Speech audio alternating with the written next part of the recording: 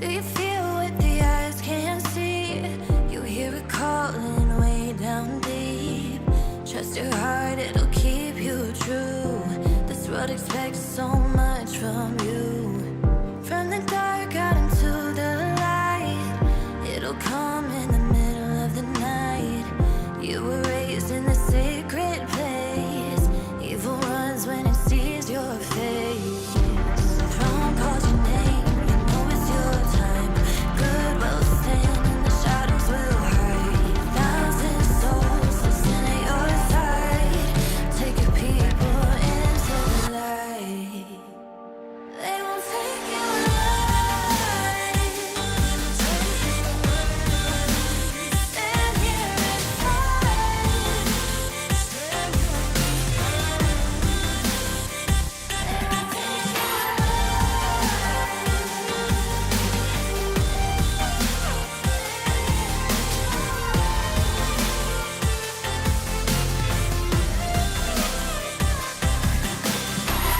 You must follow me, my friend. Stay together, we can make it home again. Take a look at this place once more. The people, the home that you're fighting for. Throne calls your name, you know it's your time. Good will stand and the shadows will hide. Thousand souls will stand at your side. Take your people into the light. They won't take you alive. Stand here and fight. They won't take you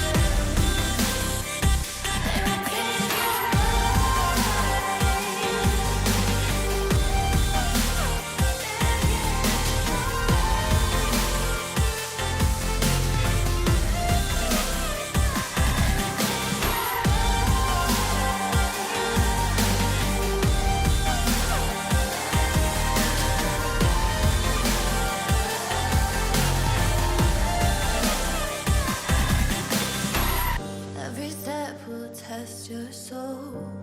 You will walk out pure and whole, stronger than the day before. Tomorrow you'll fight for more.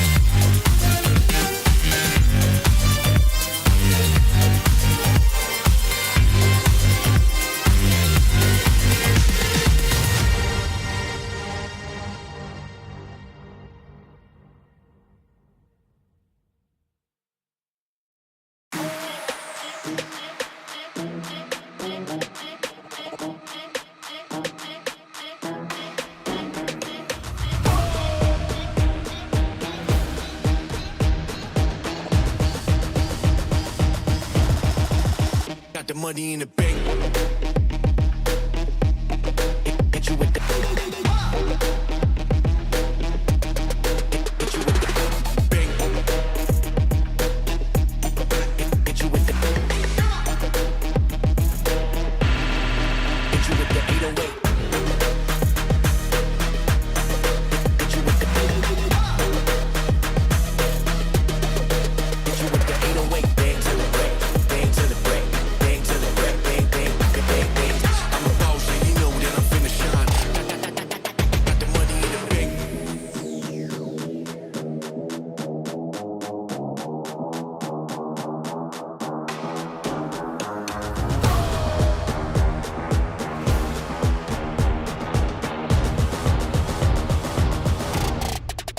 Got the money in the bank.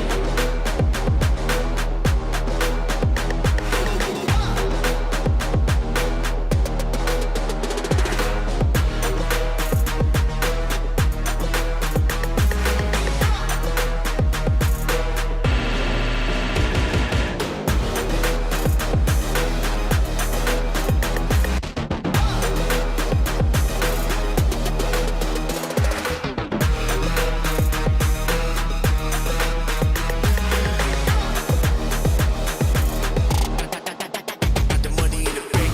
Bank, bank, bank, bank, bank, bank, bank, bank, bank, bank, bank. Got the money in the bank. Hit you with the 808. Hit you with the. Hit you with the bank. Hit you with the. Hit you with the 808. Hit you with the. Hit you with the 808. Bang to the break. Bang to the break. Bang to the break. Bang, bang, bang, bang, bang. I'm a boss, and you know that I'm finna shine. Got the money in the bank.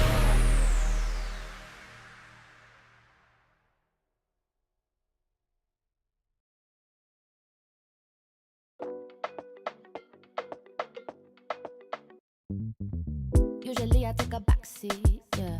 Low key, I tell I'm discreet and don't wanna put my heart on the line. Too many times I've been burned. I bounce back quickly, and with the drama, tell 'em miss me.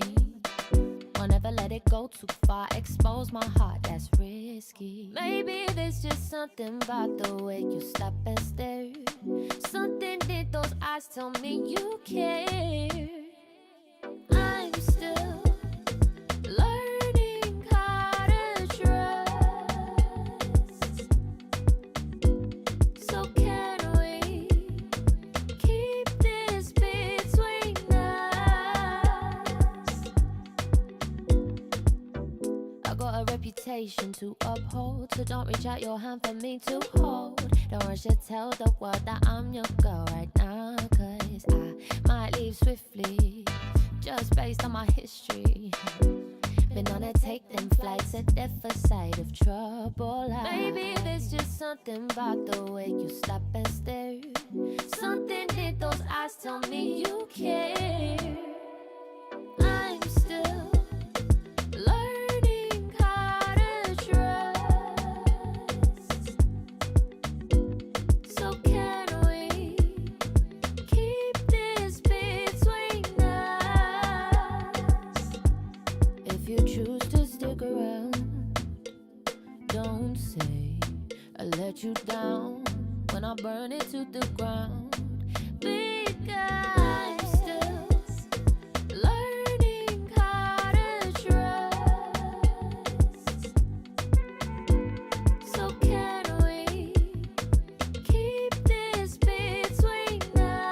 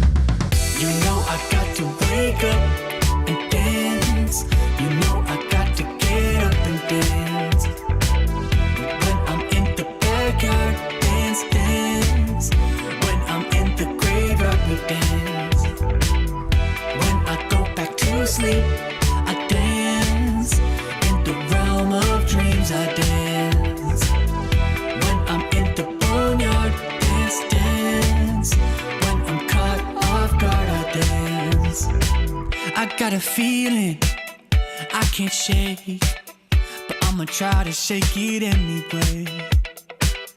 I got a moves that I can't break, but I'ma break that thing anyway. Not gonna tell you twice, we're gonna dance all night. Not gonna rush the beat, we're gonna move our feet. Not gonna tell you twice, we're gonna dance all night. Not gonna rush the beat, whoa. You know I got to wake up and dance. You know I got to get up and dance. When I'm in the backyard, dance, dance.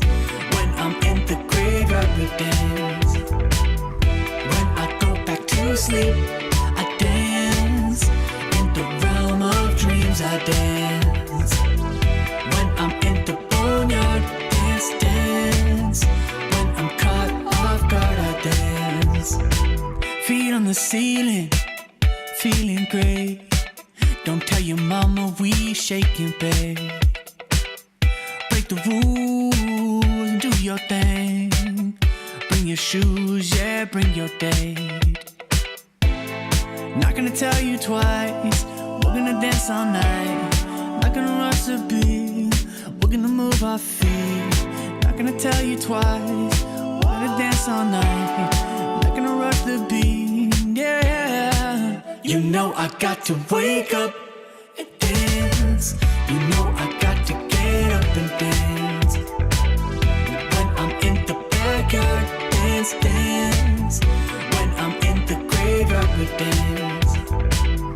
When I go back to sleep, I dance. In the realm of dreams, I dance. When I'm in the boneyard, dance, dance. When I'm caught off guard, I dance.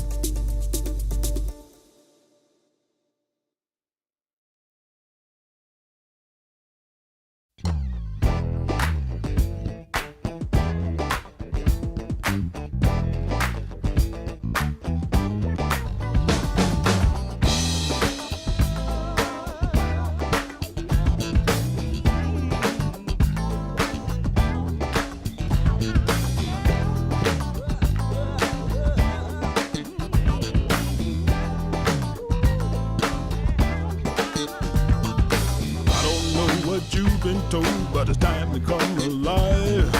If you want to party, babe, you got to feel it deep inside. All I really want to do is the things you just can't.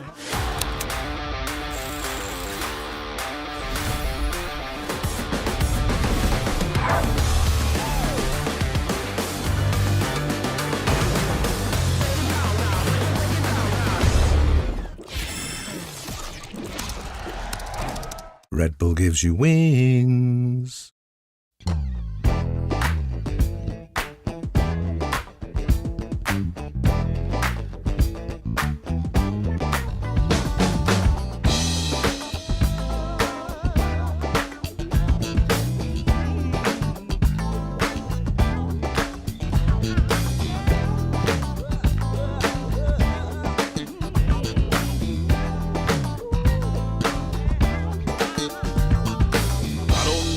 You've been told, but it's time to come alive. If you want to party, babe, you got to feel it deep inside. All I really want to do is the things you just can't hide. Put your funk around it, babe, and I'll take you for a ride. Get on up with the feeling. Get on up with the feeling. Get on up with the feeling.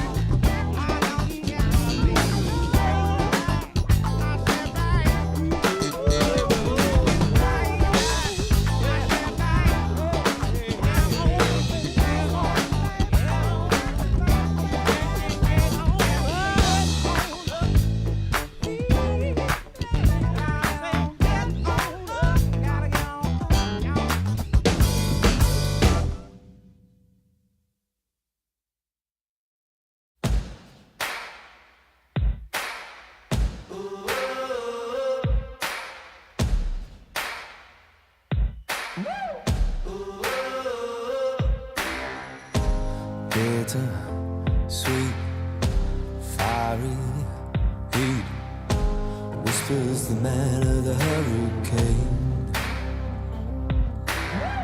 Oh, stop pushing me, gonna push so hard I'll just let go now.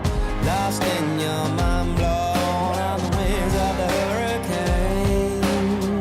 I won't let go, I won't let go, I won't let go, I won't let go, I won't let go, I won't let go, I won't let go.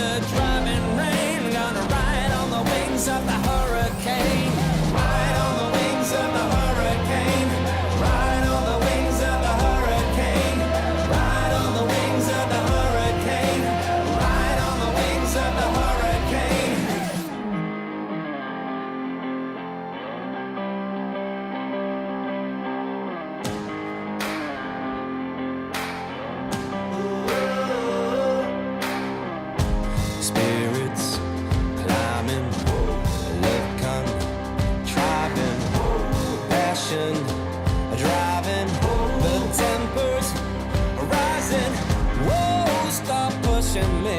You're gonna push so hard, I'll just let go now.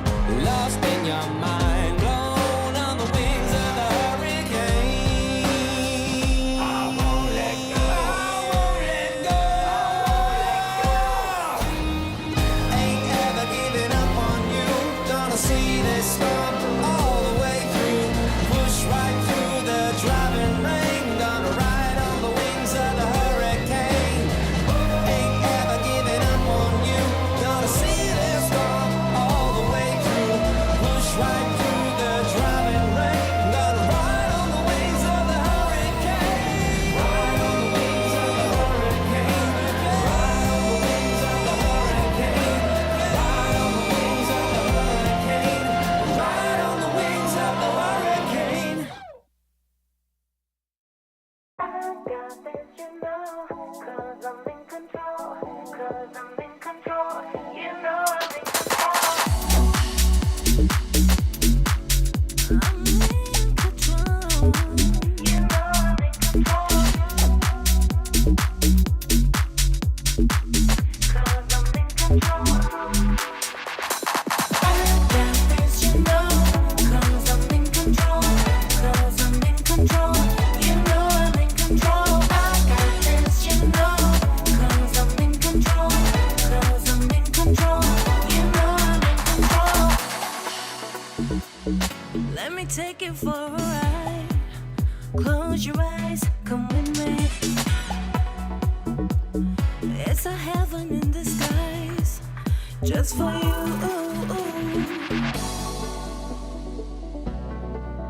Just for you.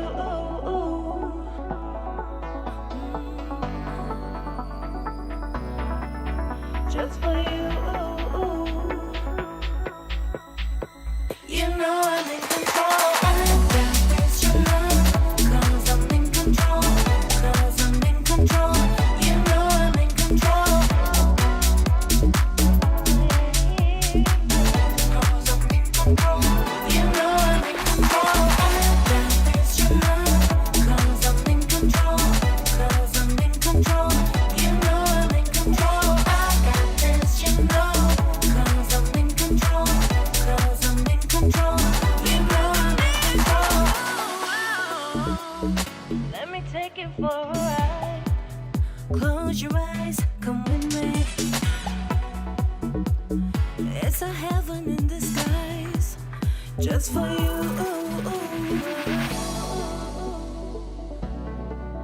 Just for you.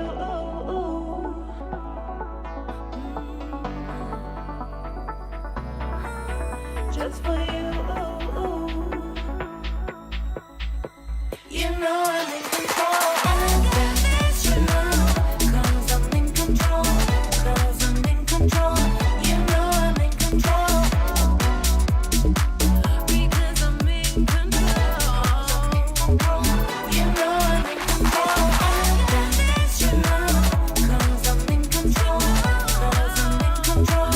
You know I'm in control. I got this, you know, 'cause I'm in control, 'cause I'm in control. You know I'm in control.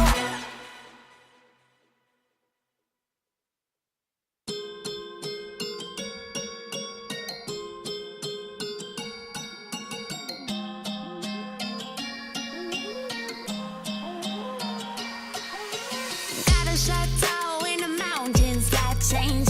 Jet set through the islands that change. Zip codes like it is nothing. Top 10K first class on my side bang.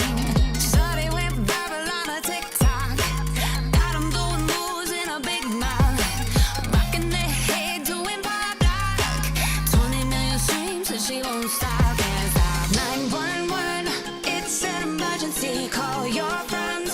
Everybody follow me one by one.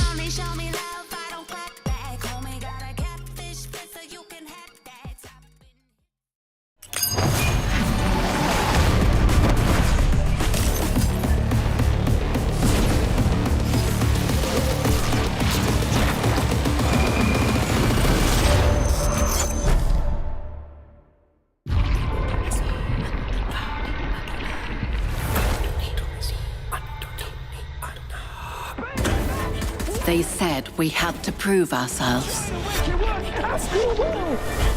So we did. They said we'd never reach the top.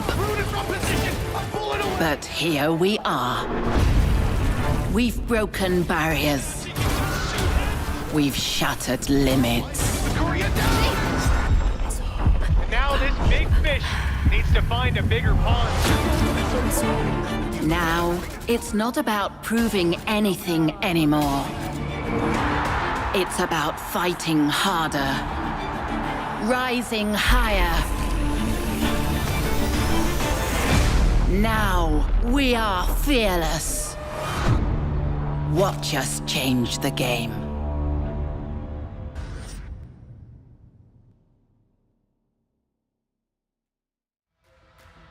Hello everybody and welcome back to another day of VCT EMEA Game Changers. We're down to our top 4 teams now and edging closer and closer to crowning a champion for the first split of this year. I am your host Yingsu and I'm joined on the desk by Beg.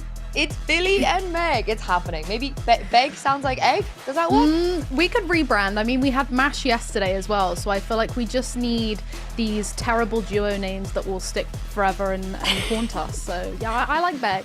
I'll take Beg. Keep coming back to this, Meg. Come on, keep coming back to the broadcast and we'll keep producing the Beg content. I'm here for it. What do you mean terrible name? I think it's a nice name. I like it. I like it. And what I also like is what's been going on here at Game Changers. We've seen some really good matches so far. And of course, if we take a look at the format, the points, everything that is coming together already, because as I mentioned, Billy, we're down to our top 4. Doesn't it feel so crazy that we're only the second day in and we're already into our top 4? I feel like in the years prior, like we've had to go through such a deep bracket, but already day 2, we have top 4. Okay, let's go. Game Changers is back. I honestly quite like it because I feel like what we can really do now is pick apart everything. You know, there's not too many cooks in the kitchen. We're just going to be focusing on these 4 teams now, and we're really gonna full focus on how they are playing. Yeah, and focus on the points too, because this is going to matter a lot when it comes down to qualifying for GCC, the best event of the year. And I mean the best, not just in GCC, just in general. But I want you guys to focus on the 5th/6th position, because Billy, that's already been claimed. Yes, Siren's Holy Mint and Heroic Valkyries. Unfortunately, we had to say goodbye to them yesterday, but of course they have got those 10 points for making it to the main event. The rest of the teams that we have, though, are fighting for those points, so it'll be exciting to see who progresses, who kind of goes for that top spot. And of course, the teams don't have to worry about Falcons Vega this year, right? Who were constantly that second seed last year up until that final split. I do also like that, you know, I like this point system because I feel like every game counts. Even if you're coming into these playoffs and maybe not making it super far, you're still coming out with something that contributes towards the rest of the year. So yeah, 10 points it is. I mean, it's better than no points. I'll tell you that. It is definitely better. We have seen teams in the past making a surge as we go to a split 3 as well. And I'm glad you mentioned Falcons Vega, because at this point, is there anything Mary cannot do? You know, she betrayed us to move to a different region. You know, I was beefing with her a little bit for this decision. But can you blame her? Because Meg, she's a champion again in a different region. I mean, totally not shocked. We know, we've seen Mary perform over, you know, on our ends, and now she's doing it in a whole other region. And I'm totally here for it because I have to give a huge shout out to Alexi, because she often comes into my streams and just forces me to say things in a really British accent. So, you know, personally, I am so happy that they are still finding such success even with their new roster. I think as well, like seeing Mad V and Mary together and going across to another region and being able to dominate it is just so nice. Mad V had always said that she always wanted to play with Mary, so it seems as though they've built a really good sort of team here over across in another region. Yeah, and hopefully we'll get to see them at the end of the year at GCC as well. But we have to focus on what is happening in EMEA, and that is our top 4. We have some returning names, of course, the ones we expect to make it into the top 4. But we also got some newer names, you know, SK coming in instantaneously, Meg, and getting that top 4. You don't see this very often. No, and I have to say, you know, having watched them perform yesterday, you can understand how they have made it to this position. And we spoke a little bit about, you know, their kind of journey to get here through the kickoffs. And they totally deserve to be here. And I'm really, really excited to see them up against Carmine Corp today. Yeah, I'm so happy that SK Nebula are here. I think as well, when we actually look at that roster, which we will have a deeper look at later, it's just such a wholesome group of people put together, and I'm so happy for them to be here in this main event. Looking over at Giant X as well, they've been challenged a little bit, right? Zarens Mint able to take a map off of them yesterday, so I'm hoping they can find their footing going into the series today. I'm also very glad for KC because they will be playing in this first game going up against SK, and they've broken a curse. Finally, after all this time of trying over and over and over again, Billy, to make a mark in Tier 1 Game Changers, they're going to be guaranteed top 4, no matter what happens, which is the furthest they've been. And it feels crazy to even say that out loud. Oh yeah, 100%. When we look at the kind of year that they had last year throughout 2024, it was really sad to see, right? They got relegated to Contenders 1 after a rough start to the main event at the very start of the year.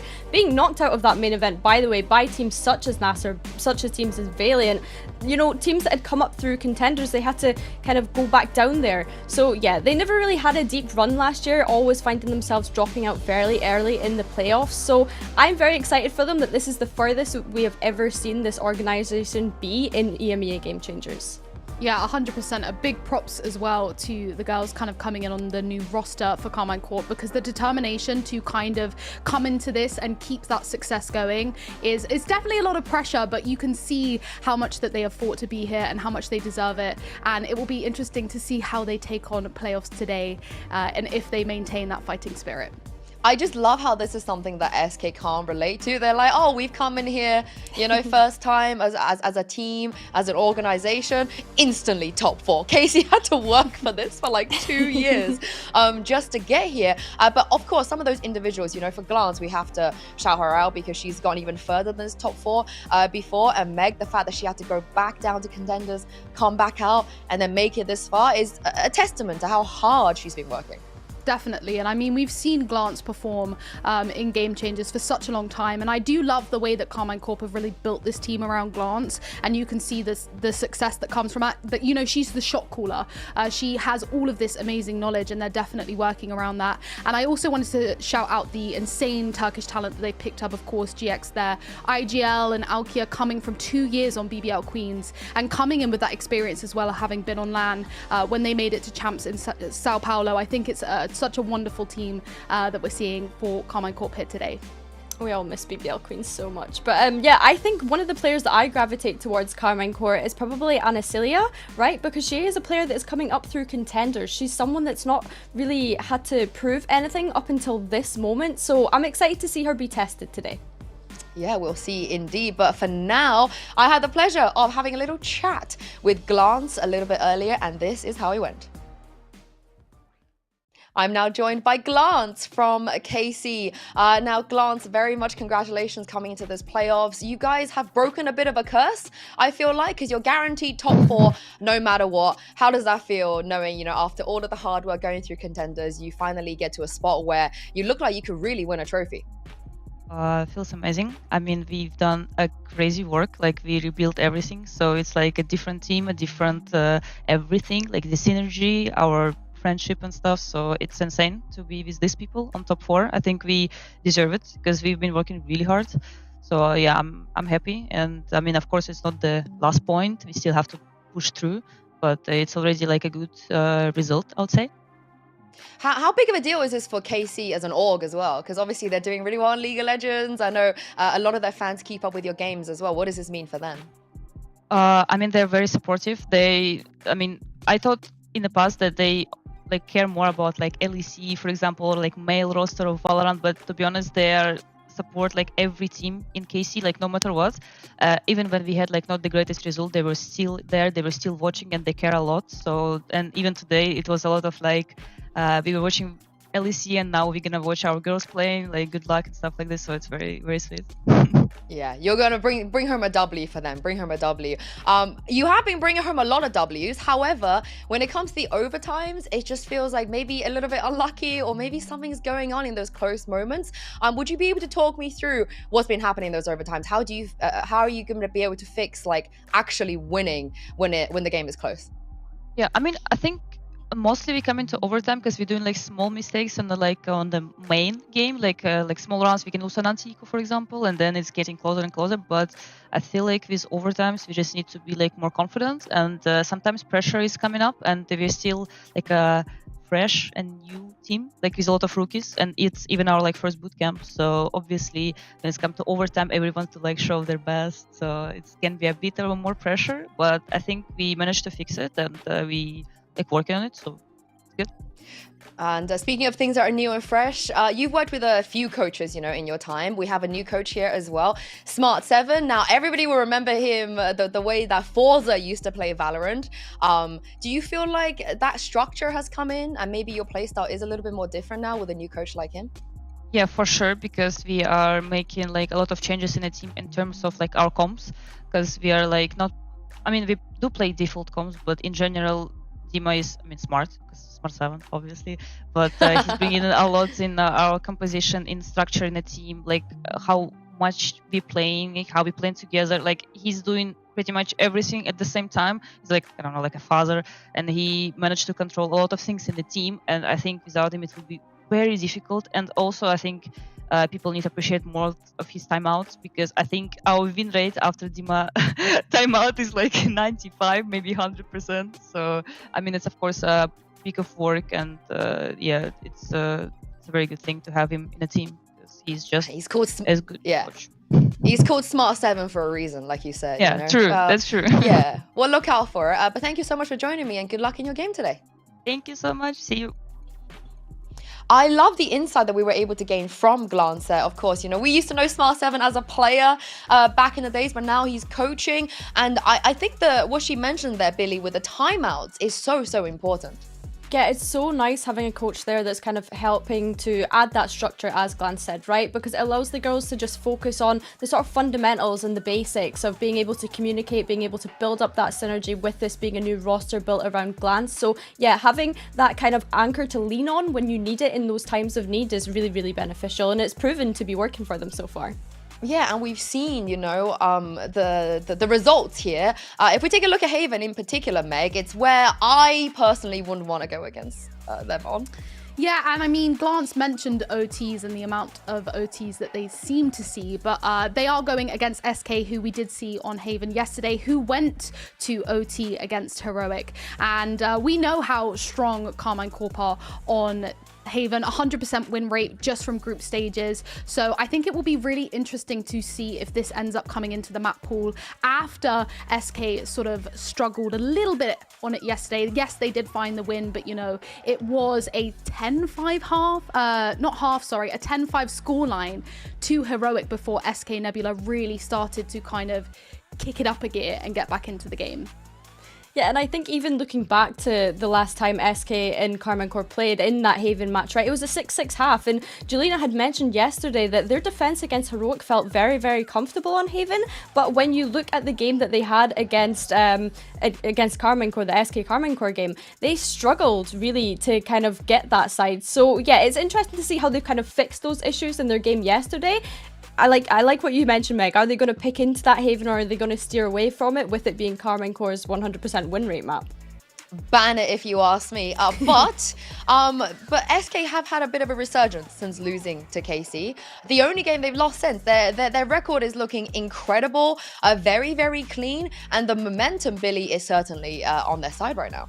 Oh, 100%. I mean, the fact that they've not lost a series since losing that game to KC, I think speaks for itself. I think it's given them a bit of fire in their belly to be able to kind of push through. And of course, G2, Coastin and KC were the only teams that they lost to in groups. So I think, results aside, they look like such a strong roster coming into this one.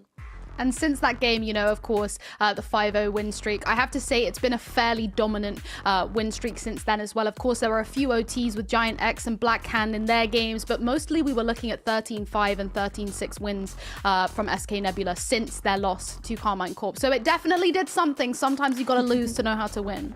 Yeah, and losing to such a strong team, right? And also, we know about the rematch curse. Like, usually the team that loses last time wins this time around. And of course, I would love to introduce everybody to a newer face here in Game Changers. It's my first time interviewing Purity, so please, everybody, enjoy. I am super honored to be welcoming Purity from SK Nebula to the show. Hello, welcome to Tier 1, welcome to Game Changers. Now, we know what you can do at Project Queens, we know what you've been able to do at Contenders, so what is your experience so far like in Tier 1? Are you enjoying it? Yeah, I mean, it's been quite a change from playing Contenders and Project Queens to Tier 1, but it's been really enjoyable. It's really competitive as well, which I find quite fun. And yeah, it's just been all around a joy, and it's also been lots of fun. Is it more competitive than you imagine, or does it match up to your expectations? I would say like it about matched my expectations. I expected it to be more competitive, but at the same time, like I kind of knew how it would be. So it was not big, like a big difference than what I expected. I mean, of course, you've been with SK for a long time, and now, you know, you get your shot at Tier 1, you have different teammates this time around. How do you think, and why do you think you've been able to find so much success already in such a short amount of time? Because we don't often expect, you know, newer mixes and teams to get a top 4 instantly in their first split. I think the biggest thing is I've known some of these players. Like Jade and Kayla are like good friends of mine for a while now. So when I was told that I'm playing with them, like we already kind of gelled well together because we knew each other. And I think just adding Devil and Jolina on top of it, like we're all just super good friends, and like we all enjoy playing with each other. So like it's just always been like good fun, good vibes, and I think a lot of this is like what makes us so good in the end, because we always enjoy, no matter winning or losing, we just enjoy playing together. So the synergy is already there, right? You don't have to kind of go out of your way to build that synergy. Yeah, it's already there. Like we just like kind of already adapted to how one another plays, and like know exactly how the others think. Of course, when it comes to adaptation, that Omen, we love to see it. We love to see it. Excuse me. Your coach, Kriya, once upon a time, the OG Omen player, we've seen him, you know, do all sorts of funky things back in the days. Has he been giving you any tips and tricks when it comes to learning this agent? I mean, of course, you can't have like one of the best Omen players in the world not give you a few hints and tips when it comes down to it.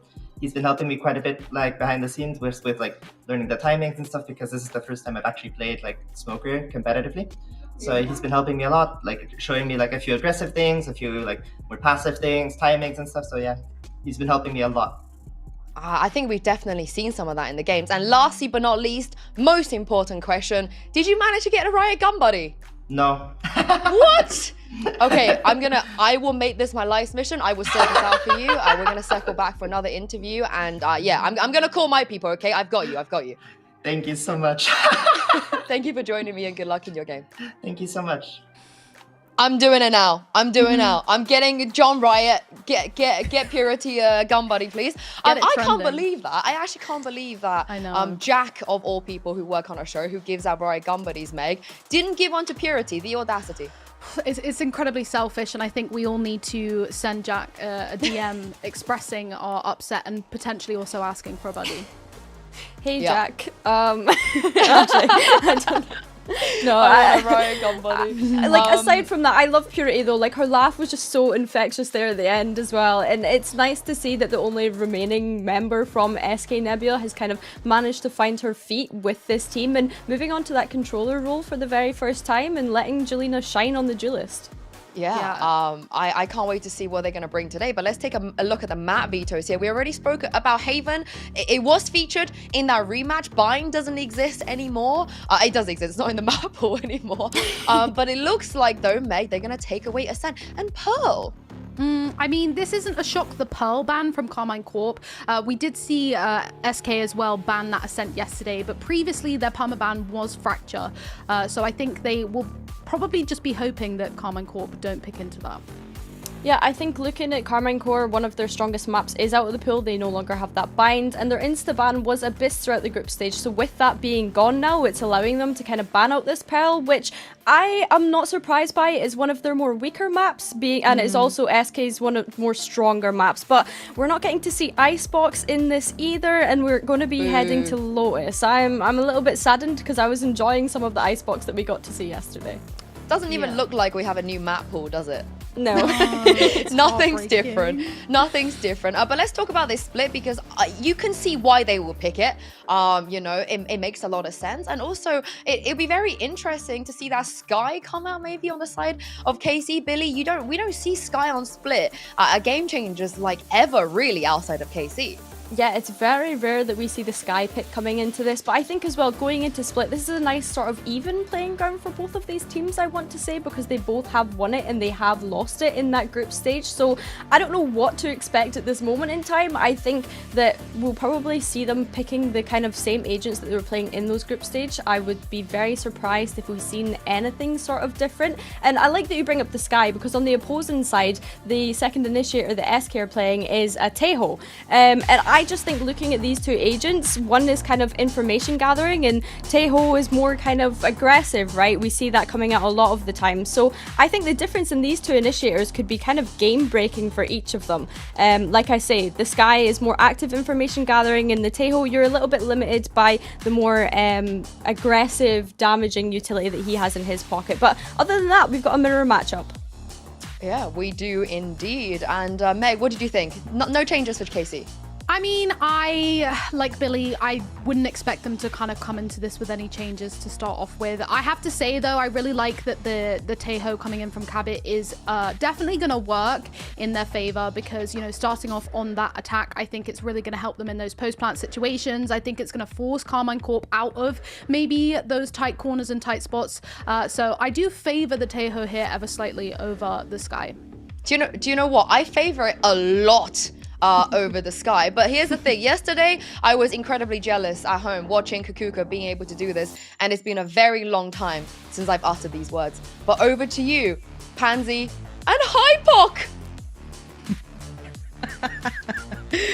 That is far too adorable. Thank you so much. And yeah, how are we feeling today, Mike? Are we ready for this one? I think we've got potentially a bit of a banging series in front of us. We do.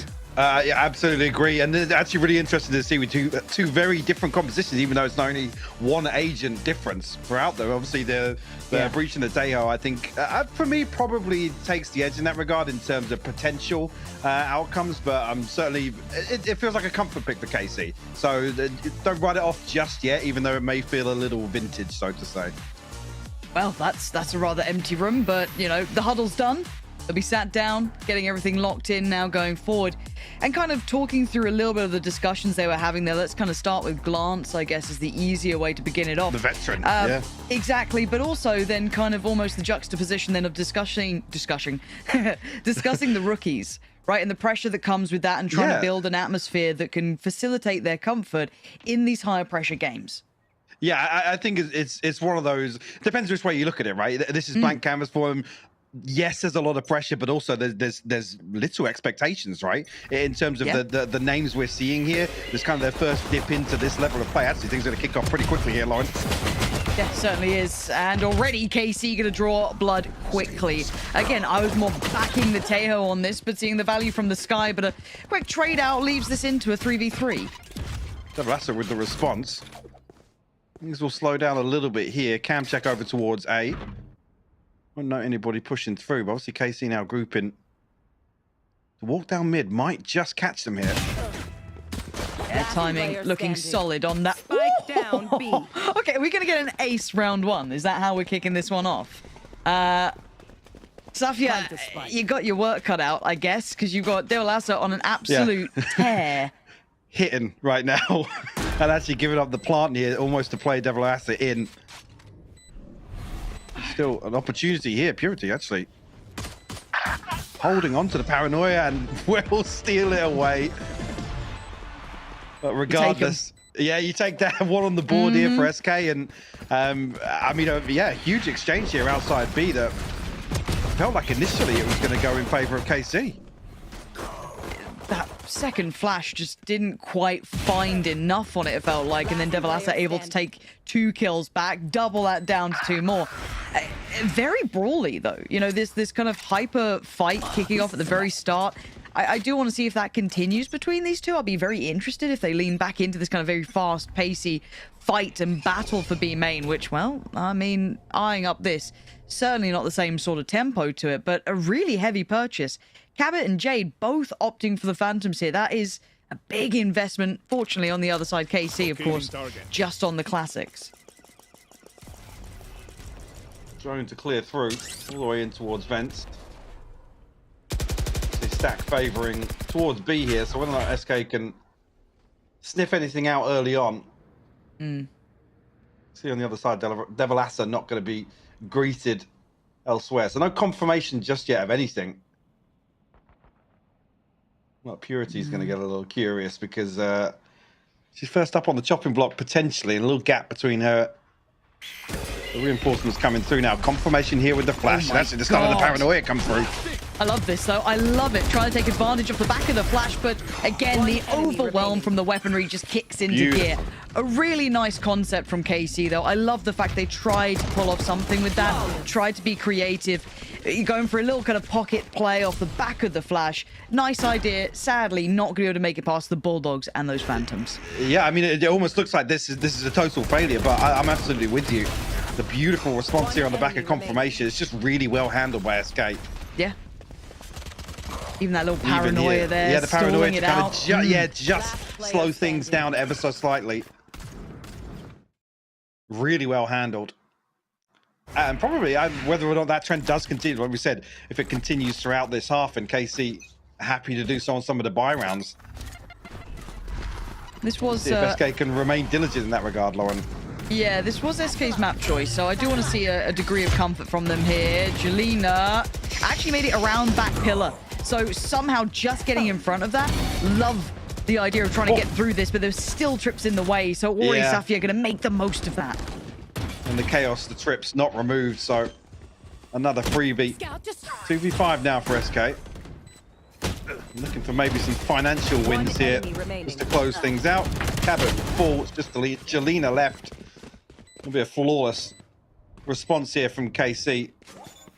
They're not going to be too much to worry about on the side of SK. In these early rounds to maybe figure out what the Cypher setup is, whether or not there's anything unorthodox. But well handled here from Safia.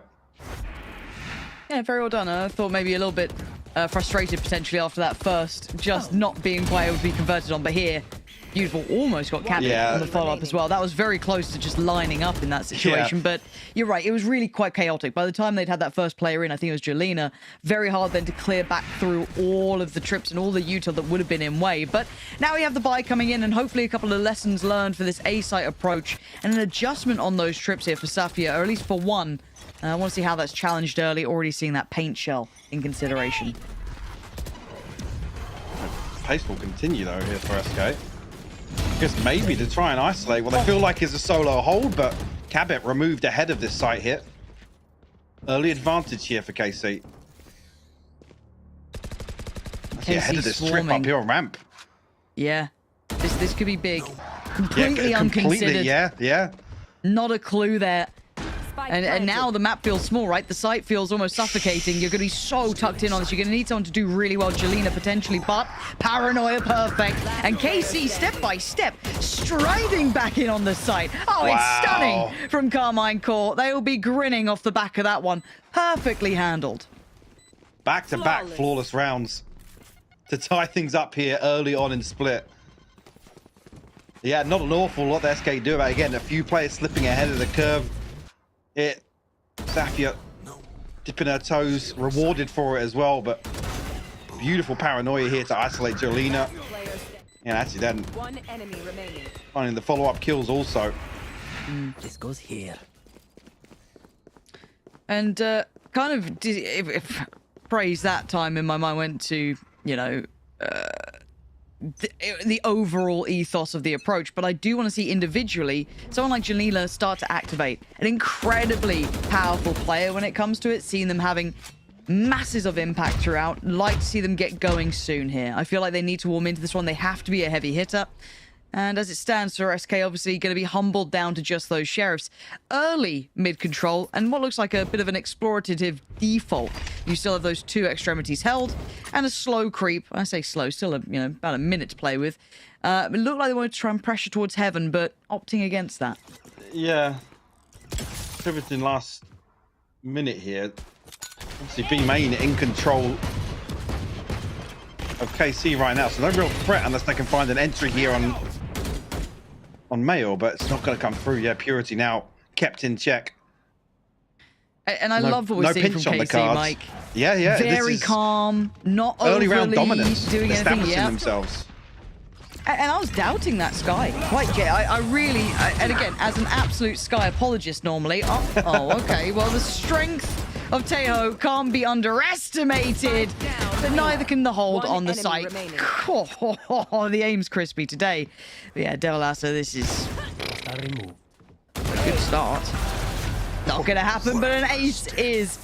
Flawless rounds, aces. This is all starting to look a little bit blue out there. Well, the pendulum has swung, what are you doing? Yeah. Swung right back in favor of KC. That's a 4K into an ace, actually. Back to back. Well, not SK going to be able to find a response because, like I said, this is KC really establishing themselves, setting the precedent early on in these rounds. Like I said, it's going to keep SK kind of on high alert, but need to find a response. Really, either slow things down. Well, doesn't look like that's going to be the case for KC here as the satchels come through, but this aggression is punished. What? Wait, and what? TP. If there was maybe a little bit more layering to that with stuns and flashes, sure, I'd be on board. But right now, SK getting everything they wanted from that fight. Brought to them and punched back twice as hard. Safia did well before to hold this, like getting that early entry as they try to push in. Now not going to be the case. Jade going to convert, and SK finding stability off the back of a very aggressive KC. I was going to say, scrap that. Fight fire with fire, apparently. Again, a missed satchel here maybe has an impact, but this TP, I mean, all relied on winning that first engagement. Just doesn't come through, and goes here. Yes, this should SK able to follow through on that. We'll tie things up once again. The economy fairly comfortable for Carmine Core considering. Only Safi with the ultimate glance one away. A couple of others within touching distance, but the other side of things, it's only Jade missing her ultimate, Lauren. Yeah, so lots of tools at their disposal. They've got a lot to bank on, so they don't need to overly do too much here. You can see quite a passive hold. Already super deep sit towards CT from Safia. Alki are the one to really shoulder the attention up towards heaven. Jelena making decent progress, and I wonder if they consider that they are ahead of that paint shell. The pre-fire doesn't imply it, and Jelena will punish. Now going to burst. Good follow-up, potentially. Yes. Jelena, I said I want to see her activated. Now we're starting to see that shine. Couldn't quite get Safia, but does she make it out? She does. So they've got security at least to cross through the plant, but actually, it's a little bit of time here they've got to buy. Yeah, that's a very open plant here. Lots of options in the post plant for SK. Oh, very tight angle held, and actually cross comes through. Glasston wants to find a kill. Follow up here. Yeah, that panic ult coming through. Jade having to now do it all herself for 1v3. Ult ripped earlier and dealt with. Jex is nuts at this already. The retakes have been sharp. The aim is looking crisp. KC scare me. Pound for pound, they scare me. Stringing together multi-kills for KC. Again, initially, some big wins on the way in. This is two beautiful openers from Jelena, but just kind of struggle to find any sort of comfort here towards site, even with a wide open plant, which feels like it's maybe rehearsed in terms of some of the options they would have had, but unable to really, like I said, settle down in the post plant. Again, even initially holding a very active angle over towards CT.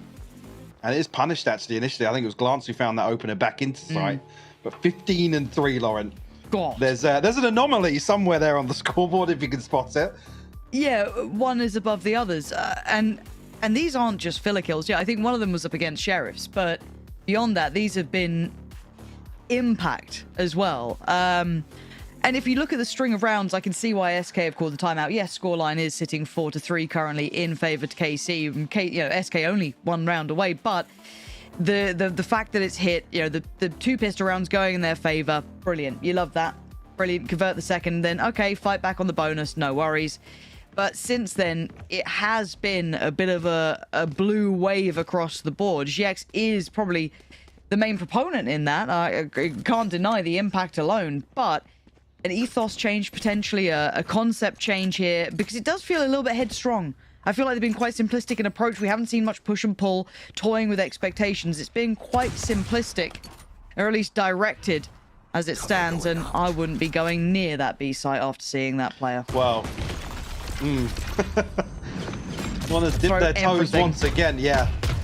Bit of a util dump to try and pin her down, but come through on the other side. Exploration here, confirmation of presence, but not massively telling. There being Devil on the other side.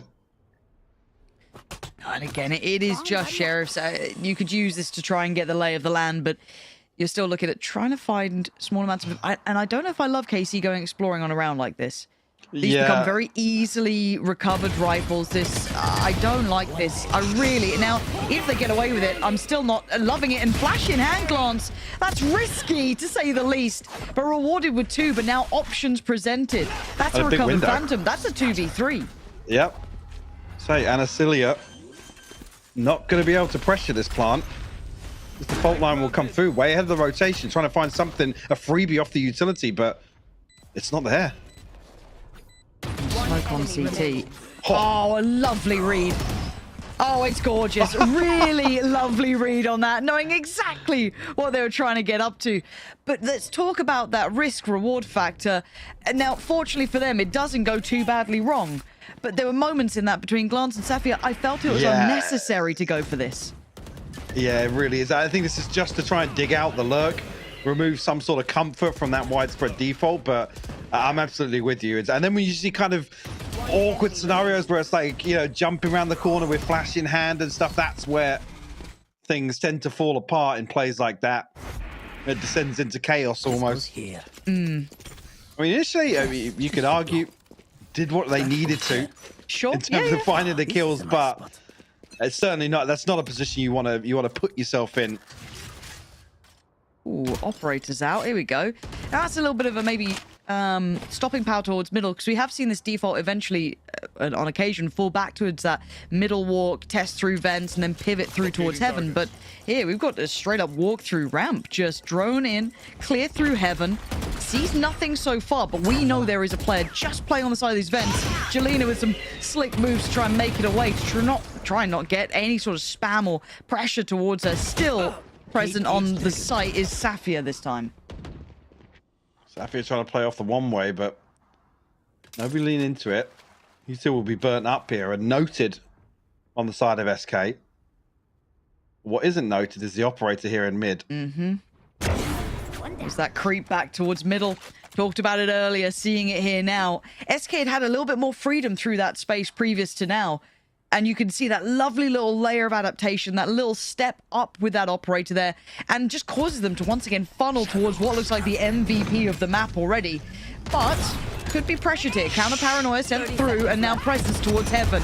Jelena can't get it done in time, and Carmine Core shut the door on the round. What looks like so easily. There's 3 on the board here from Alkia, and actually Showstopper invested just as desperately trying to shut down that operator. Not sure what we were seeing there. See, coming back here. That's where that first kill comes through, and yeah, Jelena desperately trying to find something to swing it back in their favor, but it's just not there. This is a nice spot. KC, I'd say firmly back in control of this half now. That goes there. A 3-round lead. Yeah, well, shattered purchase on the other side of things for SK. Rifle in their 2 Guardians. Because it felt like they had a bit of a, I don't want to say better idea, that sounds almost condescending, but I like the pressure up ramp, pressure through a little bit of heaven, fall away, but the fact that they couldn't spot out this operator it just felt like the kind of killing blow almost to that decent conceptually made round, but for now they know it's here. So they're going to try and go to the solo player, but the stun's in play, the paranoia comes down, you've already got support in place. This is now suddenly not looking so accessible. Big rotations though. Kind of herded now into B main. We'll cut sound. Bart's trying to find something on the back of that, but gonna be there. Jelena will fall. And shell sent in. Purity committed with this TP. Oh, lovely. Gap found there. An opportunity made, but we know who the Omen is here today. GX waiting, patient, poised, and Carmine Core delivering. 7-3, Mike. It feels like they've got stopping power and a half. Because, again, if you look to the minimap there, yeah, fair assessment. You're going to go for the side that really, initially, only had one player towards it. You kind of, you know, work the map a bit. But GX is just looking so rock solid in the hold. You've got that presence and support from Glance, the operator on top. Nothing is looking open for SK. No, and in general, not just GX, but Carmine Core's ability to kind of mitigate that early pressure from utility that SK are trying to create is what's key to these early victories and then round victories overall. Like I said, SK kind of huddled into B main there with what feels like then just a desperate swing at sight, right? To try and get through not only GX, but also an operator in the hands of Alkia. So not many options, which I'm sure is what's going to be discussed here in the second timeout by round 11. Early to be hitting the panic button, it feels like, but need to try and convert these last two, Laurent. I would like to see them try and re-explore middle again. I didn't think it was necessarily a bad idea. It's just that they felt like they, maybe as I said, they didn't know that operator was going to be in play. They didn't do their due diligence to clear it out with, you know, the tools they have. But again, you have the Teo there. You've got pressure that can come in from Jade, Purity, Jelena. You know, all of these agents have tools to displace anyone playing towards middle. I'd like to see them kind of maybe pressure towards A, hit a little bit of a split through vents. I feel like they haven't ever committed towards that split. I'd love to see them try and play towards that here, but we'll see. Was it the previous? I think it was the eco round where we got all the way into vents, but we didn't flash into heaven. Whether or not there was a sound cue or something that put them off, but TP committed once again. These TPs. Yeah, no tricks. So we left here in the back lines. If you got GX there, do you then cancel this plan on A and pivot back towards B? Now, obviously, we know that Safi is there with an operator of all things, but by all reads so far, that was the dominant site that GX was playing towards. Yeah, and whether or not they're going to be able to read into it that well, because obviously we can see the response in kind is leaving Safi to kind of anchor all of mid and B, actually. Yeah, SK may be overthinking this now. Feeling like they've got the advantage and anticipating a double rotate on the side of KC, but without anybody digging out Safi's utility anywhere, it doesn't paint a good picture for SK at all. Oh, and KC, you start feeling good about this. You're like, right, we've got 3 players here. We're still in the right place. We've still got some control on this. Stall towards that main approach to try and buy the time to outlive those Teo missiles. Jade. Close but no cigar, but it's Glance. Oh my god, bounding players flung towards her, and she stands stoic, holding from back. This is outrageous from Glance. Beautifully paid from KC. Just perfection from Glance. Again, whether or not Glance thinks that she's unchecked initially there, but the discipline here, again, not going for the harder kill. Yep. It's actually Anasilia that finds that. But Glance the one to clean up here. Beautiful stuff. That's a veteran right there. Exactly. That's how you know you're watching a very experienced player. Time to mobilize my pack. Oh gosh, and I feel for SK though, because it does feel like they overthought that one. They thought, you know, they were almost going back through sewer. They were kind of thinking about it, and now the confidence starts to really spiral. We're swinging out B main with an operator now. Oh, here we go. Oh, no, this is what I wanted, though, from SK. A bit of a crunch through vents, pressure up towards ramp. Now, GX is in the right place. Doesn't quite get the catch, though. Devil Ass is still alive. Looking for some work coming through middle, but they haven't got the timing. This is now looking uncomfortable. They're now looking pinched in this. They needed some sort of bailout from those flanks, and it's not working. Devil Ass has fallen. And now SK starting to dwindle in numbers. Held towards Mailroom. Good trade from Jade, but they don't really have much access still. Purity trying to find something That's a B gap. main here, but there's a gap and an operator holding it. Yeah. Noted here, so I'm going to miss. And Oh, what did I feel that was going to work? Purity doing what she can, but Jade now in the 1v2. They know the GX was up there. Safia probably not too far away. A decent assumption to make. But with 30 seconds, your options, they're limited. You got to go for what you can here. And there it is. GX rounds it out. I mean, what an absolutely belting half from her. Switching sides. a 9-3. It's just a dominance once they establish themselves, Lauren. Yeah, let's spin this one up and get out of here. Get ready for that second half. Worthless. We in the club, girl, you show me your matter, your matter, your matter. We in the club and you party like nobody. We in the club and you dance like nobody. We in the club, girl, you show me your matter,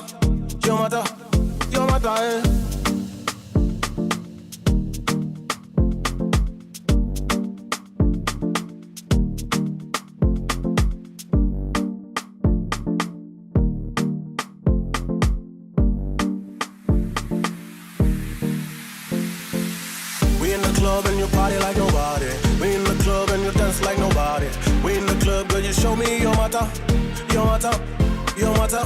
We in the club and you party like nobody. We in the club and you dance like nobody. We in the club, girl, you show me your matter, your matter, your matter.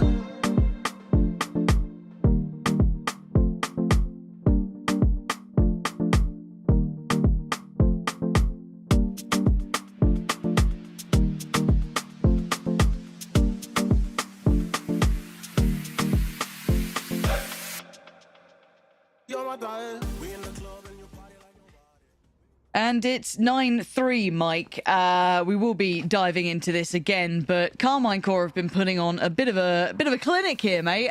Clinic's a word, yeah. You know, decent start, couple of bits and pieces, but they looked somewhat lost for an answer. Yeah, I feel like just a lack of success anywhere on the map didn't really give SK anything to really work upon, right? There wasn't like they were winning out in B main or winning out on, over either extremity. And then I think you noted it a few times, just a real lack of presence towards mid, which obviously we know, benefit of hindsight, that there was a few rounds where they could have really followed through.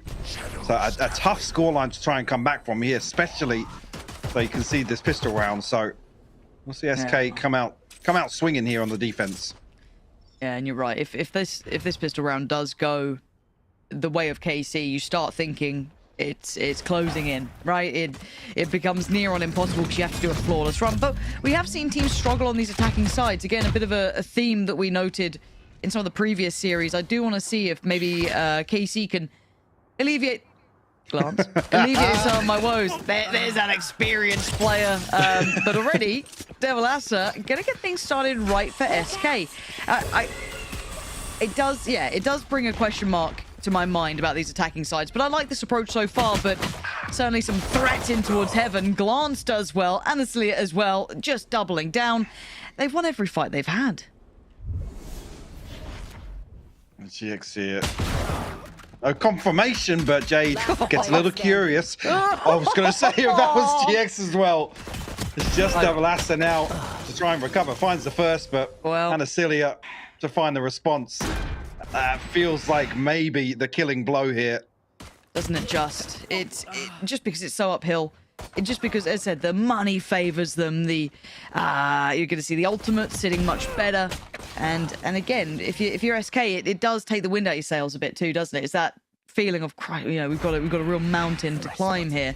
Now, the issue in my mind is as well, this is SK's map choice. Yeah. Yeah. That makes me worry, because even if Haven's a closer affair, you're not feeling good coming out of this, and an aggressive start. Stop challenging her. Yeah, just go elsewhere. If I see the Omen, give her some space. Oh, don't peek, Jade. 20-5 now, Lauren. It's just wild. What a banging performance. Nice to see as well, because you often look towards your kind of duelists, or each player can have their moment, sure, but typically if you're looking at this, I'm looking at Jolina, especially for the other side, or Glance and a household name. But seeing GX looking absolutely locked in on this, and oh god, the chance to farm. Oh dearie me. There we go. And even gets another to boot. So 11 rounds, Michael. We're really closing this one out, what looks like, at a blistering pace. Yeah, there's like a bit of a blowout here on map 1, which is tough considering what we have to follow up here. Still a chance for SK to, well, feel bad saying it, but cling to life here if they can find a response. But it's a long road back. You see, and you can see the a little bit of difference, frustration. Yeah, absolutely. This goes here. It is. It's, I mean, if it's got to be frustrating to be completely shut out like this, especially on your map choice. KC. Yeah, it's brutal. I was going to say, looking to pick up the pace a little bit. Look at those assists, though, Mike. Yeah. It's a team effort here. Just tailor-made poison. Cabot goes down. And I kind of want to see this from SK when it came to their mid-pressure, right? Really layer it on thick. You have some great utility to play it into. Completely dominate that heaven space, and then you can start pivoting around. But as it stands already, KC showing us a little bit of that. Like to see it as well in these sort of rounds, in this bonus. Big impact early on.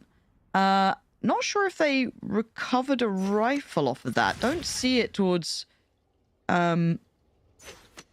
It's still on the sheriff, so maybe that went to someone else. Maybe they already picked it up. So the 4 remainders, though, are going to have to really make a stand of this.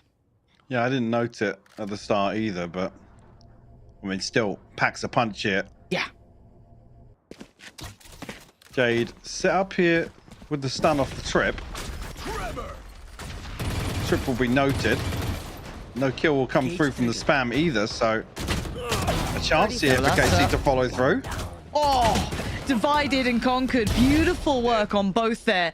Jade now gets to swing in and chip away at the KC approach. Down to 2. Glance, really the one with the rifle here. Gonna have to see her pick up a little bit of the lifting, and with her gone, the options looking very limited. The 1v3 with just a sheriff. Now upgraded, but with 8 seconds. SK can play to the clock. A valuable lifeline found. You see that purchase protected on the side of KC. But yeah, this pace change here completely catching Cabot offside. And it's unfortunate. I mean, Jade actually gets ahead of the curve here. That second peak completely catching KC off guard. This goes here. Yes, this should do. We'll see how far this map can stretch here.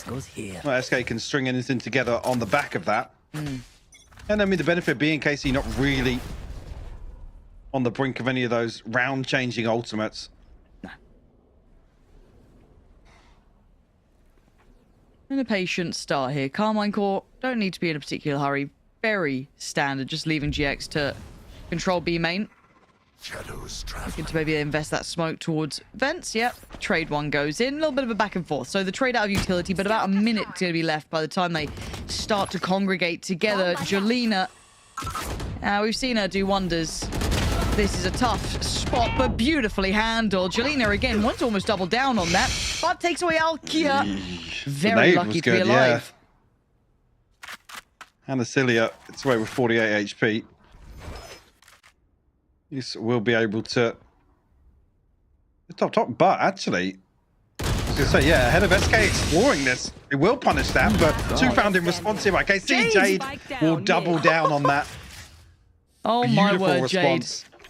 Yeah, that is dreamy for Jade, because it felt like they almost forgot there could have been another player up there, but Jade rewarded in the end, and Safia, that spike could not be anywhere worse. Long old walk back around 20 seconds. Probably saving, honestly, at this point. I mean, what else are you going to do? Maybe make a go of it? Maybe? Yeah, I mean, if anything, 10 seconds try and do some further damage. Bigger picture considered, but yeah, not even going to come through. Devil Asset to close that one out. SK find their 5th. Reckon we're going to get a timeout here? I'm curious. Yeah, either this or the next. Yeah, either this or the next before the buy round, I guess. But whether or not whether or not it feels like whatever the initial plan is coming into these rounds, whether or not there's anything going drastically wrong other than SK kind of just, I mean, digging their heels in some scenarios and fighting back, so to say. Just Sheriffs to bring into this one, so Paranoia's run out very early on just to try and quell this pressure. Same with the drone. Yeah. It's a lot of early utility. This is still 1 minute 20. I mean, initially a big win for, well, 2 big wins for KC. Maybe a little bit of a misread, or, you know, some, excuse the phrase, with paranoia on the side of SK to really mitigate that early round pressure. Purity in a good position to punt it. Oh, not anymore. Ahead Purity of knife edge stuff. That feels too risky. And the flash good enough to keep Cabot back. Stun gonna follow. Cabot left in no man's land. Luckily, Jade is there. So fortunately, with the support from back pillar, you could do well. But look at the exploration on the rest of the map. Already Safia taking great space towards heaven. You do have already Glance holding rotation, so you got to just sprint it towards A, though. Trips are still in. This is not an easy approach. There is still a player on pillar, Jelena. That Outlaw's got 2 shots. They got to make their minds up here. Where are they TPing to? That's it. But it's Mike, has it the sold time it? though, the time though. We're down to 13 seconds. You got to just run. Jelena is still on site. 10 seconds now. I think they've made a bit of a mess of this one. Jelena now out of bullets, and it looks like they're out of time. Spike is left on the ground. SK can just let that clock rot away. Ah, man, KC. Second guessing themselves, going for some really wild plays. I guess they're on Sheriffs, but there felt like there was a real chance on the back of that. Yeah, it's rough here. And again, to see the clock decide around like this way, we know there's a real opportunity. I mean, Glance in a deadly position mid-round here, tucked into Mail, trying to sell some sort of fake with the TP over towards B, but and leaving Jelena as the contingency in that regard. I'm a little worried that KC get a bit too repetitive on these approaches. Looking to fight out probably for that orb, if anything, for now. A couple of players very nearby. Alkia is one of them. But SK going walkabouts. And Purity already going to catch one. Controlling the space well. A couple more bullets exchanged, but it feels very all in towards B here. As I said, that exploration down middle, finding no resistance. Cover going out. Paranoia primed and ready. No commitment on the side of KC just yet. There's a number of times here where SK's A side hold hasn't really been tested early on. So it kind of removes it off the table in terms of late round options, and Jelena going to double down on that opener. They look a bit lost here, Mike. It looks just a bit, you know, very without hesitant. an eventual goal. And that was an ult considered? Hopefully not. 30 seconds left. But it just feels like they're drifting around the map looking for opportunities to present themselves, which they're not getting. I do worry about these attacking sides. It just feels so commonplace, and Jade in a very good position here. They are going to invest the Seekers. Good trade for Safia there. Going to tilt the scales a little bit, but again, time. We're down to 12 seconds. If anything goes wrong, this one will be done. Spike is lost. Safia now in a 1v1. She's going to get it down. There for Double Asa. Information. Oh, that's got to be a fumble. That's ready. If they try maybe just completely misreading the situation. I don't know.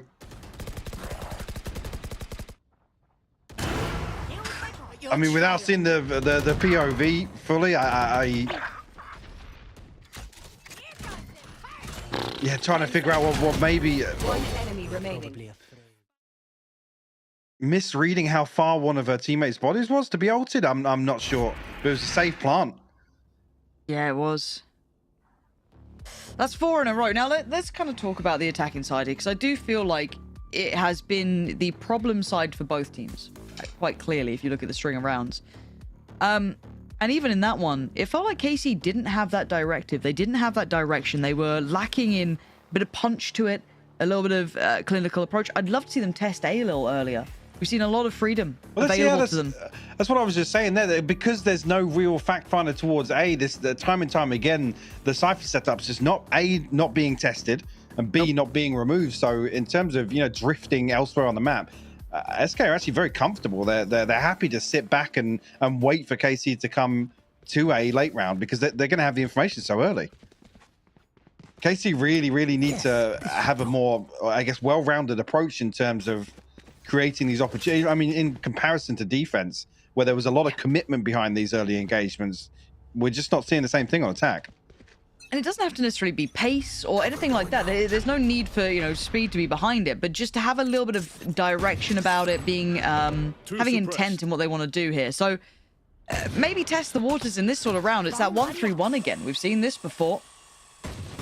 Now this time around, furthering their exploration through vents. Now I like this. Look at the pinch potential towards ramp. These sort of things, it leaves a gap that's about to be filled now. Jade, I think, aware that there was a little bit of an area that could have been exploited, fills that well. Now there is a judge around this corner. Purity. The dog's still here, though. The dog's still there, so it's almost the worst thing you want to see when you're up close and personal with the judge. Paint Shot will slow things down. Actually, Paranoia committed as well on the back of that. Maybe forced out of position. They're desperate yet. What, just to connect? How did that not get any? Wait! Okay, so you're winning this out. Is the round? This is the pinch. This is an explosive round. This is pacey. KC suddenly go, oh, we've remembered how to attack, guys. But again, the door was left wide open, it felt like. Where was the hold through heaven? How did this player be able to slip up like this? How was Alkia able to get there with that showstopper? And suddenly, it all falls apart like a house of cards. There are gaps in this defending side that finally we're seeing KC find, but SK have got to be kicking themselves for that. That's one way to explode out of a timeout. That will be 12 on the board for KC, and that pressure now back on SK. Need another lifeline. The purchase also looking pretty rocky. KC able to chip away at that.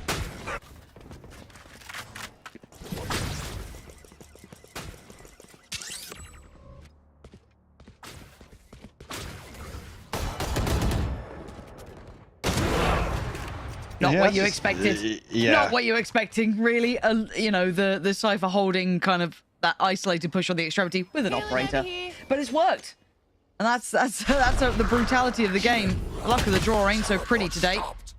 Good information for Purity there. Going to note the players present in middle. But again, I watch the clock. If Carmine Core run... Oh my god, Jade. Back to bed. Nice work from Devil Asa, though, to try and at least even out the score a touch. So they need to dig in deep now. Starting to get down to the pointy end of the map. Two players still present on this B site, though, Mike. So yeah, Trips Elf as well, punished on the back of it. Nobody able to bail Alkia out. You got 30 seconds. Where are we running? Left. KC. 20 seconds. Where are we going? I was going to say, if they can find Devil Asa, that would be the kill they need to open this up, but... Stop, though. You can't stop. Cabot here can buy time. Does Cabot still have utility? I didn't actually see that. Yeah, still got the stun. Okay, 10 seconds. Made it to site, made it for the plant, but there is a stun there with Cabot. And the footsteps are heard, and... Have you heard of melons, Michael? Oh, no! No.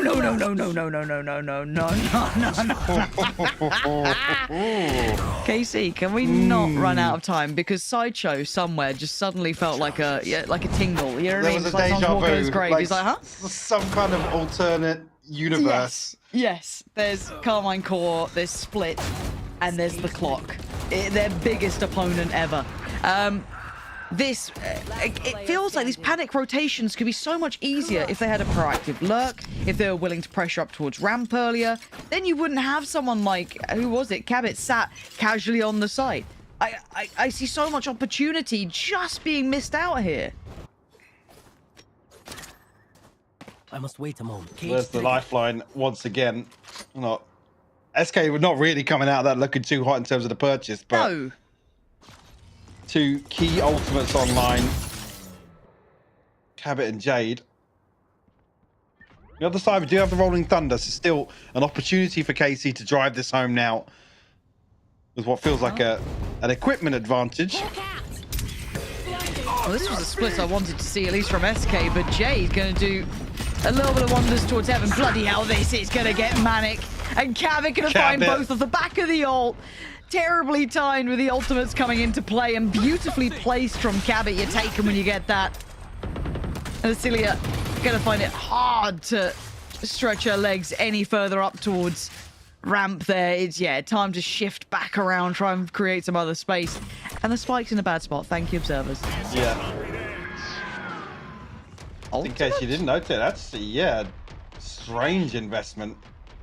30 seconds I guess left. it's telling that they're not there, but that's why I don't love those ults. I've thrown out on a whim here. Last player standing.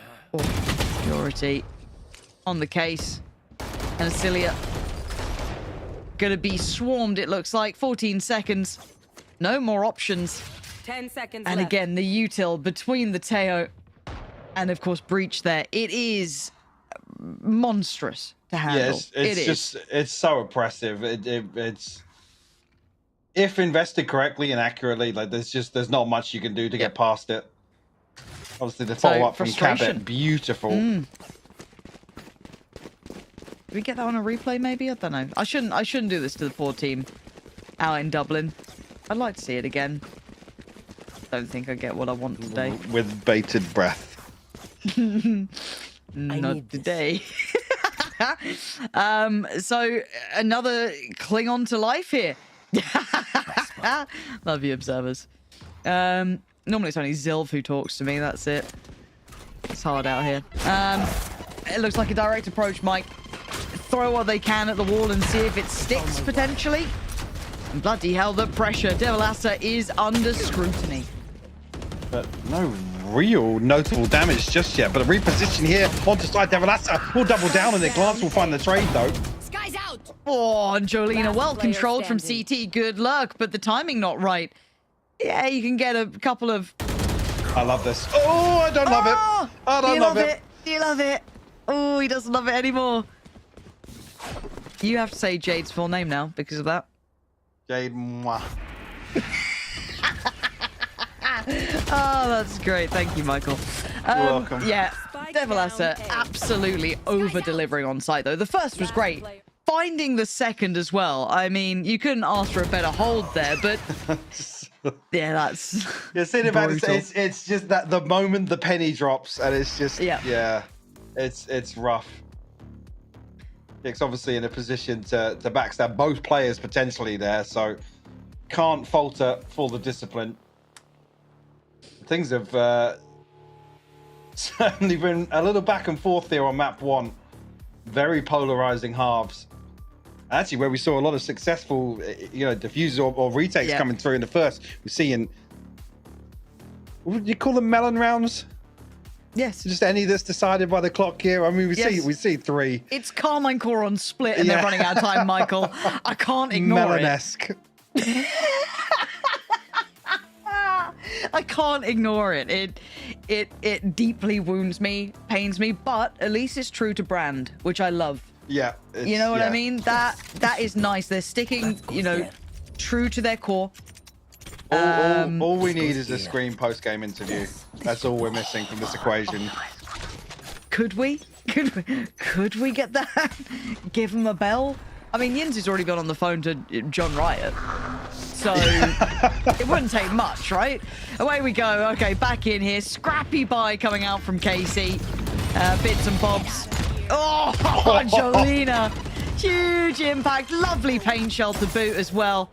Oh, the chip damage is there to boot. This is... I feel like they just need to fix their attacking sides, both teams, because SK suddenly looking great, looking sharp, looking on it. And where the hell did KC go? Jolina getting locked in and getting them up to 11.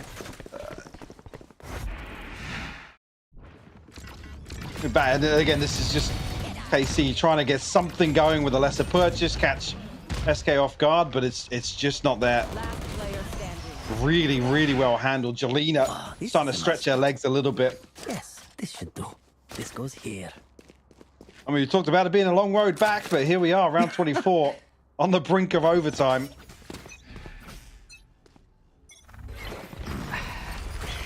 It is actually kind of wild to witness this, I'm not gonna lie. And Jolina, right place. I don't know about right time. The right place. Cabot. One suppressed. Sends little Droney boy down. Slow round from Carmichael, Mike.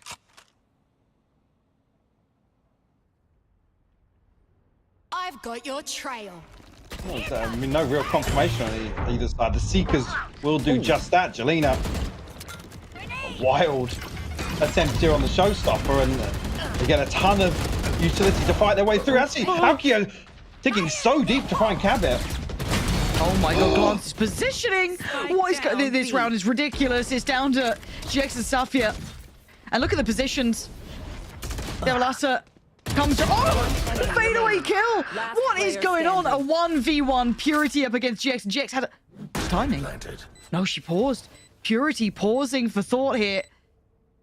GX. Oh, of course. The absolute impact fragger from the first. Claiming in the end the one that mattered, but what a heartbreaker for the other side. Yeah, it really is. SK almost giving us another overtime after the marathon that was a 32-round map yesterday versus Heroic, but KC, the 11th hour, find it. Again, you can't really come away. Yes, a map win, sure, but you can't really come away feeling good about that. No, there's after no the part playback in the second half. Yeah. Credit where credit's due to SK. I was at an uphill struggle, but they pulled it off in my eyes. Did the hard work. It was just that final round that slipped through their fingers to force overtime. And it just brings my mind right back to the fact that I need to see these teams look good on their attacking sides. I don't care which, who's picked map, who's done what. I need them to start looking a bit better here, because it did feel like they would just hit a marker and not have ideas, run out on time, start getting really bogged down in it. And credit again to obviously who on the defense, they did well. They clung on to dear life. They brought it back as close as you could imagine, but just a little bit more potency on those attacks, and it could have been anyone's game. Yeah, and for me, potency sure, but I think coming back to the point you previously made, that just plans being executed, and because there weren't too many curveballs, I feel like, from initial setups. And like I said, you come back to thinking about how many times the Cypher setup goes untested or unchallenged on A, and that closes a lot of doors on Split. Yeah, I think you're right. Thinking about it now, there was no protocol in place to deal with that, to create those question marks on the map. So for me, with Haven coming up next, it does bode a little bit of a question mark in my mind of, do we see something similar here? Teams maybe faltering in that regard. I do want to see a little bit more of those, plans in mind, going through that list diligently of clearing the util, keeping those question marks in place, trying to create them, the fundamentals.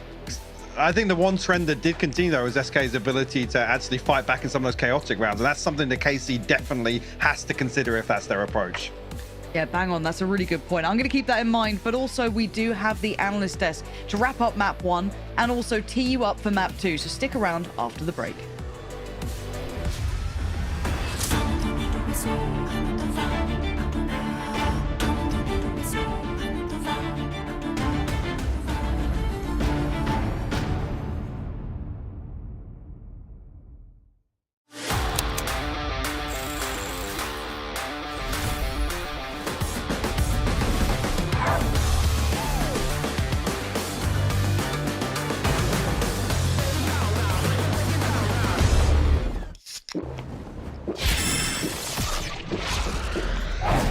Red Bull gives you wings.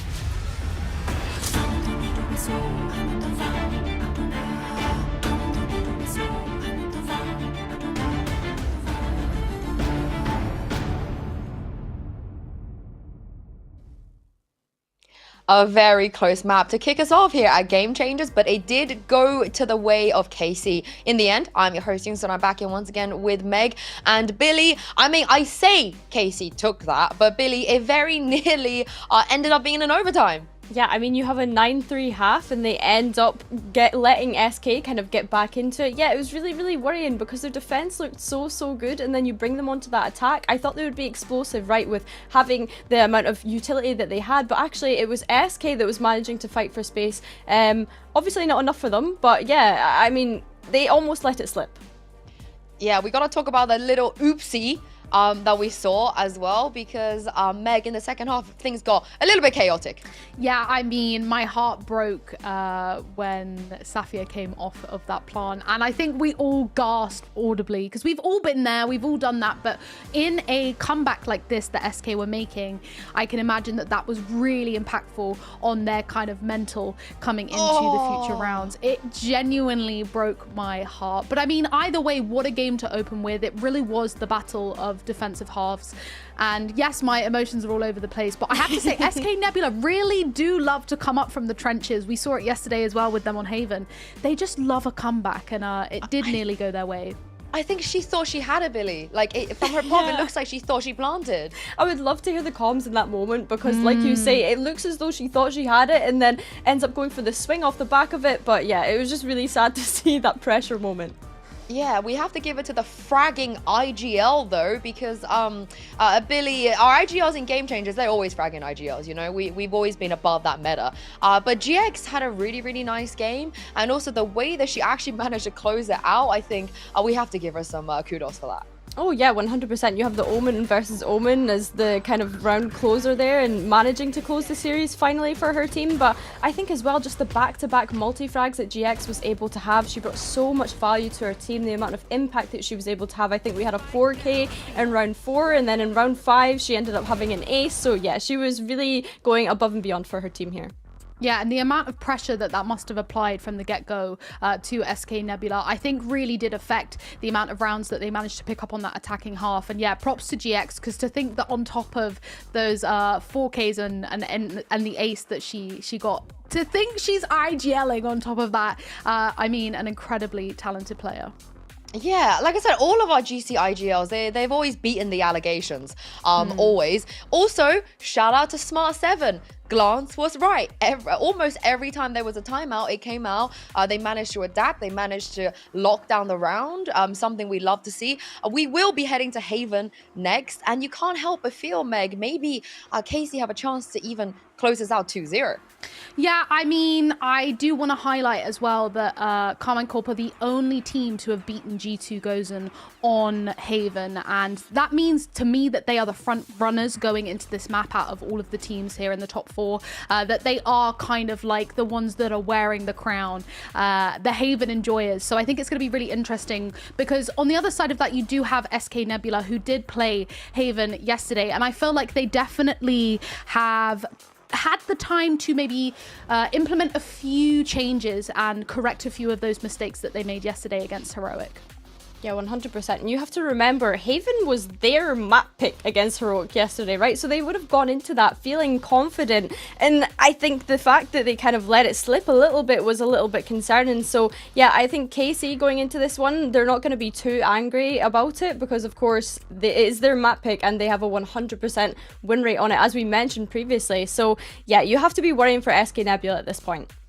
It's a big game as well, because you win here, you move on to the next round in the upper bracket. You avoid playing again just back-to-back days, avoid the lower bracket. There is a lot riding on this map, but of course we do have a map 3 coming up if KC were to drop this. But let's talk about some of the expectation on the side of KC, because we haven't seen them at playoffs yet playing this map, and I love them. But Meg, but like, why they got the bulk standard boring comp, you know? Give us something spicy. I know. I have to say, I was looking a little bit at both of their comps going into Haven, and it is previously a mirror kind of comp, you know, running that Jet, the Omen, the Breach, the Cypher, the Sova. You know, I think we spoke a lot yesterday with Kukuka about, you know, maybe bringing out a Deadlock, or I'm loving seeing the Vice. Like, I don't expect to see them coming off Cypher.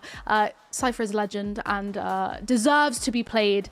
And I don't know, Billy, if there's any sort of changes that you would love to see selfishly on these compositions. Selfishly, looking at Casey's comp, I would love to see Glance maybe go over to that Teho, just because it is an agent that we see her play across a lot of the maps. And of course, when we've seen her on the Sky going into that split, weren't entirely sure about it. Going on to Haven, she does usually play the Sova, but I'd be intrigued to see if they mix things up. Given their win rate, I presume they won't be.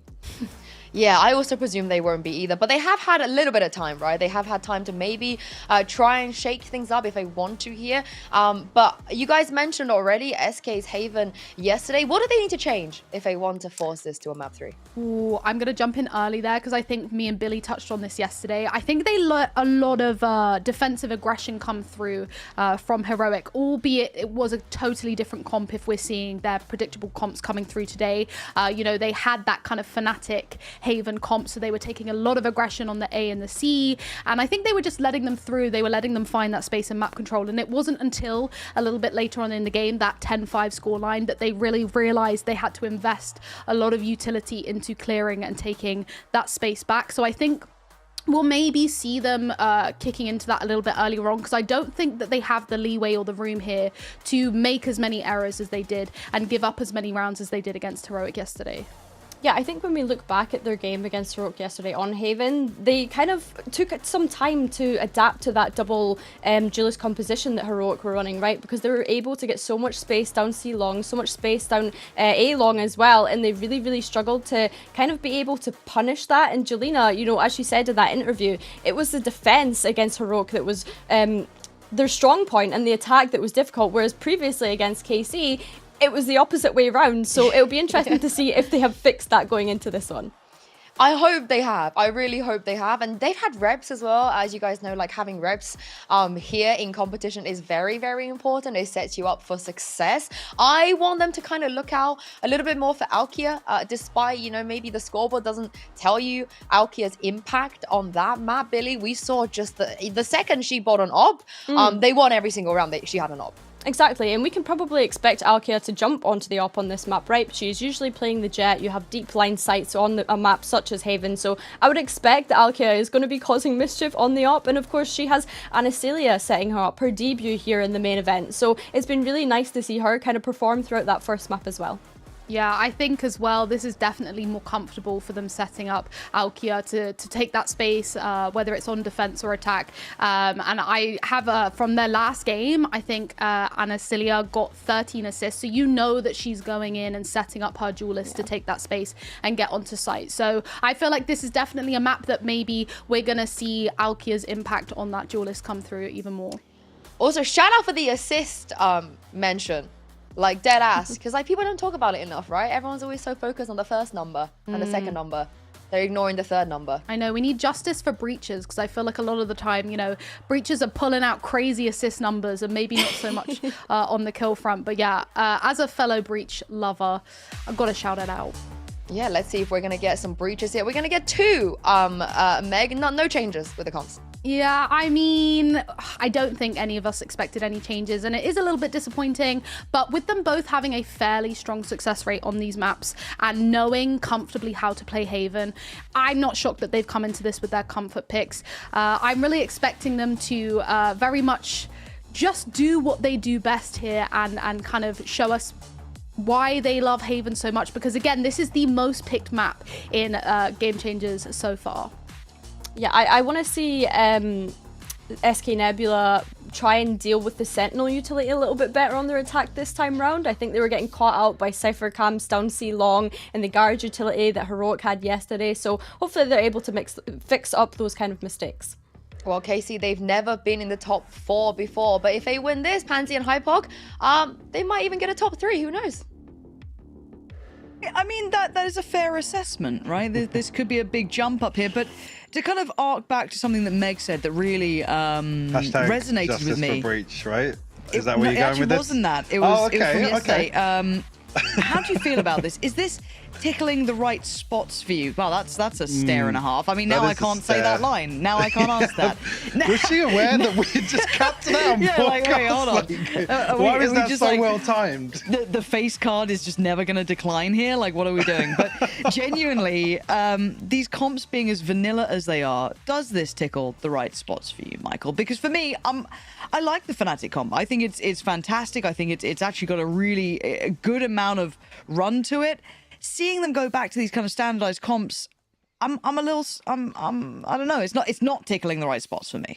No, it's not, for want of a better term. And also for me, you've got to be sweating if you're SK, right? Coming out of the performance yesterday, it was very streaky. I think after that map one, although it, great comeback, but it's still, it's a tough blow, right? To come out, not force overtime there, drop the map, and now come into KC's map pick.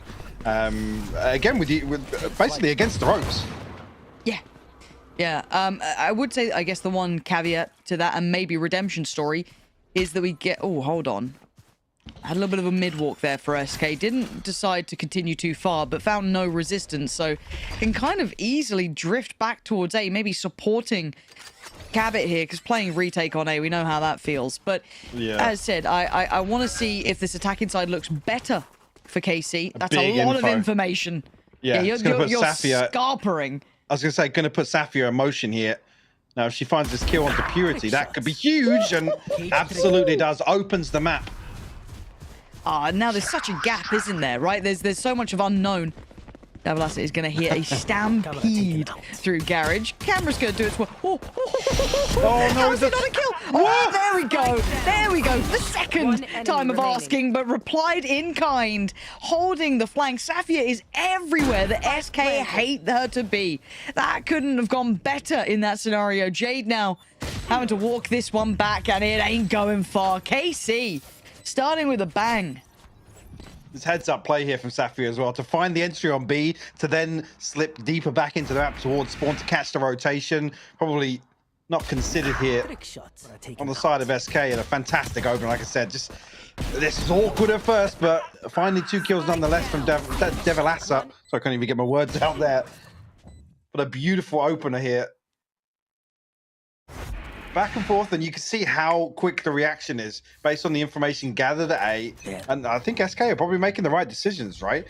A little lull in terms of the sound cues. They were getting in a position to really fortify that A hold. It's a little strange here, Jade, on a solo mission down C-Long, but maybe just looking for something cheeky to open the round up. I know it's like that kind of like, oh, they'll think maybe it's a stack if I walk down here, or say, but it feels so blunt and obvious that you don't often kind of follow it up. But I do want to say as well, considering I was not questioning, but critiquing the attacking side, I love the decisiveness of what KC did then. Off the back of that dart doing so well, so much information gathered off it, they were decisive in approach. And I think that's something I'm going to continue to keep my eye on going through this. For now, you do want to be a bit cautious because there is obviously that threat of a stack somewhere, the unknown. Fortunately enough for them, they do have a couple of good information finders off the back of glance. Going to invest the out drone, clearing close, ensuring that no one's going to be tucked in these corners. And so far, it feels like they've got a good approach to this. I'm not even going to go for the instantaneous dart back now. It's there. It's looking pretty solid. 30 seconds left. Yeah, plant will come through. Uncontested. I think the penny just dropping now for SK. And only classics to work with. Well, they're going to be able to really get anything done here in terms of financial damage. Still a trip to overcome as well.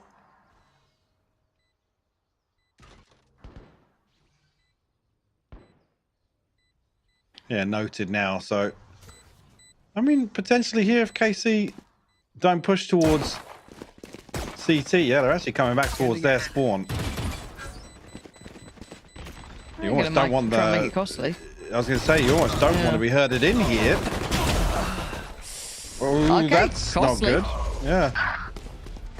Okay. Wait. I was going to say, almost a recovery, but... Nearly. Yeah. Yeah, this was the start. And again, maybe just trying to feign that there was more presence there to try and herd them back towards A that did house the stack. But as we saw, well navigated in the end, a little bit messy, but it's job done overall. When you come into a bonus like this, I mean, they're buying pretty well behind it. This isn't without a punch to it for KC. I think the rifle being retrieved there makes sure that they're still in a position to bolster this purchase. Anasilia, I believe, was the one bringing a pistol into the previous, so My ult's not ready. and no real benefit for SK on the other side of things, buying back in regardless.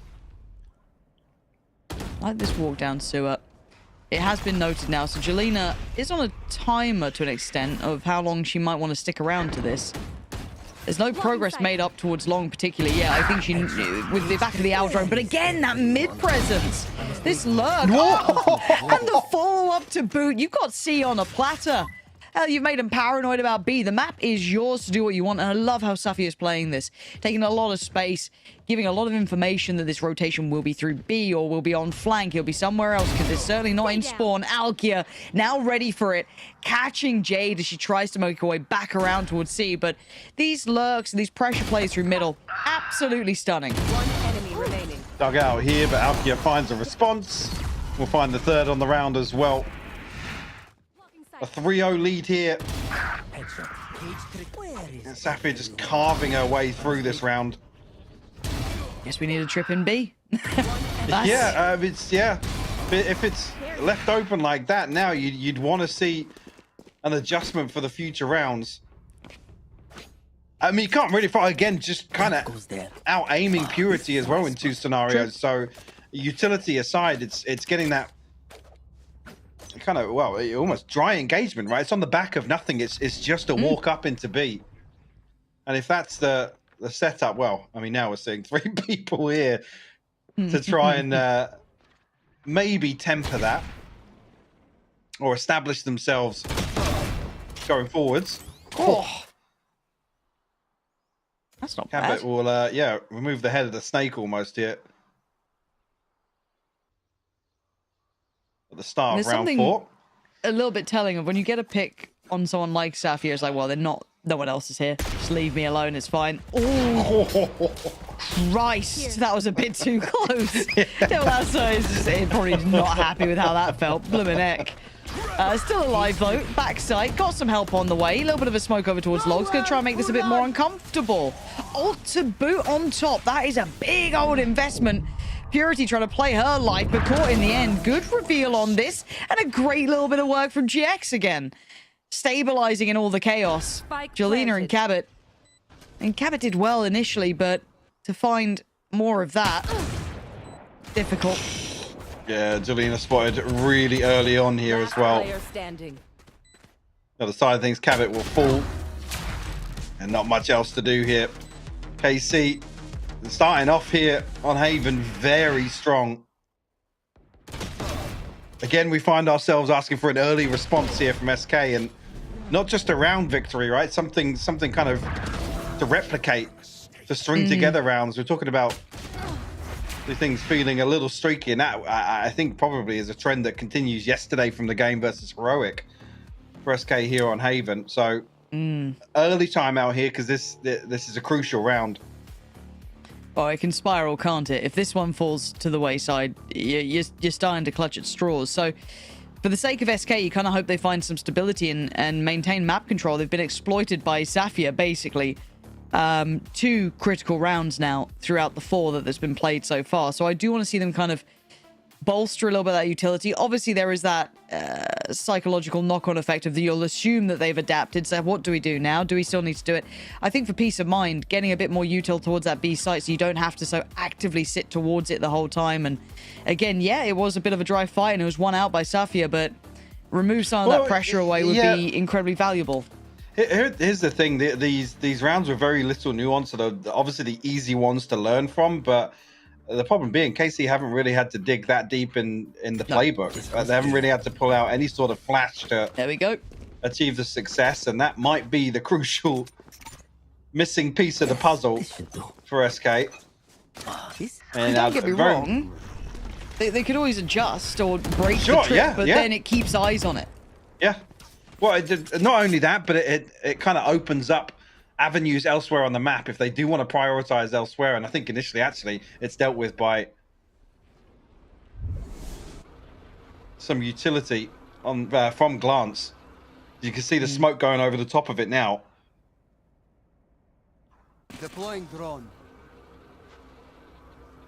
While all this happens, it is the slow march towards A. It was looking like a double stack towards that quad side almost, but now disengaged slightly in a good isolated fight for Cabot. Takes away Alkia, the tip of the spear, and now you're looking at the support system in place. That felt far too individual here. GX, incredible player, but some of the TPs, even with ult, have been questionable.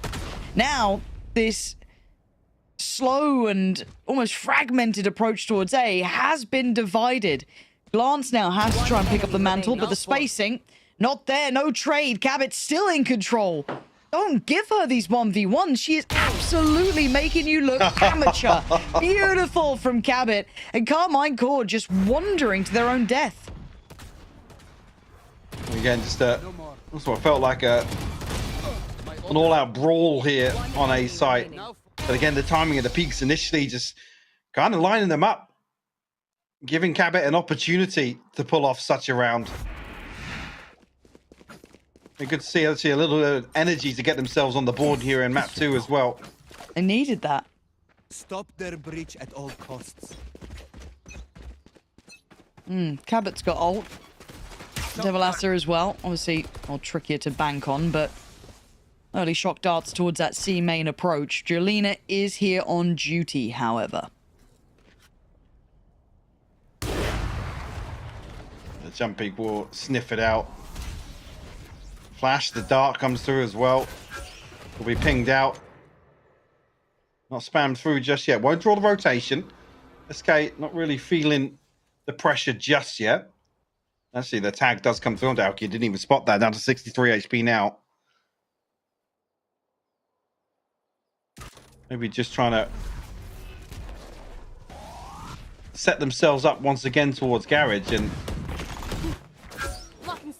find themselves in the fault line. Actually going to slow things down though.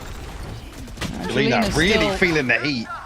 Yeah, and Devilasser bailing her out a little bit, taking away some of that pressure coming through Cabot from across map, getting the opponent down. We've got a nice 5v3, and Jolina, I don't know how she's gotten away with playing here the whole round, it feels like. So identified early on, but unwilling to relent. So now looking at what is going on beyond that, love this reposition from Cabot. Just nice for a space container.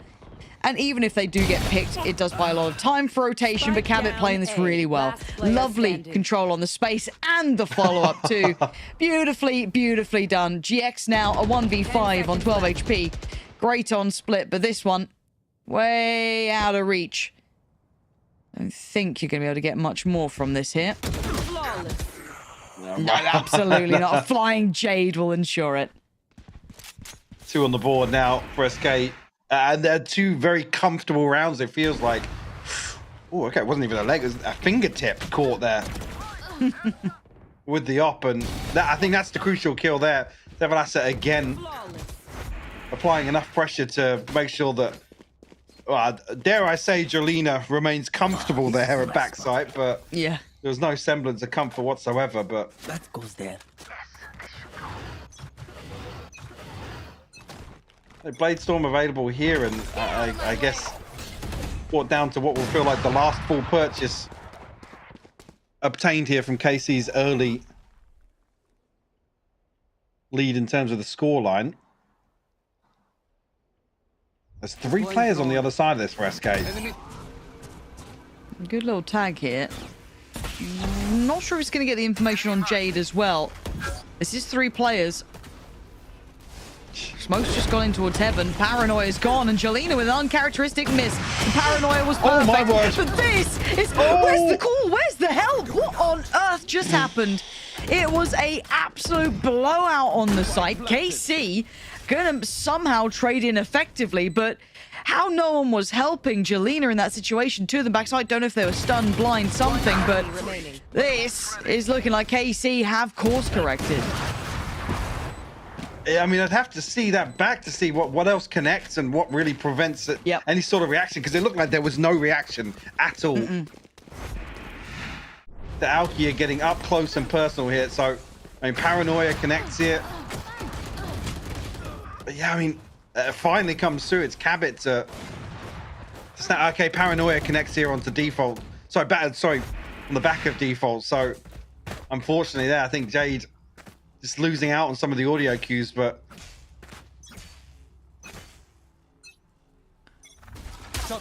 yeah, chaotic to say the least. When we're talking about the things that either team can replicate, that's not the sort of round you want to bank on.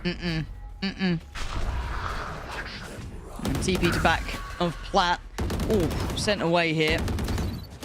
Having a little bit of a controlling moment for KC. Need to settle on the tempo now. They've got what they wanted. They've got the back lines controlled. They've got good pressure held here towards site. It is a 5v5 retake. And Acilia does have the ultimate. If things do get a bit too hectic, Glance controls on that pressure on the back lines. And now things get really difficult. Trying to work back through the double stack towards CT as well. Alkia, brilliant work on the follow-up on Purity 2. Devilassa and Jolina, it's not looking likely. Devilassa, great, sure, but this, too many problems, too many players, and too many enemies. Yeah, overwhelmed at the end. As soon as that kill comes through on the flank, that early on, it forces the hand of everybody else on SK. I mean, you can't fault Cabot. In that scenario, I think she probably feels like she's got the 1v1, has to try and take it. And capitalize on what feels like probably the only favorable situation ahead of that retake getting started, Lauren. Yeah, getting that retake started is obviously difficult. Where are you? Oh, it is. Nice. This goes here. That goes there. 6-2 now. KC definitely feeling a little more comfortable in some of these rounds, Lauren. Yeah, comfort being key. Zafia on the operator now. Interesting adjustment.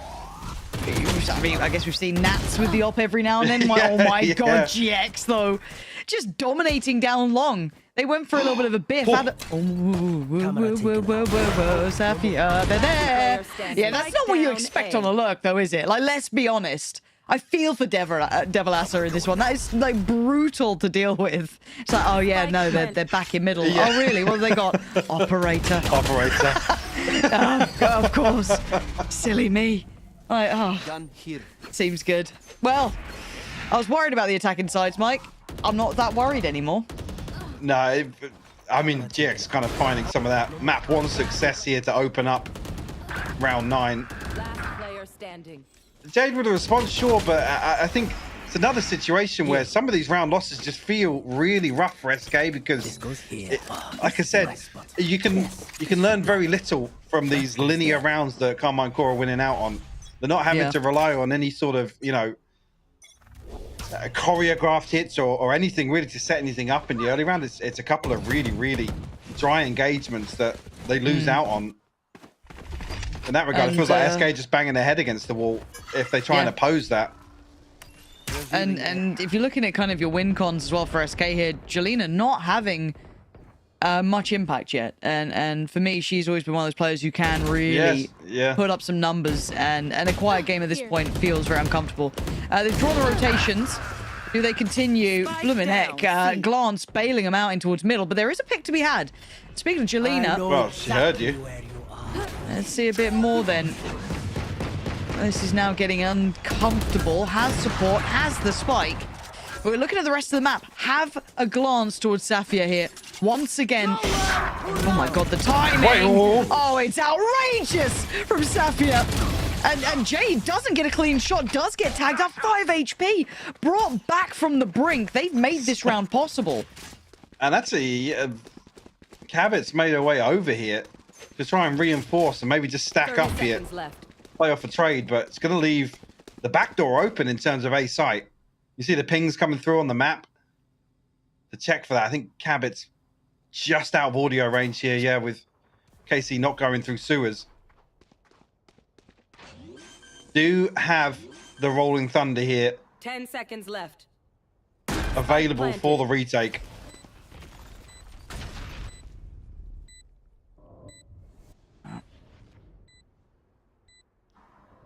fault line, but very early on. Yeah, I was going to say it's. Oh. You're almost expecting this Rolling Thunder to get invested now. Doesn't go to drop far a enough, TX. though. One enemy remaining. Cabot. Yeah. Glance in the end was never affected by the ult. It was so shallow in the end that Glance could sit there. Yeah, it almost kind of set her teammates to the walls, but this was the changing point. Sapphire was pulling no punches here, just brazenly walking onto the backside of C site. I think, yeah, just the gap between the fault line and the Rolling Thunder there, if you are going to invest it, as you said, that shallow almost, you want the fault line to cover off some other area.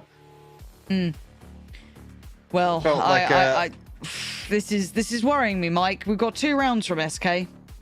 Right, it feels like they're, as you almost said earlier, hitting their heads against a wall. You know, it's really not having that level of impact. Yeah, Cabot's having a round or 2 here or there, but Sapphire is slipping the lines in what feels like every 3 rounds. Alki is doing very well on the entries. GX is there. This is all worrying signs for SK. Yeah, and in terms of the bigger picture, I mean, split, SK took pistol round 2 and then it ended on a 9-3 half. So we're almost looking at a very similar situation here. SK's purchase is gonna feel pretty much all in, and that's rough. If we're looking at round 11 now, round 12 just seems daunting. Yeah, it does. Yeah, it definitely does. Here. Okay, let's in the eyes of SK see what they do here. It looks like KC kind of going for that A-long pressure again, and to be fair for Cabot, they've been handling that pressure well. Does have the support of Jelena. Operator now posted. They don't like something they felt there. Maybe that early test of strength didn't fancy it. A little bit of a slip through towards the cubby in middle for Purity. So another new look. And of course, the first time they don't play Garage or put a trip towards it, they're going that way. No, Purity's heard it all, but for Devilassa, you've got to almost play off site. Actually, no. Committing back site. They're trying to hinder the progress. Devilassa looking to try and live by logs, but now, oh my gosh, tucking towards the back of the site. And this round's felt horrible from the word go and not even seeing an opponent, but the lull in the round buys a second or 2.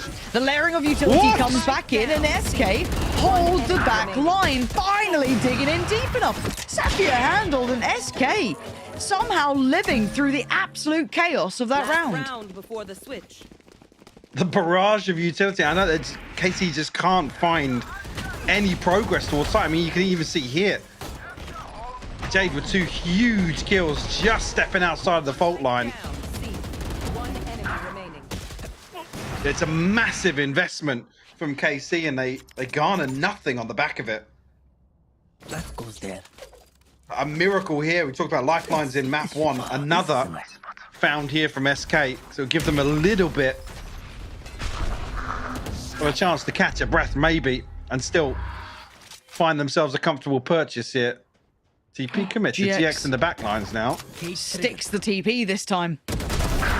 Oh, Devilassa. I genuinely feel for her. It's so hard to hold the site, you know, especially with the amount of pressure coming in, let alone the TP to the back lines. But Jade's cleared GX, so maybe opening up some avenues all the way back in, but 3 on the flank, Mike.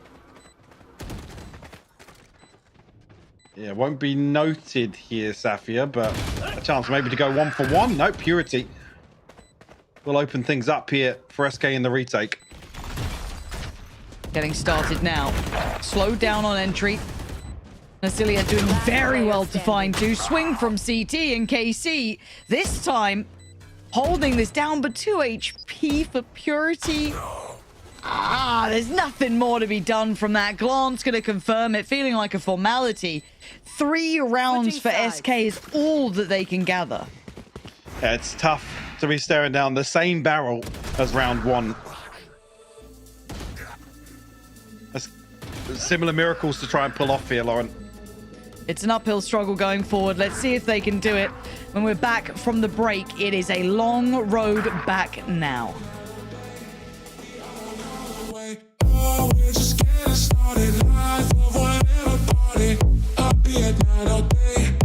I won't call away. Oh, we're just getting started. Life of whatever party. I'll be at night all day. I won't call away.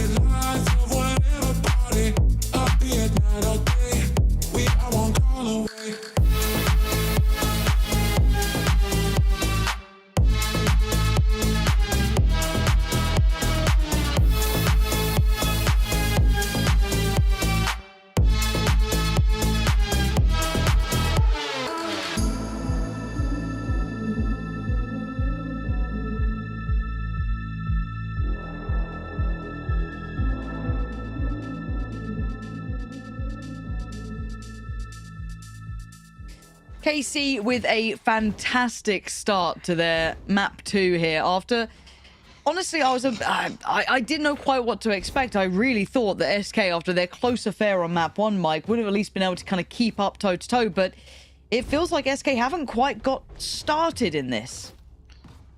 Yeah, a similar trend, obviously, to what we saw on Split, and the concern being, like I said, KC wouldn't have felt good about that round, that map 1 victory, just because of the nature of the second half. But if they can right their wrongs, see it, find some comfort early on once again. Scanning ahead. Again, I think, what was it on the first map? I think KC came back and won the first 2 as well. So immediately finding 11 rounds. Though, straight up with the drone. The dash comes through from Jelena. Something that you definitely want to see activate here in the second half, but immediately shut down. And Safia fancies some more. You thought they were teed up for it too, but Devil Astor want to kind of keep things within touching distance. Purity getting caught up in all of the mess here, but GX making her reappearance after map 1, and it's a disastrous start for SK. And Carmine Core will be over the moon with that. Feeling good about double digits this time around, surely. I said it's unfortunate here. You almost think Safia's teed up to find another 2, potentially 3 kills in that situation. Yeah. But it's GX to find another multi-kill. 3 on the pistol for her. As you can see, SK, yeah, throw money back into this. Almost leaning towards holding KC ahead of overtime if they do lose out on this round. All right. Show me something. Give me a reason to believe here, SK. That's gonna do for a start. We take those. Safia next. Jelena trying to take the space, and Safia does get noted. Nice from Jelena. And now GX though. In all of these clinch situations that could tip the other way, she seems to really dig in, but SK fighting right back. Finally with some fire in them, hitting towards this B site. Looking for that plant to be in play soon. It can pause, take a second. Oh no, a risky choice. As I said, there's a chance there that they line up for Glance, but able to find that lifeline they need once again, Lauren. Yeah, I mean, are we on for the repeat? Yeah, Alkia's just not expecting that many bodies. Down mid. Challenging. 1 enemy remaining. At the start of the round here. Oh, we could be looking at a very similar story here in the second half. I mean, at least this time held on 10, right? You got a round in hand. It's almost an improvement from Split. Yeah, this is when it gets maybe. I'm down for the ride. Look, I got nothing else to do today. Let's see what you can do. Can you bring this scoreline back? Did it almost on map 1. Safia taking some pretty decent space here. Going to be thwarted by the cam, but still. It's, if anything, rather telling that, Glance, you're about to have a busy day at the office.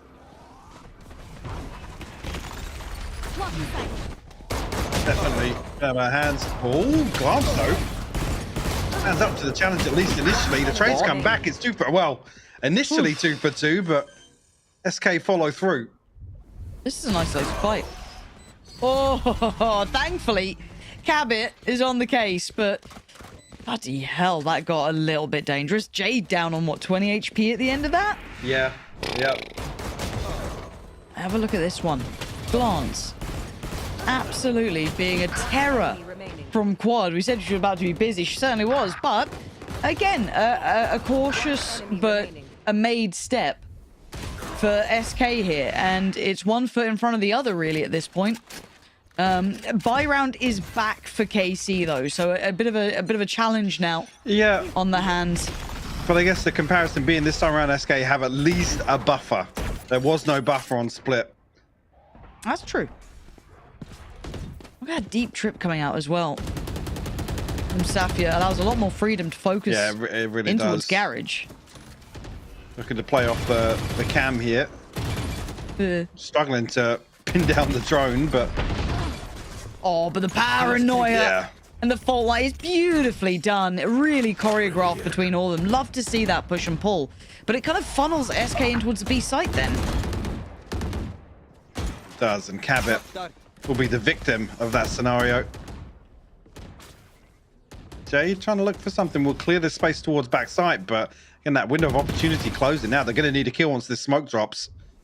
And they have nowhere for the post plant. Yeah, exactly. They can try and choose a connector. They can try and play forward, which is looking like they're trying to do, right? Purity trying to team up here with Jade, try and get a bit of security, at least towards that A connector. But we can see it. They couldn't. Carmine Core basically surrounding on all fronts. Devil Asa actually ran out of ammo there, had nothing left to reload. Heartbreaking situation. That is tough. But Jelena, again, in a situation where she just doesn't have a say in a round. I'm not sure what the numbers reflect there, but it's been a really, really tough map too for her. It's a shame. I've seen Jelena do wonders on this. 5-11. You're right. A very suffocating game so far for Jelena. Not really finding the freedom to work, not finding the freedom to find impact. And it feels like just as the ball starts rolling, answer back from KC. Right, it's very, very tricky. And it's not like Alkia is having this huge, headline performance. You're looking at GX, you're looking at Safia, kind of the normally the unsung heroes really having their day in the sun. So beyond that, one away from Jade's ult, one away from Jelena's. They've got a couple of bits on the horizon, but they don't have many rounds to play with, Mike. They are running out of time to try and pull this one back from the brink. I mean, I was talking about, at least this time around, there being a buffer. Now that's maybe not the case as we come into round 17, because it's now a must win. No buy in hand here. I mean, even you see Jade struggling to string together much more than a pistol. This goes here. Yes, this should do. On the brink of some ultimates, at least. Being Jolena, Jade, and Cabot. Not available off rip yet. My ult's ready. I'll say that. Will change maybe an opportunity to get a weapon in the hands of Jade.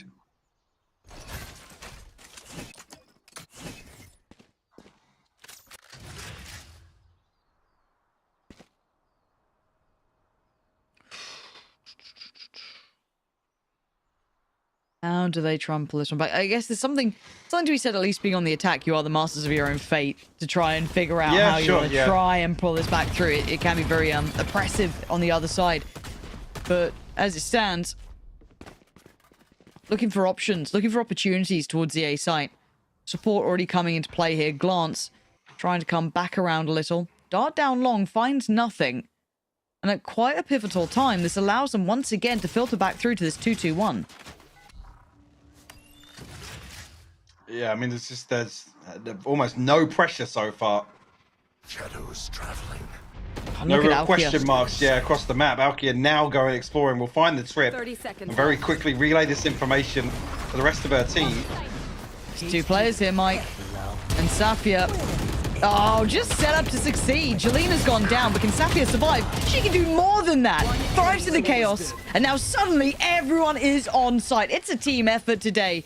Carmine Core locked the hell in. Match point. Safia once again punishing Jelena off that same trip. And doubles down this time. Struggled previously, but the C-site hold from KC standing the test of time. Last player standing. That's 12 on the board now for KC. Yes, this should do. Like I said, ultimates available now for SK. I mean, one away from Cabot's as well, but the purchase, it's just so uncomfortable for them. You'd almost want now the Blade Storm coming into this round. Yeah. Oh, at least give them a little bit of something to lean towards, something to bank on. Big information. Alkia going down, though. Cabot trying to claw back into this, and that could be a recoverable rightful. Good catch here as well on towards Glance. If Glance can stay alive, it would be nothing short of a miracle. Comes out of the stun, and the run and gun not working for Jade. Asilia trying to back them up. GX is there. As said, you fight one, you fight them all. Devil Acid trying to hit a lurk, hit a timing on this, but there's still the trip in play. Yes, and you almost don't want us to deal with this trip too early. Maybe just wait for a footstep or two to note a reposition, but out of range now deals with a trip, and I think that's probably a good indicator of SK's intentions now. Oh, look at the map. Again, this post plant, where do Feels you like it's find getting comfort? smaller and smaller. Burst forward. Ooh, a little isolated. A bit unnecessary, too. A speed up through middle now. Carmine Core won the job done, and Purity, the first to be really challenged here. Devil Ass has gone down. Purity falls. Carmine Core. It is clear cut. It's decisive. And it is a clean scoreline. 13 rounds to only 5. Yeah, no secrets this time in the second half performance from KC. Able to maybe course correct a little bit from Split where they struggled. Some fight out of SK, but I think a similar story, right? We were criticizing the attack, maybe a lack of ideas, and I think here probably just struggling to get Jelena into a position to really have impact in a lot. And it's rough to see anybody perform. Well, I say have a bad performance or a lesser performance than usually expected, but in that regard, it's credit to KC in really keeping Jelena in check. No, they really did it. And again, it feels like it was the unsung heroes who had their day today. The Omens coming in, the Cyphers coming in. You know, it wasn't really the day of the duelist, right? No, it's the anchors of KC that have really excelled today in the form of GX and Sapphire. Fantastic individual performances from them. And like I said, when it's those players excelling, it's players like Jelena on the duelist that are going to struggle. No, it was very, very impressive work. And again, to see that level of comfort rise into map 2 like that, really building off the success of map 1 and just continuing that form going forward, a fantastic performance. And I do want to see how they look going deeper into this tournament now, continuing on this sort of trajectory, as really they've got to keep their name up in contention now. And bear in mind, of course, later today we do get to see G2, obviously the kind of pinnacle of that EMEA region. But still, what a fantastic performance from them. They should absolutely be proud of what they've been able to put into today. Yeah, for sure. I absolutely agree with that. And obviously not an elimination today, so able to go away and really, I guess, in detail look at what went wrong for SK, because certainly on map 1, there were a lot of positives, right? They were able to really manipulate KC in that comeback and find a lot of successes, but I just felt like it lacked variety, it lacked diversity almost in the approach here on attack on both maps. Yeah, and it's something that we noted when we watched back the VODs. It was a couple of other bits that we've highlighted throughout these games, but an impressive map 2 close. But something else that's impressive is our analyst desk, which is where we're going now. No, you. Yeah, no you. But that was very, very impressive. I think Pansy and Hypog hit the nail on the head there. But also for KC, another day, another history made. Billy, we talk about the fact they've never been in top 4 before, but they just keep pushing forward. And perhaps this is their time to finally lift a trophy. It's so nice to see the synergy that this team has managed to build in such a short amount of time, right? And I think Glance kind of hit the nail on the head in the interview, right, about the new coach coming in and bringing structure, and it feels as though they're finally getting those results that they've been looking for. Yeah, and I think you can totally understand after that performance on Haven how they've gotten here. I think they are so quick to adapt to any mistakes that they're making or any things that they're allowing the opposition to get through. And yeah, they definitely did not allow a comeback from SK on this one. Surely, Meg, every team is going to ban Haven against them now. I would be shocked if they don't. I think they'd be making a big mistake. Maybe now they have this game to go off, they might attempt in the short period of time to counter the great performance that Carmine Corp have been putting up on Haven, but I very highly doubt that they'll be able to take them on with as much success as Carmine Corp have had on a map like Haven. Hey, listen, SK got 3 rounds on their defense this time. That's better than 1 from the last time. That's all I'm going to say. They were still kind of struggling on those pistol rounds, but I mean, they still put up a fight, right? They still tried their best, and I think that Hypok and Pansy kind of painted the picture perfectly of Jelena being kind of quiet in that map this time round and not really being able to be set up and activated as much as they potentially would have liked. Honestly, I completely agree with you, and I think for SK, unlike yesterday, the losers of today, they will play again. They will have a redemption arc. They will be able to maybe make a very swift lower bracket run. Technically, is a run, right? Like, there's still a lower bracket. So if they win here and then go on to win the finals, it will be a run. They will have another chance. It will be tomorrow, which means it gives them at least a little bit of time, Billy, to try and maybe identify some of the things that went wrong and fix it.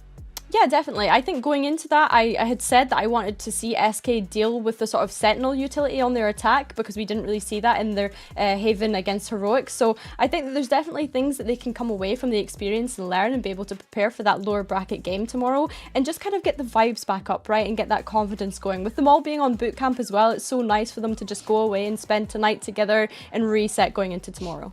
Yeah, quick shout out to Safia as well. Sorry, I'm so sorry. I just quickly wanted to mention Safia because I was going to say there were a few advantages there that sort of SK had that Safia then brought back in their favour. But I won't talk for much longer because I know what's coming up, Yinsu. You can talk, all good, all good. You know, it's all good. I'm going to let you two rest for just a moment. We will see SK as well tomorrow. But for now, let me bring you guys an interview with the coach of KC, the new coach of KC even. It is Smart7 joining me. Hello, Smart7. Welcome to the show. I'm good. How are you? Me also good. I'm really happy to see you in our scene in Game Changers. I know how hard you've been grinding as a coach all this time. So I want to jump straight into it and kind of start from the beginning because we've heard a lot about like the trial process and how you put this team together. I know you said on Twitter it was like 70 players that you looked at. So tell me why you settled for this 5 players. I think because it's just my feelings and my job as a coach, and I made it well. What were you looking for when you were looking for players for your team? I was looking for good players who can shoot well. Other things I can teach, I think.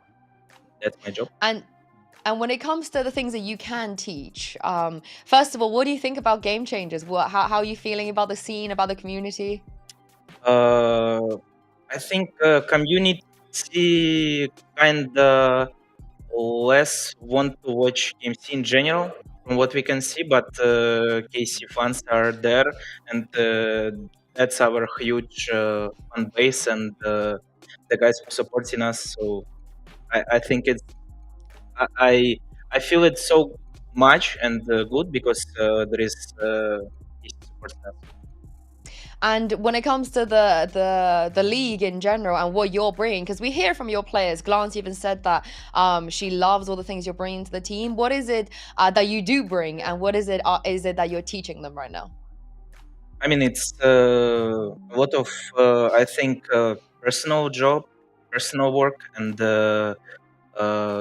work with them as a team. And I think that's all things what you can do as a coach. And what would you say is the identity of KC? I think even in the main VCT team, it feels like KC have always struggled a little bit to find how they want to play and what identity they have. So how would you sum up the identity of your team? I think we all fine. We just not gonna struggle, and we here for be more confident. We don't have any issues at home like we had, for example, and to just only work and then play, and that's it. That's very good to know. I have to talk about those timeouts as well. I think you mentioned the fans. The fans absolutely love your timeouts as well. I see it, on social media. They like to spam this. What are you saying in those timeouts? Why is the win rate so high? I'm saying strats. Other coaches can also sometimes say strats, Yeah, but if your strats are just working better, why do you think that is? Because my strats are better. So simple. I love that. Do you know what? I'll give you a more specific example. On Split, there was a timeout towards the end, a very important one, you guys managed to avoid overtime. You actually close it out. What were you telling your players on that attack side? How did you fix it? Nothing special. I was saying the ideas, what should we do, and you should always rate your timeouts more high than opponent coach, because if you gonna just not gonna take it because you feel that the opponent coach gonna say something better, you're never gonna put the timeout, and the game maybe gonna be went to timeouts or gonna be over. So I rate in my pause, and I'm doing them in correct timings when I think it's important and gonna work. So that's it. I feel like they shouldn't give you a timeout. They should be scared of what you're gonna say. I know you just said that they shouldn't be, but We don't have enough timeouts in Valorant, so don't say it. Maybe it's gonna be one in future. So no need, please. It's fine. And lastly, Glance also spoke a little bit about the comps that you're kind of bringing and the ideas you have. I do think the Sky choice on Split is we don't see that a lot, you know. So what's the reason behind that one? Because I think Sky's still working well, and Glance insane Sky on Split. That's why we're playing. So simple answer. All right, I appreciate it, and I appreciate your time. Thank you very much. Thank you too. Smart7, and we'll see you next time. See you next time. Bye bye. Honestly, I love the straightforwardness. My strats are better. I mean, what else can you say, Meg? Like, sometimes it's just strat diff. Sometimes it just is what it is, you know. And if you're as smart as that guy, you don't need to you know, fluff it up with even more words. Just say it how it is. I love that he's keeping his cards so close to his chest though, right? Like he's not giving anything away. They know that they still have another game to play and they need to progress through the bracket. So yeah, keeping it tight and close right now. I mean, it's going to be interesting once they get to maybe like a best of 5 stage. We can try and pry something else out of him. But for now, we are going to take a break, but don't go anywhere because on the other side of this, G2 will be taking on GX.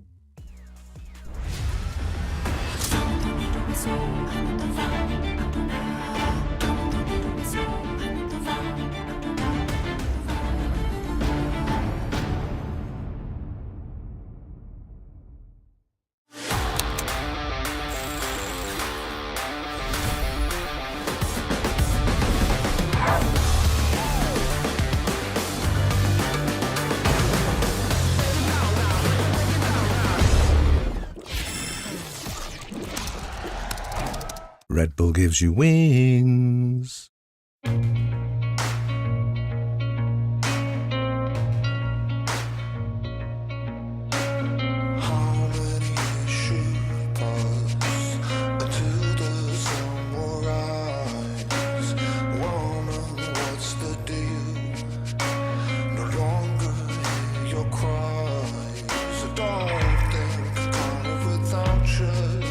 Darling, I'll be just fine. You want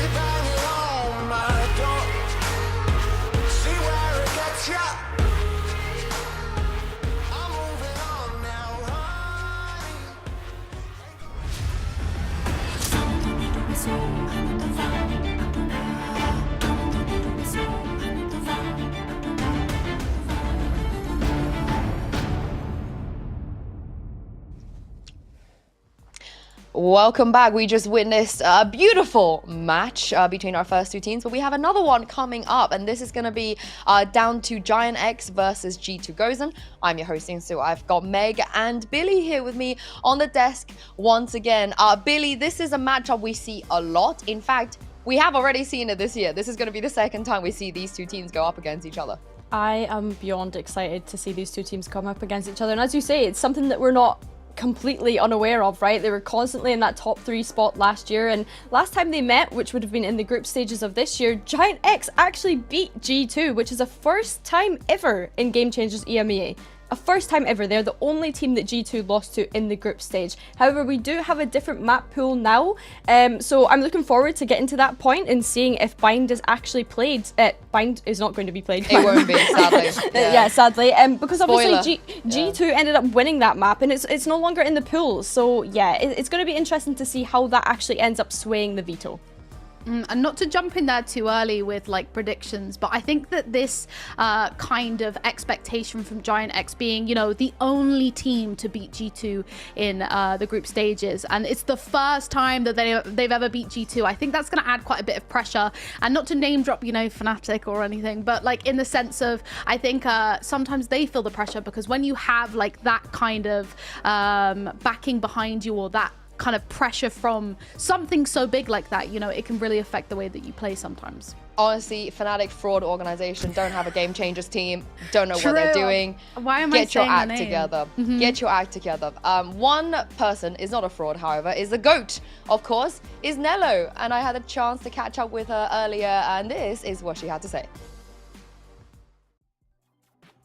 I'm now joined by G2 Nello, which is so weird to say Nello, but I'm so happy I am saying that.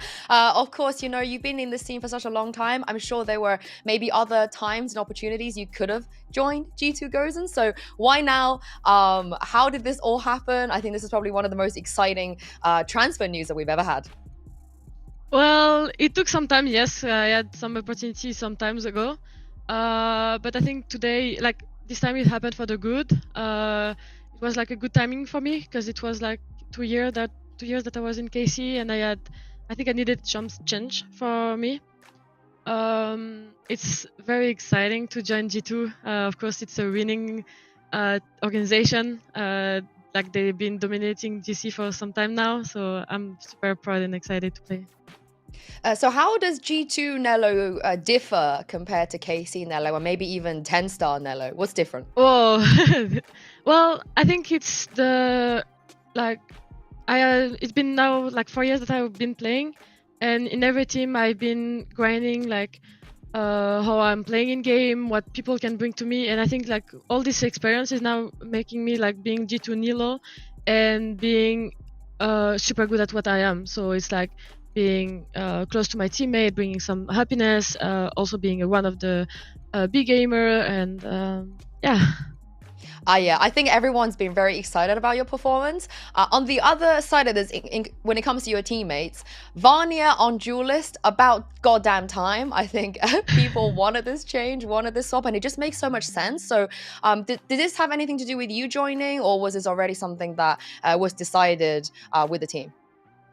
It was already like decided, Loki. Like it was like either they were getting a new duelist or they were putting Vanya on duelist and taking a flex.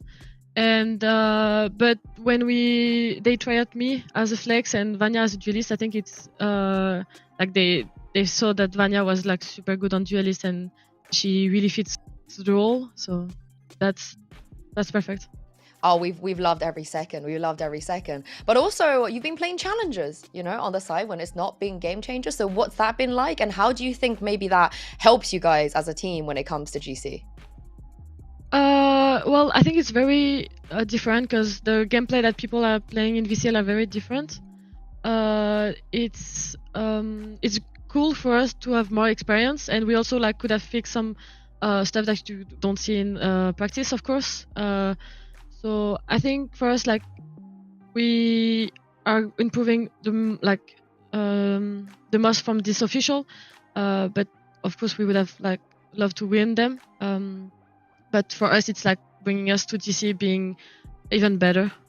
I mean, the reps, right? Okay, having reps is always a good thing. Thank you so much, Nello, for joining me, and good luck today. Thank you. We used to pray for days like these, G2 Nello. For long-time watchers of Game Changers, you understand how big of a deal that is. But for people that have been keeping up with Nello on G2, Billy, it's been so good. You can tell why they picked her up. I know she even explained it that when she was trialing, everything just clicked. It makes sense. And it's been very, very nice as a G2 Gozen fan. Yeah, it definitely is. I feel like it's so strange that we've not seen Nello on G2 up until this point, right? She's a player that has been here from the very start. We think back to Game Changers Series 1 and 2 back in 2021. She was part of that winning team of 10 Star Nova. So yeah, it's very strange that we're only now seeing her part of G2 Gozen. I have such pivotal memories as well of like tuning into those first games of Game Changers and seeing Nello on 10 Star Nova. Like, they live in my head rent free. And I love Nello so much. I feel like she's always got that fighting spirit, and I love it because she calls herself the emotional energy of the team. So she's really bringing that French passion to the roster, and I'm living for it. Honestly, I'm picking up what you're putting down. I'm buying it. I'm really, really buying it. But the one thing that I think is probably the greatest thing that has ever happened in Valorant, which is Vanya playing Duelist. I know, back in the days, it was like, oh, not every Turkish player has to play Duelist. I disagree. I think they should all just do it. I feel like we were robbed of this last year. But the way that she has been playing the Duelist, Meg, quite frankly, it's been scary how good she is. Yeah, I mean, I don't think anyone is really shocked. I remember talking to you, particularly Yinsu, last year. We were sat on a sofa and we were just talking about how unreal Vanya is and how she should be on a role like the Duelist, and her insane performances and stats totally reflect that. And I do think as well, she is supported by such amazing players who can facilitate her sort of getting onto those sites, finding those frags. And as well, I think she's coming into this with the knowledge of how other roles work, so she can play with them perfectly. Definitely. I think you have to look at the flexibility of the team, right, and being able to adapt and find the sort of best version of G2 Gozen going into 2025 with the addition of Nello coming into this year as well. So I really am very much enjoying this change. I cannot wait to see it in action today. Yeah, and also some of the other things that are changing too. Billy, talk me through that, because it's not just the Vanya role swap.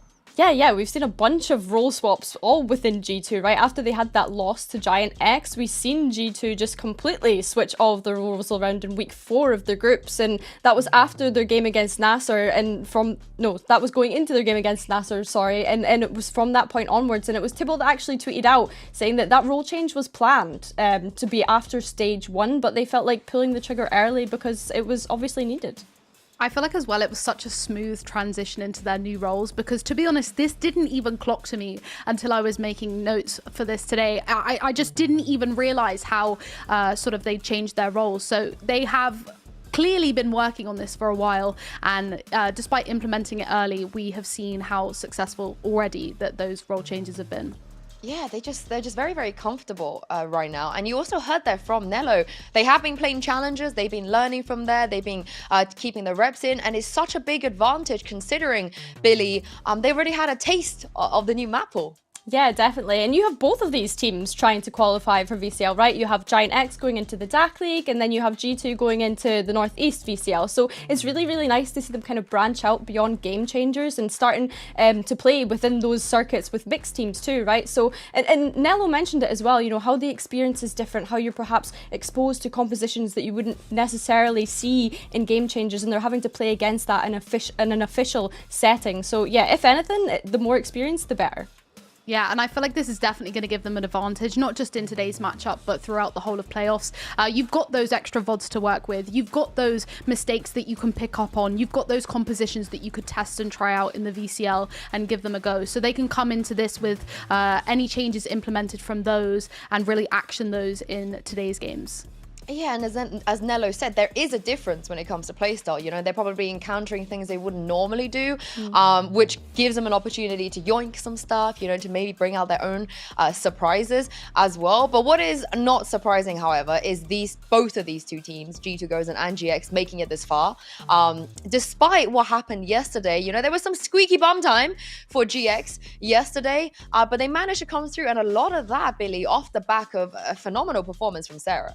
Yeah, she had so many amazing clutch up moments yesterday, particularly on that last map of Split. Being able to win out those 1v1s and even a 1v3 that ended up being an ace. Yeah, I mean, she was forced into these situations due to being back on that Sentinel role across a majority of Giant X's maps, right? And we're really seeing that sort of comfortability come back in to play, especially in comparison to the fact that she was playing that Flash Initiator role last year. She had the top 3 clutch percentage in groups this year at 22%, so really, really good and not surprising at all to see her clutching up in these moments. However, she is going up against her forward team today, so I would like to see her to continue to be able to play under this pressure, especially when you're playing against people that you have played with previously. Yeah, I did have high expectations from Sarah yesterday going into that Split game. First of all, because she's British and I wanted her to do, you know, the Brits proud, but also because she's a Sentinel girlie. You know, I think we expected her to kind of be as impactful as she proved to be with those lurks, finding the space, finding the frags, and of course that huge ace. She definitely didn't let us down, but like Billy said, I think it will be really interesting today to see how she is going up against her former teammates. Yeah, and of course, when it comes to the vetoes, we spoke about it already. You know, some of these teams have already had some practice on the new map pool. We've seen Icebox and Ascent. With Icebox, though, it's an interesting head-to-head if we look at the comps they've run already. Are you surprised that GX just didn't change anything from their Icebox last year? I don't think personally I am. After watching Giant X play yesterday, I think, you know, their comps weren't a shock. They weren't bringing anything crazy or new out, Billy. I don't know if it is any different for you. I don't think so. I think that this is a map that Giant X were very dominant on last year, so it's no surprises that they're staying with the same kind of things that they know. And not only that, they're bringing Nami into Giant X on that IGL role, right? So as much as they're perhaps not playing the same roles that they were playing last year, they have had to shuffle some things around. The core idea still seems to be there. But looking ahead at G2's composition here, they've already played this in the VCL qualification for Northeast, and this was the composition that they ran. So I think it's really, really nice to see teams starting to kind of get ahead of the curve and start kind of defying the meta. Yeah, and I do really like Amy kind of going onto the Taeho here. You know, we know Amy is an aim demon, and I think combine that with the util that Taeho has, all of that damage potential to push them out of those gaps that sometimes people are hiding in or using on Icebox to their advantage. I think that that could be sort of the differential sort of factor to the compositions here to help them kind of find success on Icebox. Yeah, and I just love the Vanya Yoru. I love it so much. Definitely two teams with very different ideas of how Icebox is going to be played if we see it, because it's so good for GX that I will be surprised if G2 don't take it away, considering Abyss is gone now. But also Ascent is also back in the pool. We've seen it from both teams too already. G2 in challenges, of course, and then GX opting to go for the, I guess, bog standard comp. Two, once again, very, very different ideas, Billy. Yeah, I mean, we were very disappointed, I think, yesterday when we got to see this Ascent, and I think the composition that Zerans came up with to go against this very vanilla composition from Giant X, they were very taken aback by it and surprised and really struggled to adapt to going up against that. So if Ascent does come into play today, I'll be intrigued to see if Giant X have had any key takeaways from that Ascent game yesterday. Yeah, I'm not sure, again, because this comp is involving a Taeho and a Vice. So if this does get played, I do think that Giant X might struggle again. And selfishly, I would love to see Ascent coming into the map pool, because I do go feral for a Vice on Ascent. So let's have it, honestly, please. But do you go feral for Ascent in general, or is just the Vice? Oh no, just the Vice at the moment. I honestly think it brings such a new element to what we previously have seen in Sentinels. I think you can get a bit more aggressive. You can shut down those jet dashes. So I just think it's a really good choice here for a map like Ascent, to be honest. But yeah, I just go feral, period, for Vice. I think as well it's so nice to see the amount of agent options that we have to play on Ascent, right? Because of course it was only out of the map pool for a little bit, and now it's come back in with little to no changes really apart from that A main wall. So it's really nice to see all the different viable options that you have on Ascent now. And I agree with you, Meg. I love seeing that Vice. I love seeing the amount of space that you can take on attack, and you can really, really punish players trying to flood back in to do those retakes. Yeah, and my cat is also staring at me. I don't think he likes Ascent all that much. What he does like, though, is both of these teams. We mentioned some of these players already, of course. A lot of returning faces, a lot of, I guess, kind of mainstays of Game Changers. Because it kind of felt like the other matchup we just saw was very much about maybe some of the teams and players who haven't been here before having a chance to push into this top 4, pushing for a trophy, perhaps. But for these two teams, you know, it could be any of them taking a trophy away, it could be any of them winning today and also going forward too.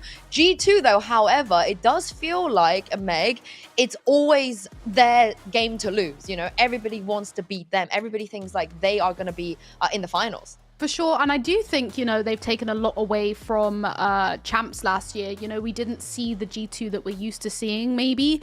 And I do think that a lot of the changes that they've implemented off the back of that are clearly working. You know, they had a really great group stages, and we definitely have very high expectations from both of these teams. Yeah, and let's take a look at the map vetoes and see where we're going to go here today. Like I said, if G2 don't ban Icebox, I'm going to be really surprised. You have GX taking away the Fracture right off the bat. And G2, okay, I'm surprised. Are you surprised? Hey, I mean, you go, Meg. No, you. No, we can't. I mean, I'm a little surprised. Yeah, I think that they kind of had an open map pool, right? Like you said, Sue, Abyss was their insta-ban previously. However, it's no longer in the pool, so they could have gotten away with being able to ban their opponent's favored map pick and not give in to their weaknesses. So I don't really know what the thought process was behind that. And of course, Giant X are going to decide to just pick into that icebox. Correct me if I'm wrong, but I'm pretty sure that G2 lost previously to GX on Pearl, so I wonder if that's anything to go into it. But as expected, Yunsu, they have picked into the Icebox straight away because that wasn't permabanned after their performance yesterday. And seeing the full map pool now, I think we're really, Giant X are really going to be relying on getting to that third map because their showings on Lotus have not been super strong at all, and their split is pretty strong. So, you know, I think they're going to want to go the full 3 maps here.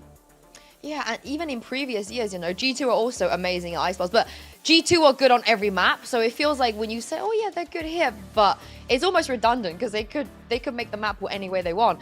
But even previously, the only ever times where they struggled even a little bit in their map pool was Icebox against GX. It's pretty much the only team they lost Icebox again. So maybe it's like a new year, new me.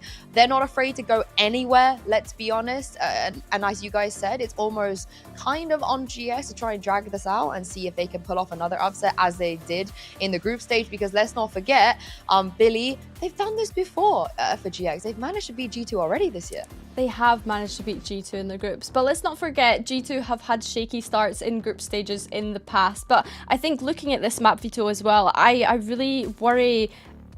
The only silver lining I can find for G2 at this point in time going into Icebox is the composition difference, because of course, like we mentioned, Giant X kind of struggled against that sort of unorthodox composition that they had to go up against on Ascent against Serence yesterday. So I think going into this, they need to really figure out how to adapt to the type of composition that G2 goes in, have at least played in VCL. I don't know if they're going to stick with that here in Game Changers EMEA, but yeah, that's the one thing that's playing on my mind. Yeah, and I wonder if they've got any takeaways from when they did play Icebox on VCL. I do favor, if they do play the same comps, I do slightly favor G2 goes in here, especially with Vanya on that Euro and the Tejo, but we will find out exactly who they're running. Let's take a look. And yeah, I mean, we spoke about this already, Billy. This is what we expected. Yeah, this is exactly what we expected. And like I say, I do worry for Giant X, you know, struggling to play against that sort of unorthodox composition coming out from G2 Gozen. But, I mean, Amy on the Tejo, I'm excited to see her transition from Sentinel onto Initiator. That's really, really exciting to me. And we're going to see Mimi jump over to that Sentinel instead. And yeah, I think getting stuck into this one, it is really just going to be a difference maker in who can actually adapt the quickest when it comes down to these compositions. Yeah, I mean, I'm glad you mentioned Mimi because it feels like we're rolling back the years. You know, Mimi was once upon a time the best Killjoy player in our region.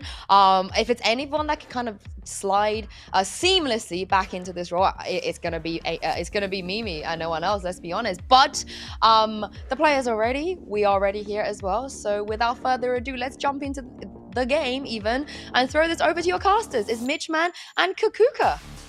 Thank you very much, Yinsu, and our wonderful analyst desk. Yes, it's time to get back into some Valorant action. Great to have you here with me, Kakuka, and what a game we've got lined up for the people at home.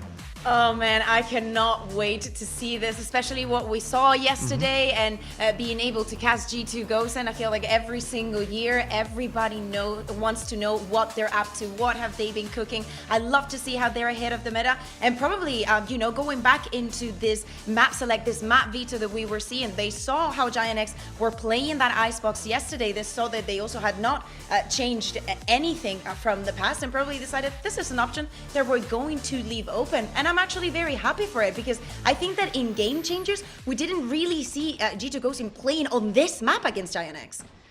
Well, this is the thing. We did see these teams facing off against each other and coming in looking for revenge. Feels weird to say it's G2. This squad now... Look, I've seen them when they're in just a standard game day. When they're coming back with a fire lit under them, I think that's going to be a whole different challenge. And let's see if GX are up to meeting that challenge here today. Starting out the battle on Icebox, GX's home turf in this series. And for G2, well, they might have lost the last matchup, but I think for a lot of people, especially after how that group stage went down in the end, they are still going to be favorites coming into this. Yeah, exactly. And GIANX already walking on to be the stack from G2 Ghost, and is on the other side of the map. It's just going to be Mimi gathering up this information, just that drone catching behind her in case somebody pushes. And 35 seconds have already gone from the clock. Yeah, down to a minute as they step foot on site, but the rotations have come in from G2. We saw Petra and Vanya move off that A site with no contact early on, but they're blocked out by this Viper wall. No choice here but to play the retake, and they got to wait for numbers to group up. Yeah, exactly. They did have that faster way to rotate thanks to those TPs, but still, this is going to be a 5v5 retake. Oh, well, one player dropped already, and it's before anyone is seen. Vanya straight through the wall onto Nami, drops that dangerous Viper wall, and then removes a lot of the danger of this round. They get to the site where the fights go in their favor to start with, but GX fighting their way back into things. It's Ness and Ava putting it down to Amy, and a quick conclusion after the first bullets are fired. 1-0 for the side of GX. Definitely very convincing start for the side of GX, identifying that there was no one on that B side. Just, you know, we get the plan down, we play for the postman. They have a lot of tools to work with. Of course, we also see that Recon gathering all the information from Eva, also having her utility, the Gecko utility from Ness. That was so important yesterday. Very clean round for them, very manual off, and wow, that was quick. Yeah, Pansy's not on the VMix link anymore, guys. It's okay. We can get rid of the tech pause. But yeah, early on, we're having one of those pop up, rear their ugly head. It is what it is for GX. A 1-0 start, finding success early on, even despite losing Nami on that retake. That's a great sign for what's to come here on Icebox. We know that G2 will be strong when it comes to those later buy rounds, and so building up those rounds here is important. Now, we did notice that, you know, heavy stack up on that A site in the pistol round. Mimi was under a lot of pressure. Like you said, she was the only one to hold it, but the amount of control that you see being given to that side, Mimi putting all the utility around middle, ensuring nobody can get across the tube or get under it with the alarm bot as well. That's something, that kind of setup is going to be pressured more and more as we see the rounds go on. But even despite giving all that free map control and G2 rotating in early, GX are still, and sorry, G2 getting the opening pick, GX still able to recover. That's got to feel good to start out this series. Yeah, exactly. They were good at measuring the distance, and I do agree. GIANX, I think, yesterday did a great effort into understanding and learning from their opponent on the go, and probably those Killjoy setups are going to be very important. I want to see also how aggressive we're going to see G2 be, and especially against the composition that is not so usual to see anymore, especially here on Icebox. Well, we will see what it's being played, but especially knowing how much Neon has gone off the radar lately. On the side of GIANX, I'm definitely looking at Smurfette, like, who isn't? Because I want to see her having one of those wonderful, massive performances that we get from her. But honestly, on this map, I'm looking more at Ness. Especially from this attack side, there's a lot of responsibility that fell onto her hands, especially yesterday. Of course, you know, the sending Carnalito to plant the spike and whatever. And also for Nami and that IGL in role to keep flourishing against an opponent that they have already beaten this year. Yeah, and I think as well, you know, looking at GX and you're talking about the composition they're bringing in, Smurfette's support for entering into those sites is going to be a lot of the time. The only flash you're going to have is that Gecko, right? And that can be problematic depending on the map that we're talking about. But here on Icebox, I think much more direct approaches. And even if you do see the Gecko flash shot out of the sky, Smurfette's going to be so quickly around that corner looking for the kill. It almost serves as a recon dart of its own. You just follow the Tracer and she'll be hitting that head a lot of the time. So there are challenges there, though, if the other team is playing back, is countering that utility, and then you're left with not a lot to break through some of those defensive setups. So I'm curious to see how that evolves as we go on throughout this game, or when we go on throughout this game, because we've got a little bit of a technical hiccup for now, but I've been assured it won't be too long before we get back into the game. And it's always good to get these out of the way early on, you know, when it disrupts, you know, 5-6 rounds in a row, rifle rounds, and it really can upset the flow of the game for them. But early on, just a pistol under the belt, that's not too bad. Could be worse. Yeah, absolutely, because we know that today it is not an elimination match. If the team that loses today will be playing again tomorrow, and they will have a second chance. But of course, for both of these teams, two of the teams that were representing EMEA in Game Changers Championship at the end of last year, they need to start off the year pretty strong. We were speaking about a Giant X that had a couple of hiccups during that group stage, but then when it mattered the most, when they went against the strongest opponent, or what is believed to be the strongest opponent here in EMEA, they were able to get that win. We know that the pressure is there, but they have to have that mentality of, hey, we've done it already, we can do it again. For G2, I'm so happy that we also got to hear from Nello in that interview, because she's been in the scene forever, and I love the fact that there is a balance in G2 Gosen. I believe that they give you like the mark of pedigree, like you're best of the region if you ever come through this team, like if you're ever a part of G2, if you've had a good year, if you've surprised us during the year, at the end you're coming with us, you are joining the squad. And I think that Nello is going to bring a lot of for this team, and I cannot wait to see what the rest of the year looks like for them. Yeah. Oh, I know. Listen, it's going to be very fun to see them evolve as a new identity to G2 always finds success, at least from what we've seen so far. So there's no reason to doubt this, especially with the players they're bringing in. Now, obviously, talking about the maps overall, we're starting out on Icebox, and we've seen the pistol round play out, but we're going to move on to Lotus after that. Maybe we'll even get to a split. And when we talk about Lotus, this is somewhere that I think, going to the interview that we had with Nello, this is something that G2 have been playing throughout the VCLs, and I think the experience that she talked about getting there, they managed to play an official on that. It was a decent bit of learning, I'm sure, for them as well. I'm curious to see if there will be changes. Then we've already seen compositional shifts, and it wouldn't be a surprise to see something pulled out of the hat later on. So the potential for maybe a surprise coming into map 2, and a difficult thing to prep for your opponents, maybe gives them even another edge. I think it's super important that we see GX take this opening map. Not sure how you feel.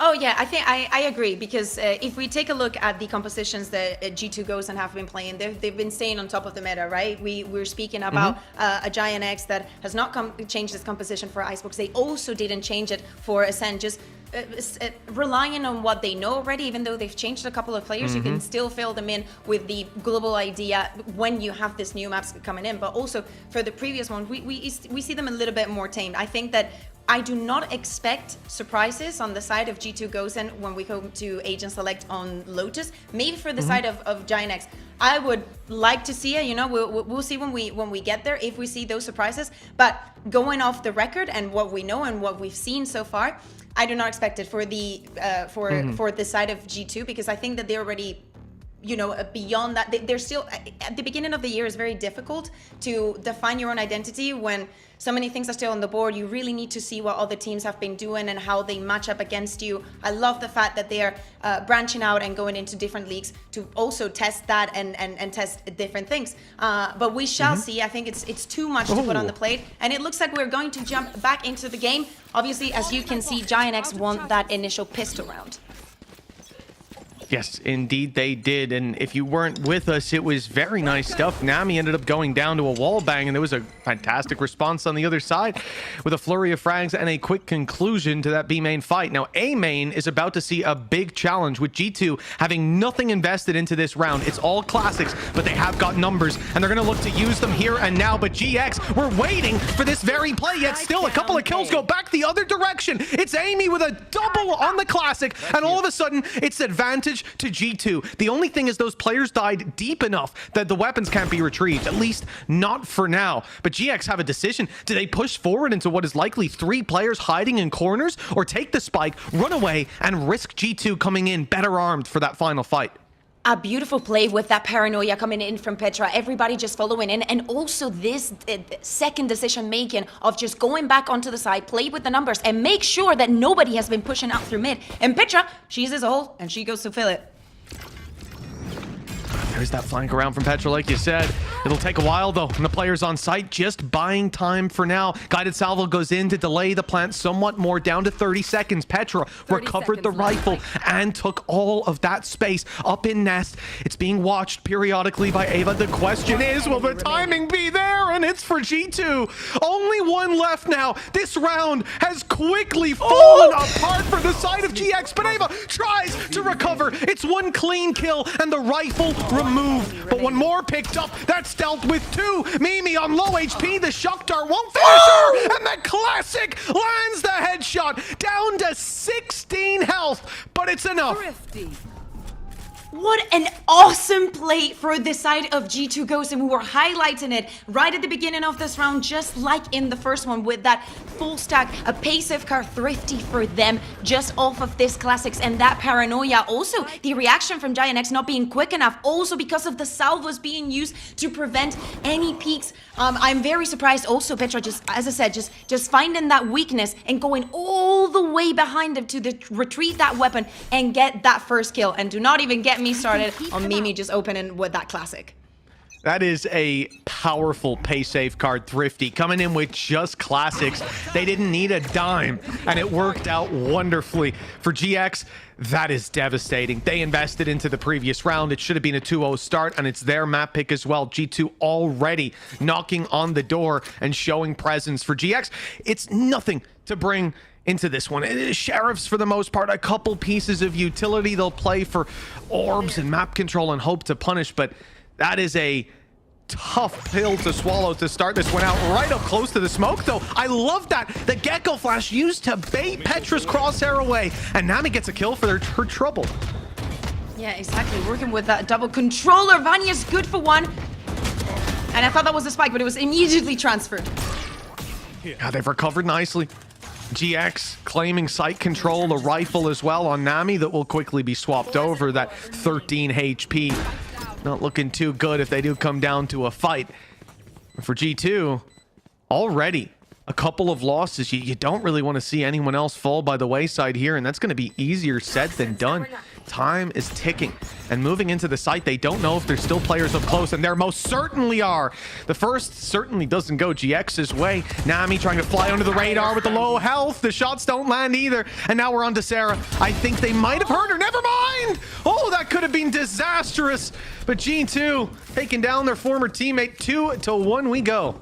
It has to be Mimi closing out the round. She is never going to lose that shot. But I love the idea coming in from Giant X. Also identifying the weaknesses or some of the utility that you can exploit from your opponent. We see a G2 Ghost that is playing with that double controller here on Icebox and just using the Gecko Flash to just go across it, just getting that first kill. They at least guaranteed to take that plant. Even though this is a win for G2 Ghost, and I'd say it's a pretty good recovery considering what happened on round 3. On round 2, sorry. On round 2, yes, yeah. For GX, it is, and well, look at the investment here from G2. Operator already in play, and it's been denied by some of that utility, but still sticking around in that close angle. For now, GX not giving the opportunities. Heavy on A we're seeing for the side of G2 so far. Oh, there it is. Vanya's push around ends up grabbing one, and yeah, G2 are heavy on A, but the gate crash, this is the thing, the quick rotation off contact for Nello or off opening pick, as we saw. Now they can sit back, and that's free information, but not the kill on the back of it. Sarah doesn't expect a second player, though. You think that the op will be solo B, but no, of course, Nello there from the round start, and now with 2 picks under their belt, it should just be an easy conclusion. They're on the green, just tap it in. And it's this mid control they have to be worried about. Oh, never mind, the A control. Find Petra. Drone just coming right after, and to see if she's going to be pushed, or if there's anyone else working on site. They've dealt with Nami now. Your smoke's down. Won't even be able to cause as much of a gap of information on the B side anymore. For GX, kills needed. We look to one pushed up the spike far away, 20 seconds left. The question of a save doesn't seem to be on their mind as they continue to throw themselves against this unwavering defense of G2. And yeah, with 12, 13 seconds or so left on the clock, the save is called. No other choice at this point. And from 1-0 down, which is where G2 were starting out this map, they have recovered on this early half remarkably. Do you reckon that that tech pause was to activate the cheat zone? No. I love what we're I love what we're seeing coming in from G2. I said about Giant X, the understanding what your opponent is playing with and how you can exploit that. But this is something that they're going to struggle to deal with because of the positions that Vanya is taking currently. We saw that initial engagement with the operator going in super deep. Then she can instantly TP to be aggressive there, and also having the support coming in from Nello to secure that kill, and also having the possibility to go back if she needs to. Well, there's plenty of reasons things are going right for G2. And Kukuka's got another idea, but hopefully it's not that one. Things have been on fire. And for G2, sitting back in the same old setup, less aggression around A. Gatecrash not for B either this time, so there's a little bit less support there for Nello. And I think if she does see these players come around the corner, she will quickly be hightailing it back to play retake on B. Yeah, exactly. She has the snake bite. She can stop them. Of course, they are aware that Giant X might not have the best buy here, so they have to be a little bit more cautious because this kind of like faster rounds could happen on an eco round. Well, the drone was heard, and immediately Nello just gave up the control. Look where she is now, much more passive, and the rotations were called for. That's why the off is here. Nello goes down. It's not ideal losing your Viper in this scenario, but look who's here with the op still on range. Viper wall not up for GX, so they're losing that little bit of vision block, and they have to wait out with 35 seconds left. It's not easy to do now. Getting that plant down, there's going to be utility waiting for them. Ultimates put in as well. They are out of position on yellow, and a free kill onto the wingman. Spike left in the open. Still, there's a rifle for Smurfette and a flank coming through from Petra that's now just abandoned. That was only used to put the pressure on and force them into the open. Perfectly done for G2. 4-1 cemented. Absolutely love how Petra is feeling so comfortable in doing these pushes time and time again. Again, the moment that she sees a hole, she just goes and takes the opportunity to create some disruption. Even if she doesn't continue putting on the pressure with herself, with her body, and going for the kill, she throws the paranoia and actually forces the rest of Giant X that was not on the side to go onto it. I'm really looking forward. We just saw Amy using her Armageddon, that ultimate coming in from Tejo to clear out yellow, and I want to see more. We didn't see it having a lot of effect just because Giant X did not have players put there. But of course, all of this pressure that we're seeing, G2 being so quick in their reactions and actually their understanding of each and one of the rounds, is putting Giant X in the situation of taking a timeout. Yeah, oh yeah, the pressure is most certainly on. Again, this is GX's map pick. They came in winning the pistol round, and since then, it's been nothing but defeat. Now they come into this full rifles, all credits put on the line, and ultimates either online or 1 or 2 away. This is somewhere that they have a chance to grab those reins out of the hands of G2. And if they don't do it here, this map is going to snowball very quickly in favor of G2. And the one thing I'll say about many teams in many leagues, it was a little, you'll see a lot of teams that can have that early start and they slow down. That's just not a G2 thing. No, absolutely not. And again, we're going to see this clash happening on the A side. And G2 is very prepared for this. Prepared to bring the fight to them, by the looks of it. Again, though, that early utility, Gecko Flash goes up, it's broken, and they do step back somewhat. But look at how aggressive they are elsewhere. Having Vanya posted up on the op, she doesn't even get to shoot because the main contact is up on belt where 3 people step in thinking, hey, we can at least trade the fight, right? Not with Amy on the other end, you can't. Domination from G2 in that early fight. And this is after a pause from GX. They were frantically searching for solutions, and I can tell you, it doesn't look like they found them. And they just go on the aggression again. They just double down on this. Vanya using her ultimate, pushing with the operator in hand, by the way. Nella just trying to figure out where all these players are. She's here in the utility, but she still has not spotted anyone. Yeah, Well, but she it's has the now. patience. It pays off tenfold, just sitting, waiting, knowing that GX would want to take a little bit of extra map control. You can't just plant on B and sit there. And going into spawn, into Nello's waiting arms was clearly a mistake. They don't know where Ness is. They know that she was around kitchen, that she put down the wingman from there. But they don't really care. She's gonna give it up, no? One at a time, taking the space, and now...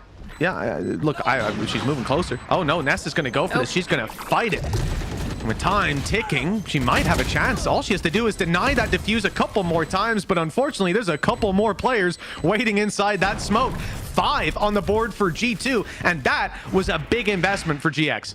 Yeah, exactly. That's what I was thinking, you know, like maybe even if they had the plant down, that Ness was just going to give it away. I love the fact that we're seeing different kind of, even though we're seeing the aggression, the utility that G2 goes in is using is different. It's not the same using the salvos as just using the stun. And I think creating that variety is what is getting into Giant X's head. As in this round, even though it might look the same, it is not. Like we have to think about it differently time and time again. I'll find them.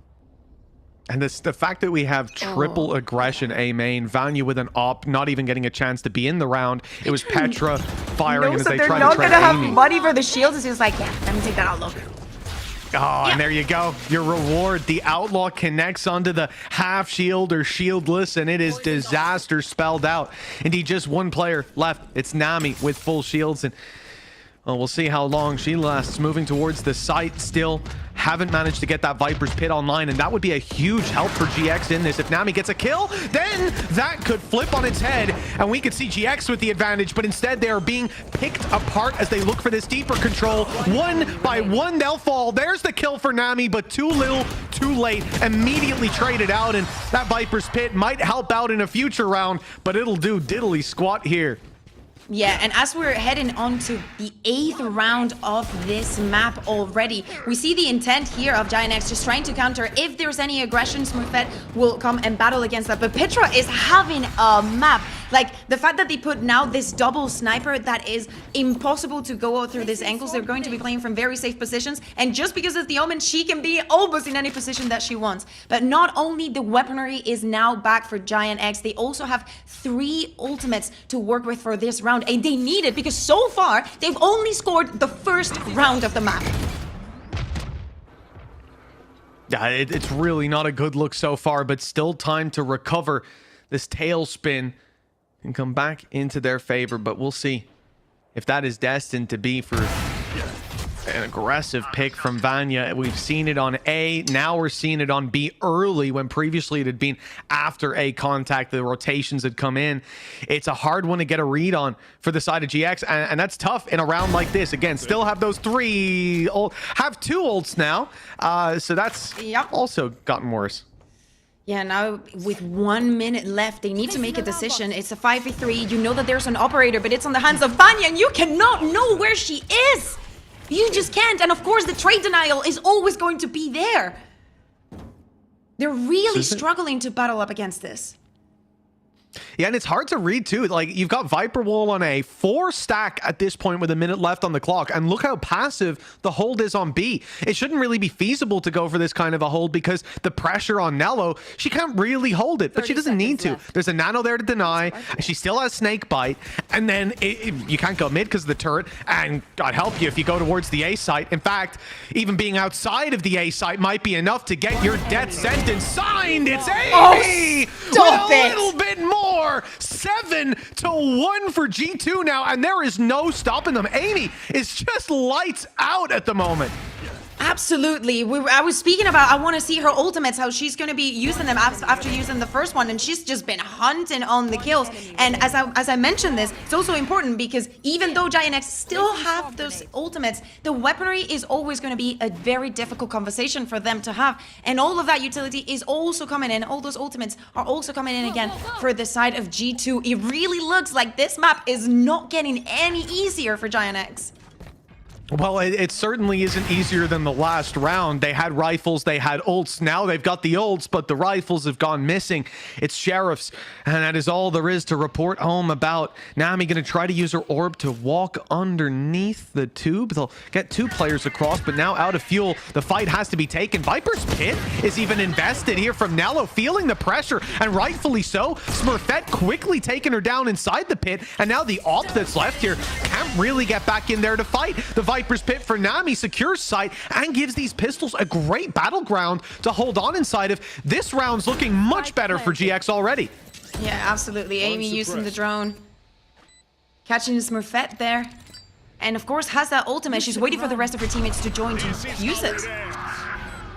Oh, pushing them back on main. Okay, maybe an easier fight on the site, but the Toxin's going to be the real problem. Trying to get inside. Well, never mind. Amy does well for the first. Still need to find Nami near-sighted, but near is exactly where she wants to be. Taking an easy kill with the Sheriff and a flank up to close out the round. That's another pay safe card. Thrifty. This time, it falls into GX's pockets. And a very necessary round for them to get. I am not sold on Nello using the ultimate here. I think that it was a little bit of a panic ult because we see that she's been swamped with utility, and that's probably the solution that she found. But especially in this eco rounds, you do not know if they're going to be running at you with stingers. I know that this is not America's, but you know it can happen. And of course, the way is not on your shoulders because you do not really expect to win it. But if you have a faster pace round, if you have this micro moments just thought of like getting onto site, definitely needed for GX.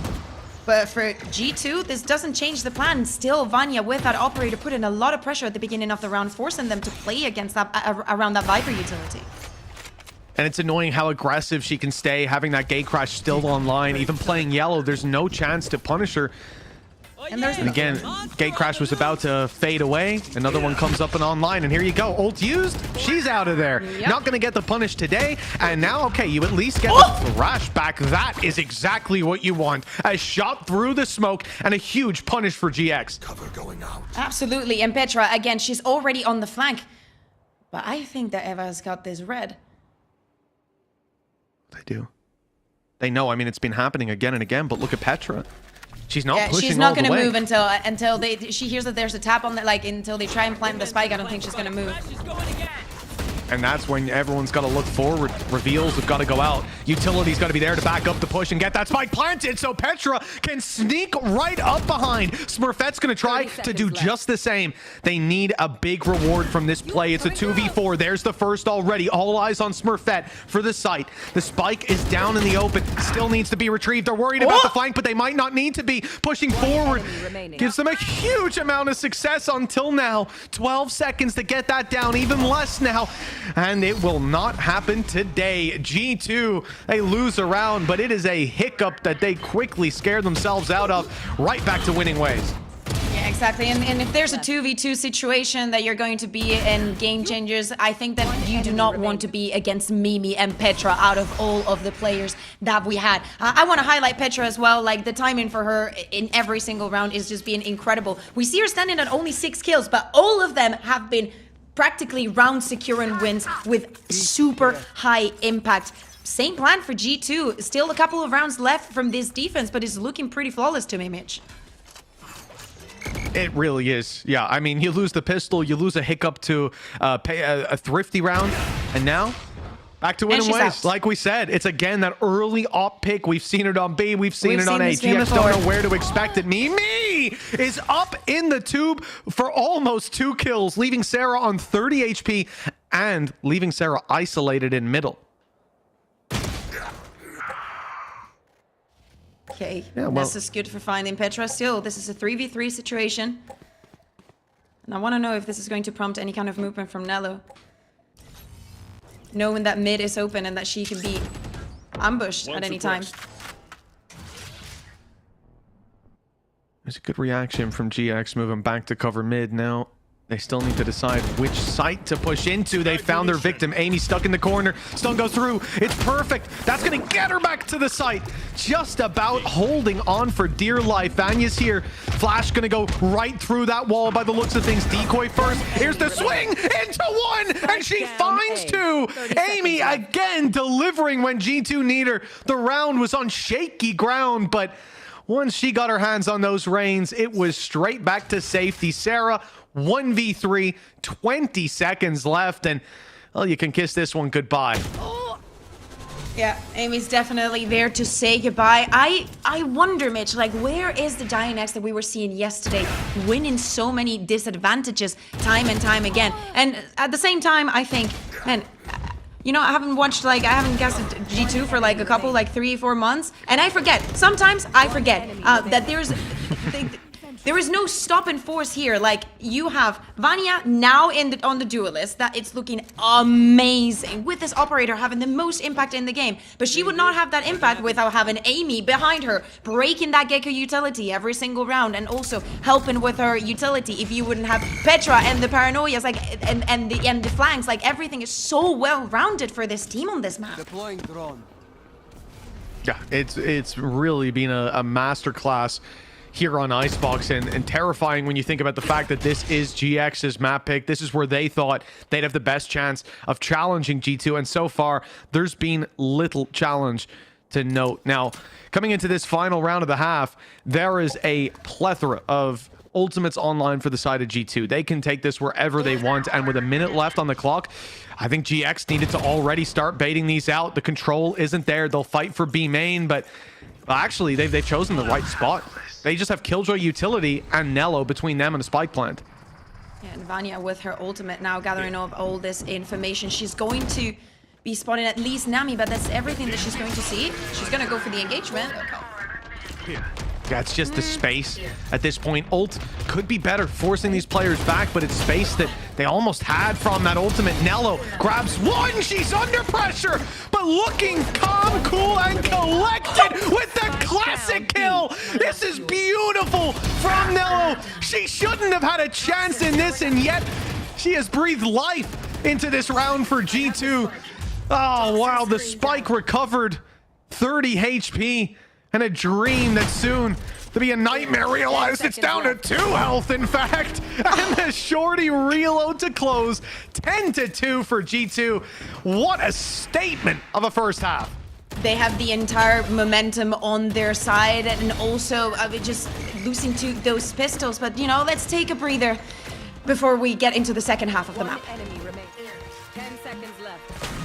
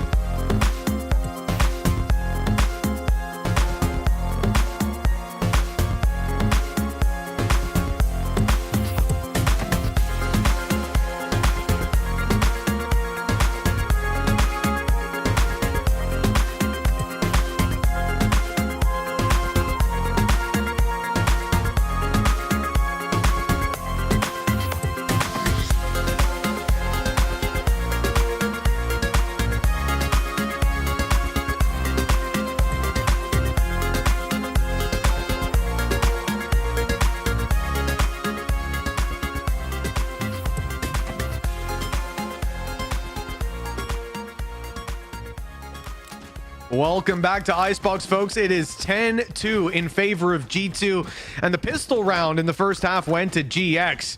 There's a lot of obstacles, I guess, on the road to recovery here for GX, and this is their map pick. So all signs pointing towards the resurgence of G2 and a squad that, you know, you can beat once, perhaps. It's very rare to see it happen, but beating them twice seems to be out of the question. Yeah, exactly. I was taking a look at the result that they had while playing this map in the VCL, and actually the defense was very good, as we just witnessed. It was actually the attack side that they struggled a little bit more, especially on those post plants. So let's see if there was some learnings from that game. Now, the main thing is the pistol. If it goes the way of G2, it seems to be only a formality to take this across the line. They've already found the first. Vanya continuing the aggression. Nami sidesteps the flash. Ness gets one on the way back through. Okay, it looks like GX are here to play. Nami, though, they're trying to root her out of position. Down goes the orb, and down goes Nami. Petra tucked in the corner. Oh, she was on the flank constantly on that defensive side, and here on the attack, still going to be a menace in the back of their minds. For GX, Ava's the last alive. 1v3. The spike isn't down, but the chances of winning this most certainly are. Very difficult task for Eva, but something that is very necessary. She's not going to be able to prevent the plant from happening. And her position is already spotted thanks to that shock dart. It's all just about the shots. Everything has to connect. Scanning ahead. Headshot onto each one, or the damage back should be enough to close the round. It's a nasty start, and with Nello swinging around the back, that will quickly put the round in favor of G2. 11-2 on the board now, and a much more direct approach than I think we saw from a lot of GX's attacking rounds. And I think a lot of that comes down to just the confidence for some of these players, especially Vanya, especially Amy as well, who I think we're going to see a lot more from here on the attack, if that's even possible. She's 20-5 at the moment. 19-5 at the end of the half is outrageous to see from Atejo. And I have to apologize. I keep reacting to some of these kills because some of them are just crazy to see the level that we see and the level of confidence, the level of individual performance that we're seeing and coming out from G2. GiantX is not even going to force in this round. Just leaving everything to getting 10 in a row. Potentially. I'd probably rate their ability to streak those rounds better, right? Just by saving it over to the next. Confidence in their buy rounds, and instead of putting it all on the line here. But it is a gargantuan task. Nami and a few others on their way back up to... Well, I mean, whether they're going to go for it or not is a question in and of itself. Do they play for the exits? And I guess they probably want the orbs a little more. They kind of have to. Yeah, running they it have in. way more to win. One enemy Looking for the fights, looking for the damage on the other side, and there is a little bit of it found. 2 players dropping in the end, but a 10-round gap in between them. That is the main focus. A huge resurgence needed, and it has to start here. I would have liked to see like some like very aggressive play. I'm sad because I feel like we're not going to get to see GiantX's defense with this Neon and how they're going to make it work. Of course, it has to start with this round, but as I was saying, they need to try it because they have to. If G2 is to win one more round, the match is over. So it's not like their ultimates are going to have that much impact in it, you know? So I wanted to see a little bit more proactivity coming in from their side, but it doesn't matter. Now they need 10 rounds in a row, otherwise their map pick, it's gone. 10 in a row. Not even G2 managed that. We'll see though. Stranger things have happened. GX have shown they've got the capability of winning up against a squad like this in the past. The first found for Smurfette, the wide swing from Vanya though. She's not quite able to keep up, and now the site is under threat from both directions, at least as far as they're aware. Really, the threat is from behind as Vanya continues to run it down. They've heard Ava. They know she's here, and they're not going to let her escape to a hidey hole. There's no safe haven here. GX in a 2v3. Rifles even picked up, and it's Amy that has the rifle. She has not missed for the majority of the rounds that we've seen so far. And now she's got the information. Both players have been spotted by this ultimate from Vanya. The rest of G2 sitting outside the site. Guided salvo online. Nano still for Mimi. And time ticking as we speak. Salvo should be coming in. There it is. They knew that wouldn't be the case though. Sarah's already stepped forward looking for the fight, but it's Mimi waiting for them. A dominant game from G2. They lost the pistol round and they win 13-2. Amazing also considering that GiantX wasn't even able to convert that second round after getting pistols. I mean, I expected G2 come in very strong today, but the individual level that we're seeing, and not only the individual, the macro plan, all the ideas that they had for this map, they were very confident in doing so. And Giant X, what is happening? Where are you? How are you being shut down, facing the same issue time and time again, and not finding a response? I think that's really the concerning thing. This was GX's map pick, and every bit of aggression that G2 attempted, the flanks from Petra, it felt like she could see their screen. You know, she was deciding to push and freezing at just the right moment. They played them like a fiddle. They had the playbook in front of them. And for G2, having a read like that coming into your opponent's map pick again speaks to the preparation behind the scenes, but it speaks so much more to the ability of these players in the moment to read your tendencies, to read what you're doing and why. And if they've got that down to a T on your map pick, just imagine what's coming on G2's. The risk, the measurement was so good for the side of G2. You could see players excelling in different areas, as we were mentioning, like Vanya with the operator, Amy on her individual level, and also with the utility, how quick she was to react. Mimi on all of these engagements. You know that it's going to be difficult, but this is looking like the G2 goes and that we know and love. It absolutely is. They've come back in full force here today and didn't spare us any of the spectacles. Some incredible rounds there from G2. And as we said, this was their opponent's map pick. Now they move on to Comfort. And from there, it might get even more dominant. Although with a 13-2, let's hope that that's going to be one of the easier bounce backs, because we've seen it before, Bea. After a close matchup that goes the distance, teams run out of steam. But after one like that, you're going to come back switched on more so than before. Let's hope that's the case for GX. For now, we're going to throw this off to a break.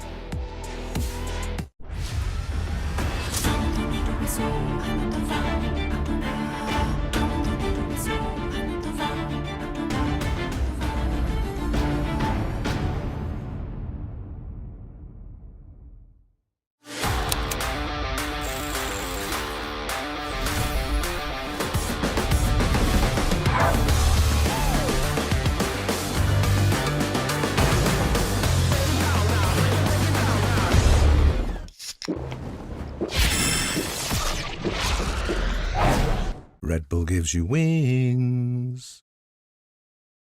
Walk anywhere, eyes them lock, pa me fresh sneakers straight to the snapback. Pretty girl them smell, make alone get weak, wanna give me loose chat. Any boy try to take my style right now, better bring it right back. Come me look good in anything from the latest fashion, no throwbacks from a thrift shop. You hear that? Because my style so different. You see my style so different. Yo, watch how my style so different. Anywhere me go, yo, I'm just straight killing it. Ha, because my style so different. You see my style so different. Yo, watch how my style so different. Anywhere me go, yo, I'm just straight killing it.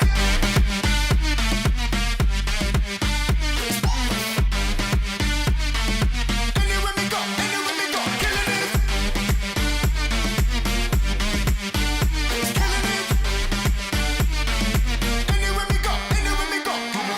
Money on my mind, all I hear is ching, ching, ching. Some boy can't afford one chicken wing. Roll with top class, girl, no basic thing. Confidence in myself from the words me sing. Yo, become a style done properly, cause I must compliment the physical anatomy.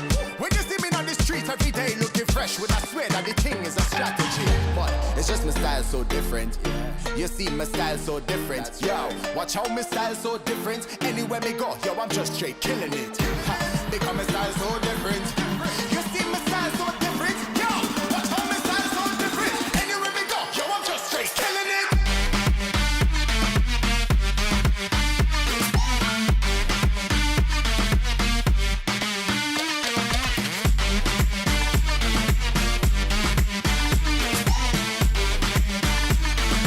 Anywhere me go, yo, I'm just straight killing it.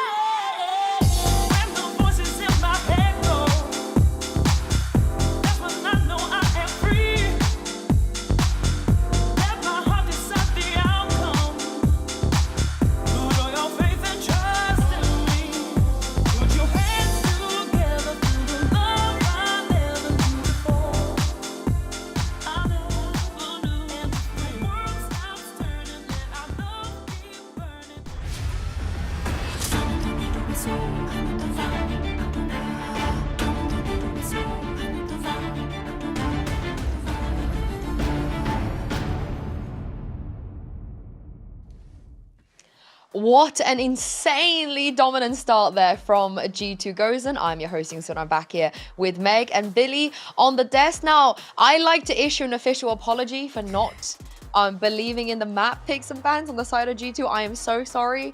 I wasn't familiar with your game like that. But that's the thing, Billy, you know, GX have always been good on this map. What happened? It's really, really sad to see for Giant X, isn't it? Like, I feel as though them only getting those 2 rounds of attack was really, really unfortunate. And let's not forget, this is Giant X's first loss on Icebox ever. I feel like G2 Gozen have come out swinging. What a statement to make. Yeah, I think the aggression on A from Vanya early on really kind of set that precedent that G2, they weren't messing about, you know, they were willing to get aggressive on defense. And I think from then on, I think Giant X were just frazzled. I don't think that they could kind of even get back into it because it felt like they almost turned to, let's just wait for them to push. Let's wait for them to be aggressive. And then they still weren't winning out those aim duels. So again, I think it was just G2 showing up and they meant business. For me, it was even more surprising because GX won the pistol, you know? And it was a pistol where I didn't even think they were supposed to win when it was a 3v5 in that post plant. But like you both said, it felt like the momentum was on G2's side. And of course, Vanya was incredible on that operator. Now, I had to do this manually. I had to scroll through the VODs myself to find this stat. But out of all of the kills she got, which I think it was 15, in the end, 10 of them were on the op. It was actually 11 sniper kills. And when you're as successful as her in these scenarios, Meg, just call it a day. Oh, it was 17, I lie. But yeah. Yeah, I mean, we spoke a lot about Vanya before going into this game and how incredible she is on that duelist role. And again, how scary her Yoru is. You know, if I had played against Vanya like that, I think I would be waking up in the middle of the night with cold sweats because it was just so intense. And it felt like she just never took her foot off the pedal. And even when she was kind of whiffing maybe an op shot and TPing back, there was always someone to follow up to kind of react off of that. Yeah, 100%. And I think that's why Giant X struggled so much on their attack, right? It was because Vanya was just so deadly on that operator on G2's defense. And I want to shout out the Viper wall that was on A. Even when Vanya didn't have an op, she had an outlaw. That makes the players from Giant X vulnerable as soon as they're stepping through it, so she could just instantly kill them. And I think Amy as well, providing a lot of supportive utility for Vanya and being able to bail her out whenever she needed to on that defensive side. So yeah, no, it was just amazing to watch Vanya flourish on this Yoru. I actually felt like Amy was more of the main character though on that map. I know she had the util, I know she was doing well, but it's just the pure kind of fragging potential was off the charts. I do wonder if that's going to carry over to Lotus because Amy is the player that it feels like as we go to Lotus will be the one, Billy, that will stick to that Tejo. Yeah, and I'm really enjoying Amy's sort of transition from that Sentinel onto this Tejo. It's really, really nice to see her being proactive in her approach as well and being able to help the rest of her team and support the rest of her team. So yeah, it's been really, really nice. And of course, we are expecting to see Vanya jump back onto that Yoru when we get to Lotus, which I'm super excited about.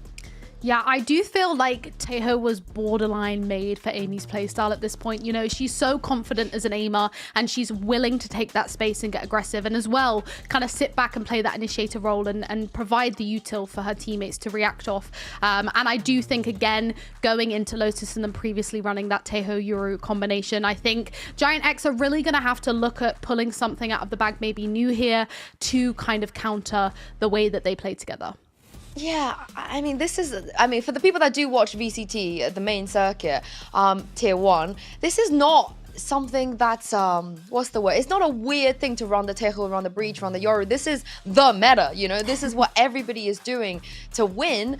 G2, they're just on it. They're doing this completely right. I almost kind of want to see Meg, Giant X maybe adapt a little bit more into something like this. Yeah, I was kind of theorizing potentially going into the next map because the only loss for G2 on Lotus, the map we're about to go into, was against Alternate Attacks Ruby, and they played the Breach Neon combo, which I know that Smurfette is quite confident on that Neon, and I do wonder if they'll maybe change up the Raze that they've previously played here to kind of try and recreate maybe what Alternate Attacks did against G2 when they won out Lotus against them. I think that's a really good point to raise, Meg. You know, we have seen Smurfette comfortable on that Neon, like you say, and of course with them playing the Raze, as much as I enjoy the sort of crunch setups that you can have on Lotus, because of course they're playing that Breach and Fade on the side of Giant X, you know, you have the Raze nade as well, where you can really kind of fight for those spaces. But if you want to just chuck a Neon into the mix, you need to kind of rely on your aim duels in that situation right now. So I think if we were to see Smurfette move on to that Neon, we really need to kind of see her picking up the pace and taking on those fights. Yeah, for me, I think the Raze is fine. I think the Raze is okay here, but it's the lack of the Tejo that worries me. You know, this is something that we see players like Amy abusing right now, and it works beautifully in all of the maps they played so far. So for GX, maybe they have something in store for us. Maybe they don't, because if they don't win Lotus, they will be falling into that lower bracket. They will have to play again tomorrow, and as with these tournaments go, Billy, the break is a nice thing. Having the one day to be able to prep, going into potentially even a grand final, is very, very important. But first, let's take a look at the agent select. And Meg, no changes.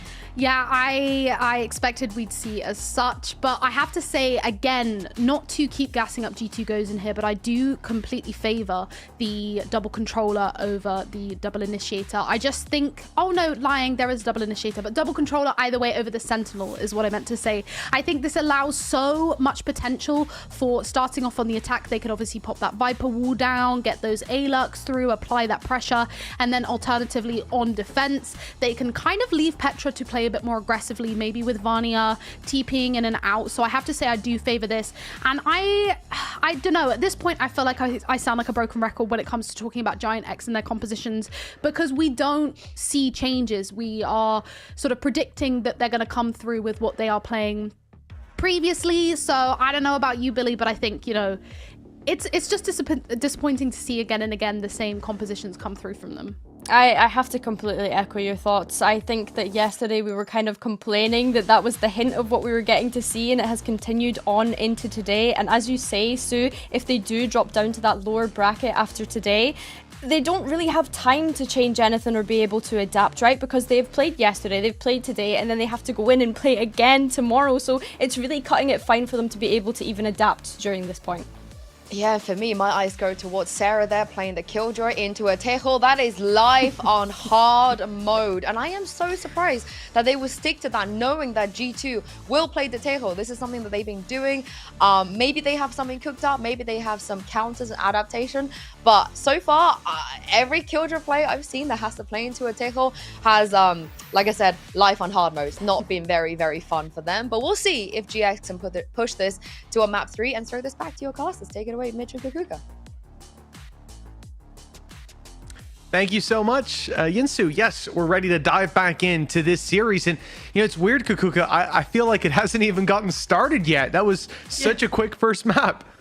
Yeah, definitely. It felt a little bit like a warm-up, and I really hope that this has served for Giant X as that, you know, a warm-up. Okay, we picked onto Icebox, maybe it wasn't ready, maybe yesterday we got off the wrong information from getting that win, and we're not as comfortable or as prepared to work against the newer things in the meta and whatever, right? Because we saw G2 Ghost, and that was definitely very, very ready to play on that Icebox. And I do have to echo some of the thoughts that we were hearing from the analyst desk, in the sense of I do favor that double controller, especially when we put it in the mix with Vanya still being on that Euro, because again, it brings us back to what we just witnessed, right? Is that double TP. You can be very aggressive with also having that trade denial capabilities of just going back and always have the chance to surprise your opponent. At least, you know, we're going to instead of having G2 Ghost and starting off from the defense, they're going to be starting off from the attack. And I think that probably, if they're able to carry that momentum, push-up competition. Everybody, stop the game. Stop the game. This is more important. Nello, you teach them. You teach them. Yeah, Nello was just showing them the proper form there first. I think there was some cheating going on. 5,000. I wouldn't doubt They're it. fit. I would not doubt it. I'll tell you that. Well, we're about to dive right on into Lotus. This is the map pick of G2, and they took control of GX's pick, Icebox, 13-2. There's some issues that you could see not playing a Sentinel. Certainly in your ranked games, you will suffer them. But with someone like Petra constantly having control of the flanks on Icebox and always being behind, it feels like that is not going to be an issue for G2. They had a good plan going into Icebox. And now let's see what their plan is here on Lotus. Starting on the attack, like you said, they've already taken over the B site. Yeah, and probably the spike is going to go down fairly soon. Mimi's going to be the one doing so. We saw the aggression coming in from GIANX, securing that orb and continuing to doing so. Probably this is what we wanted to see on Icebox, and it's what they decided to do for Lotus. And it looks like G2 were prepared for this. A sneaky position for not Nello. She's tucked in. Even still, it should be free, and it is 2 picks for G2 here in the pistol round, and a chance for more. Now the remaining players from GX are smoked off. Can't even push through with that nade on the other side, but the flash clears space, you'd imagine. Nello, though, has traded positions with Petra, but the shots don't land. There's still a chance for GX in this. The stun is good. It's caught one, the flash a little more, and a clean conclusion for G2. The pistol this time finds its way into their pockets. Yeah, exactly. And Nello in this position, we were seeing Eva using the Prowler, but she doesn't get to the box, so she doesn't even get to spot a player playing there. Of course, that not only tells the story about where all the players are coming from and how many of them there are, it gives us for so much chaos. They are able to get a couple of kills, and of course, from then on, still all the utility still prevalent on the side for the rest of the players of G2 goes, and good pistol for them. And Vanya, you know, it's not going to be the Outlaws, it's just going to be the Marshals. She's going to take it easy, you know, with the snipers. Yeah. Oh, that was close. Top fragging after round 1 is Nello, so perhaps the blood circulation after the push-up competition has given her that competitive edge. We'll see if that carries on into round number 2, where already Nello has pushed all the way up on A, taking a ton of space as the rest of the team competes for C main. They get an orb out of this, door going up now alongside the wall that's been up and down. This is just causing some question marks to fly around on the GX side. Yeah, absolutely. And Nello making all of this noise. She's going to maybe try and get that orb, maybe try and find a pick. She only has that ghost in this round, saving up maybe for a potential operator for Vanya, even from the attack. But right now they're taking their time, and Nello is taking a tour. Yeah, well, it looked like she was going to go down, but Ness caught with the classic, not able to get the fight in her favor. Nello's got another. The A site's open, but they're going the other way. The spike is moving into the C site. It doesn't look like there's much danger, though. The guided salvo, the one to find the opening. Damage done across the board. Petra and Nello very low. The first one would result in a rifle being on the ground and a bit more of a reward for GX. But the reality is, despite lots of shots landing, no kills are found. And it is a flawless round for G2 in round number 2.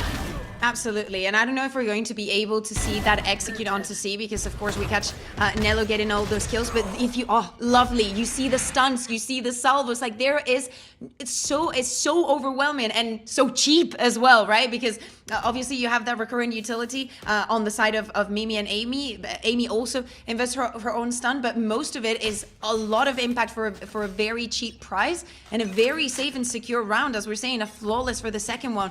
GX needs to start bouncing back, and they need to do it right now. Oh, without a doubt. The way things have gone in that previous map, no doubt still occupying some space within their minds. For GX, that's a paranoia gone. I like the aggression. GX. Yeah, I like the idea to get aggressive, to open that door, to take the fight, but without a reward, valuable pieces of utility traded out for naught. Smurfette. Having control here. Maybe spotting a player. She has to be quick if she wants to get out of here, if she gets assaulted with utility right now. Okay. Fast. I thought you meant to leave the area, but she stuck around and was quick on the flicks. I'm not sure what happened there. Sarah's just blindsided them. Amy had her knife out, I think, just after taking orb. Nello's got quite the recovery to go on, and it will not be happening here. Putting up the roadblock is Sarah with a 3-piece. GX have got their first. Yeah, absolutely. One of the players that they were highlighted on the desk and we were speaking about as well is Smurfette, right? Being a duelist for such a long time, having such a good record here in Game Changers. We expect a good performance for her. And securing 2 kills after how she was being overwhelmed with that utility, it's very, very surprising and definitely gives that round for Giant X on this second map. That's how you survive. Yeah, that and obviously Sarah catching them all. I mean, that's surprising because G2 so far I don't feel like we've had a single round where you go, oh, that was a mistake. But maybe getting overconfident at this point. Yeah, well, who knows? Yeah, they think they can melee from 20 meters away. Well, without the last map went, I'm not surprised if they do. That might be a wake-up call, though. And now rifles in hand for the side of G2, and a lot of those orbs have been picked up. Ults will be coming on into the next round for GX.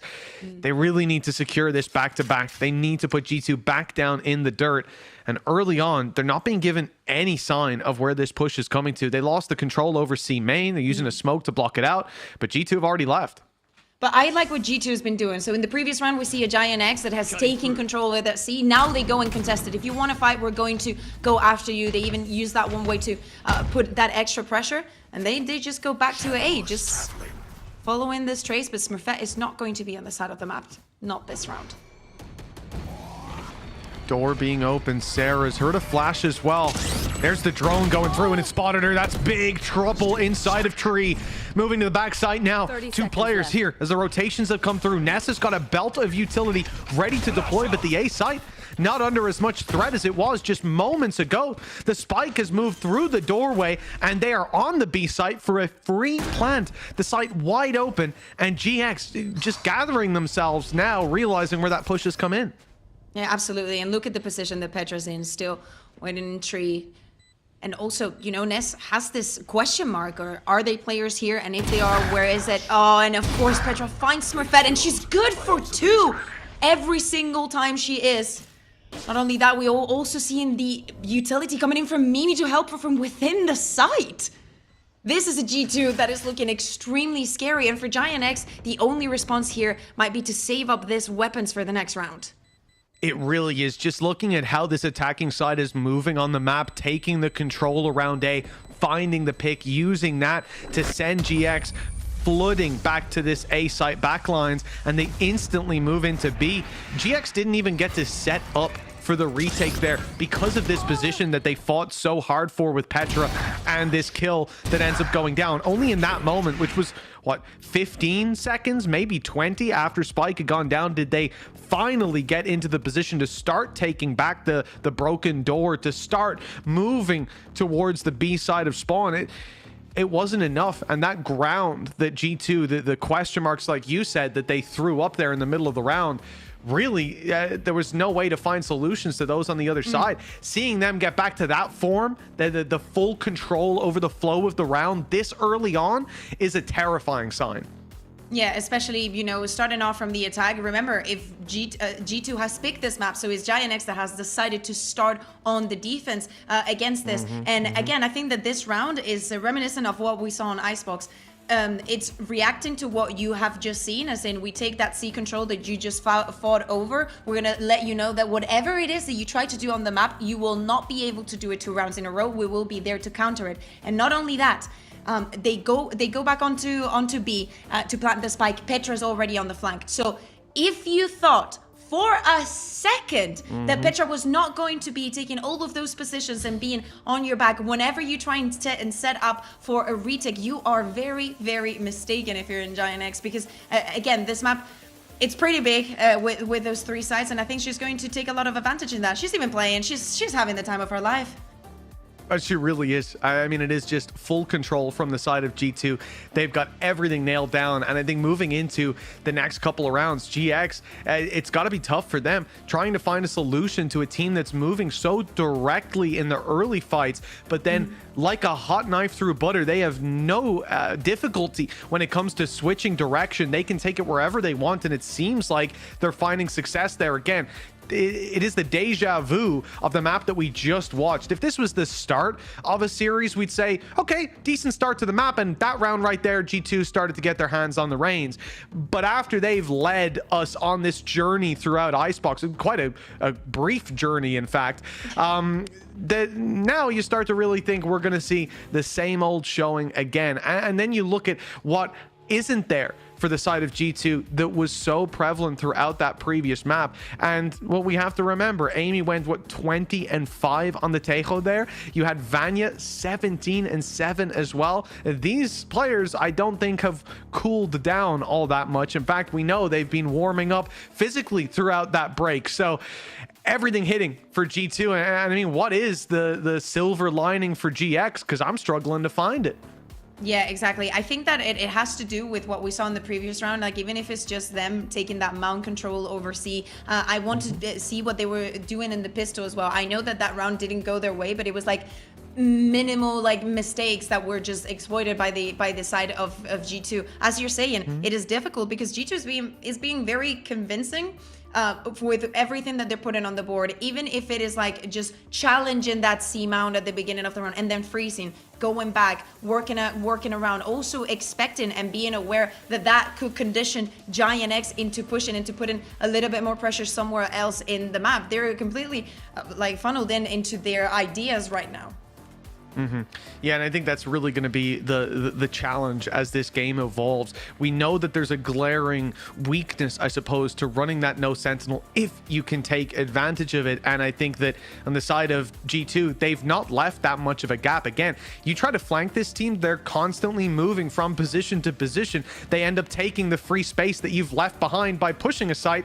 They walk in behind you. So again, it depends if that continues. Maybe GX have got some sort of a solution up their sleeve, but only time will tell. Of course, for you folks at home, we have in our contract a scheduled amount of camera time, so we're just about to reach that any moment now, and then we'll be back into the game. There is a little bit of a tech pause, but that's just a coincidence. 45 seconds, Mitch, if I'm not mistaken. So 45 seconds on camera, and then you also need to think that the first map was very quick, and I think they were scheduled for minimum 2 hours. So I would say that yes, that is the absolute minimum. We'll dot the I's and cross the T's. Look, maybe we'll shave 10 or 15 seconds off just for you folks at home and show how much we care about you. All right, that's we'll do that for you if you drop a follow on all the Valorant social channels. How's that for a fair trade?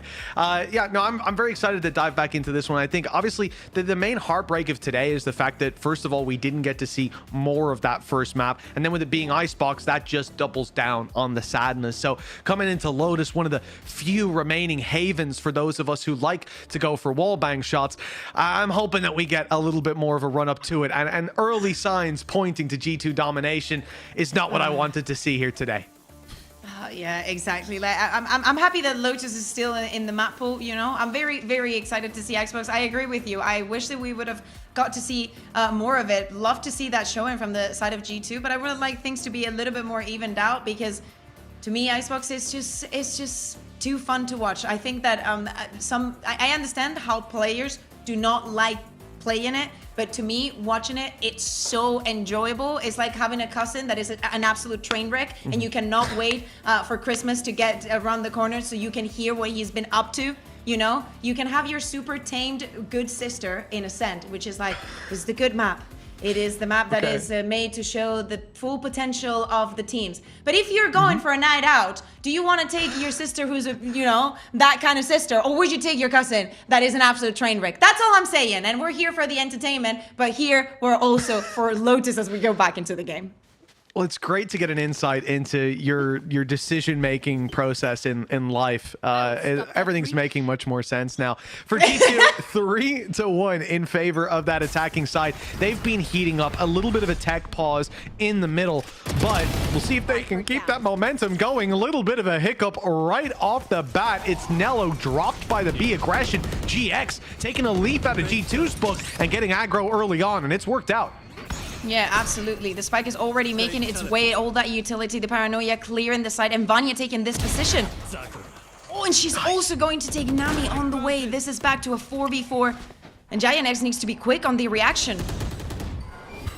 Yeah, Yo, they need to get right back in there. 2 rifles by their side. Those first picks that come in on the score, on the timeline rather, should be in favor of GX, or this round will quickly fall apart. Still those 2 rifles in play, but 1 less player to work with. The numbers being thinned out, the time ticking, and they're waiting for Amy to swing. They get the reward. Stun in, and Mimi missing a couple of shots. Okay, there may still be a chance for GX. Smurfette's making it a reality. Oh, but Mimi comes in to save the squad. It looked like there was a glimmer of hope, but G2 quickly snuffed that out.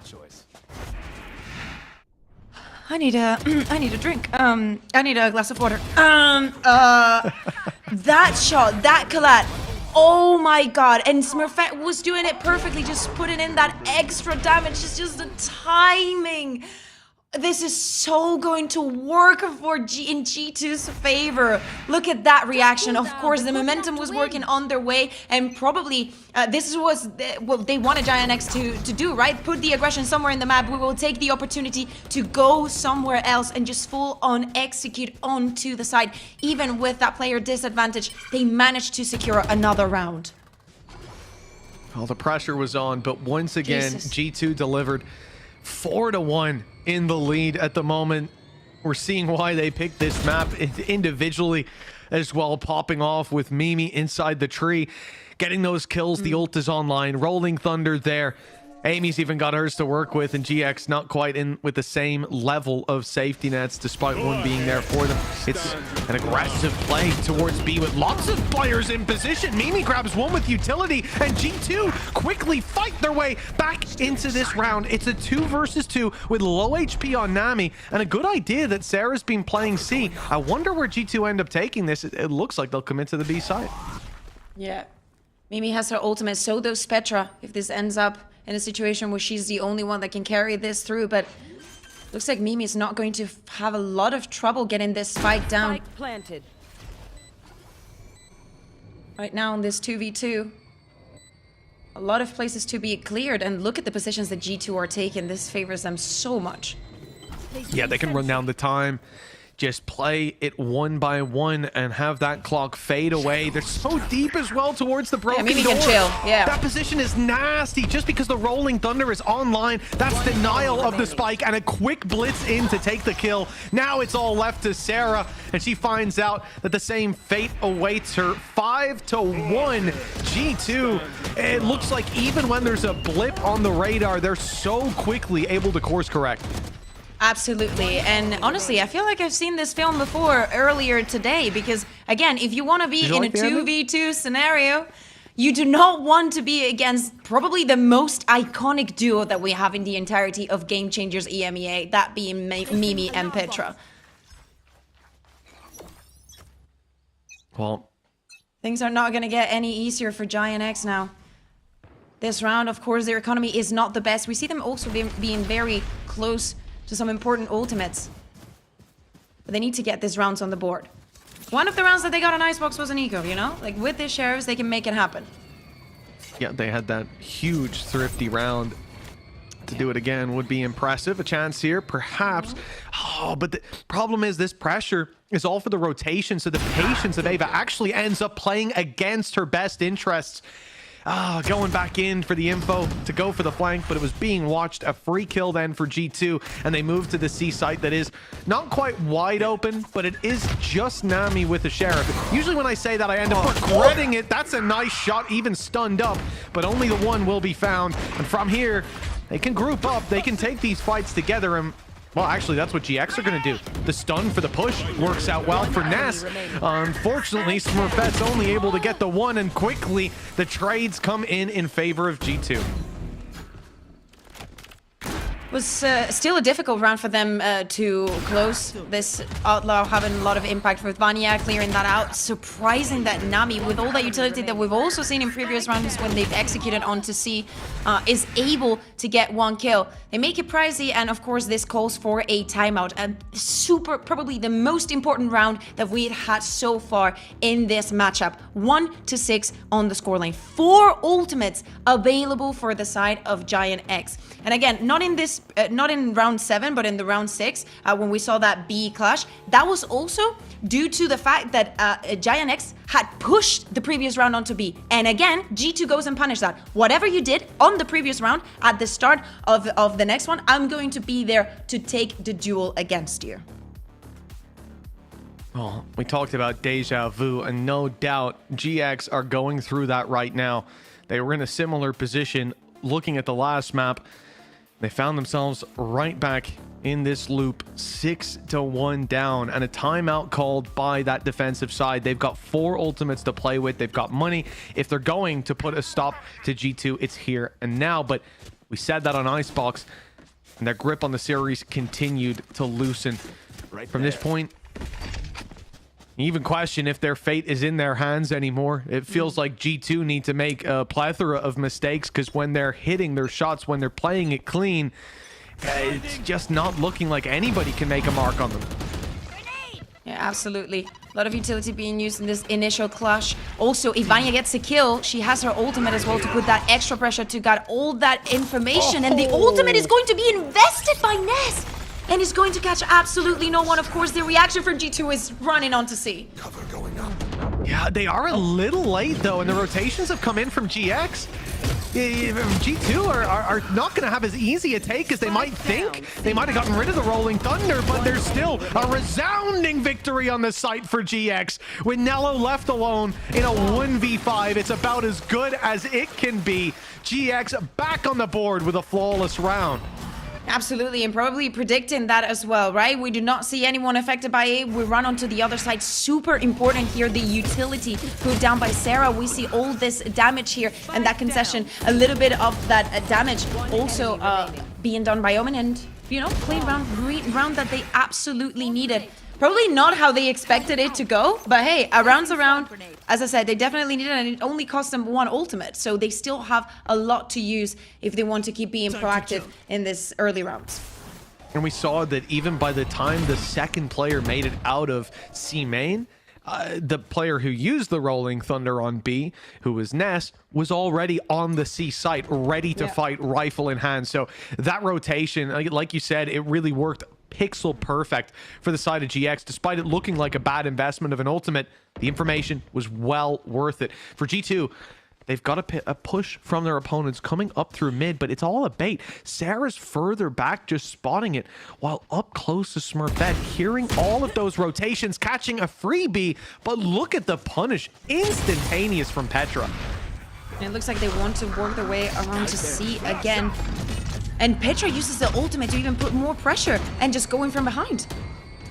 Door open. Sarah's taking a risk, going for the fight here as Ness finds one, but they turn, they take Sarah down, and now perhaps they can go towards the B site. Certainly a change in direction necessary for G2, but right into the ultimate. The nightmare coming for them. The night may have fallen, but for the other side, it's a glowing review for G2. And again, it's Amy who puts up the numbers. Viper's Pit now to secure, and it's in a 3v1. You have to almost wonder if that's necessary. Yeah. A lot of respect given to Nami, I suppose. She's putting the dirt anyways. I think that she just wanted to be very reactive. There were a lot of things happening in like the time span of 15 seconds between they decided to execute. Petra goes down, Amy finds these kills. She's not really sure about how many people has gone down, so you have to secure this round, and that is exactly what they do. Again, Amy and her individual level giving us these moments and giving G2 the salvation for that round.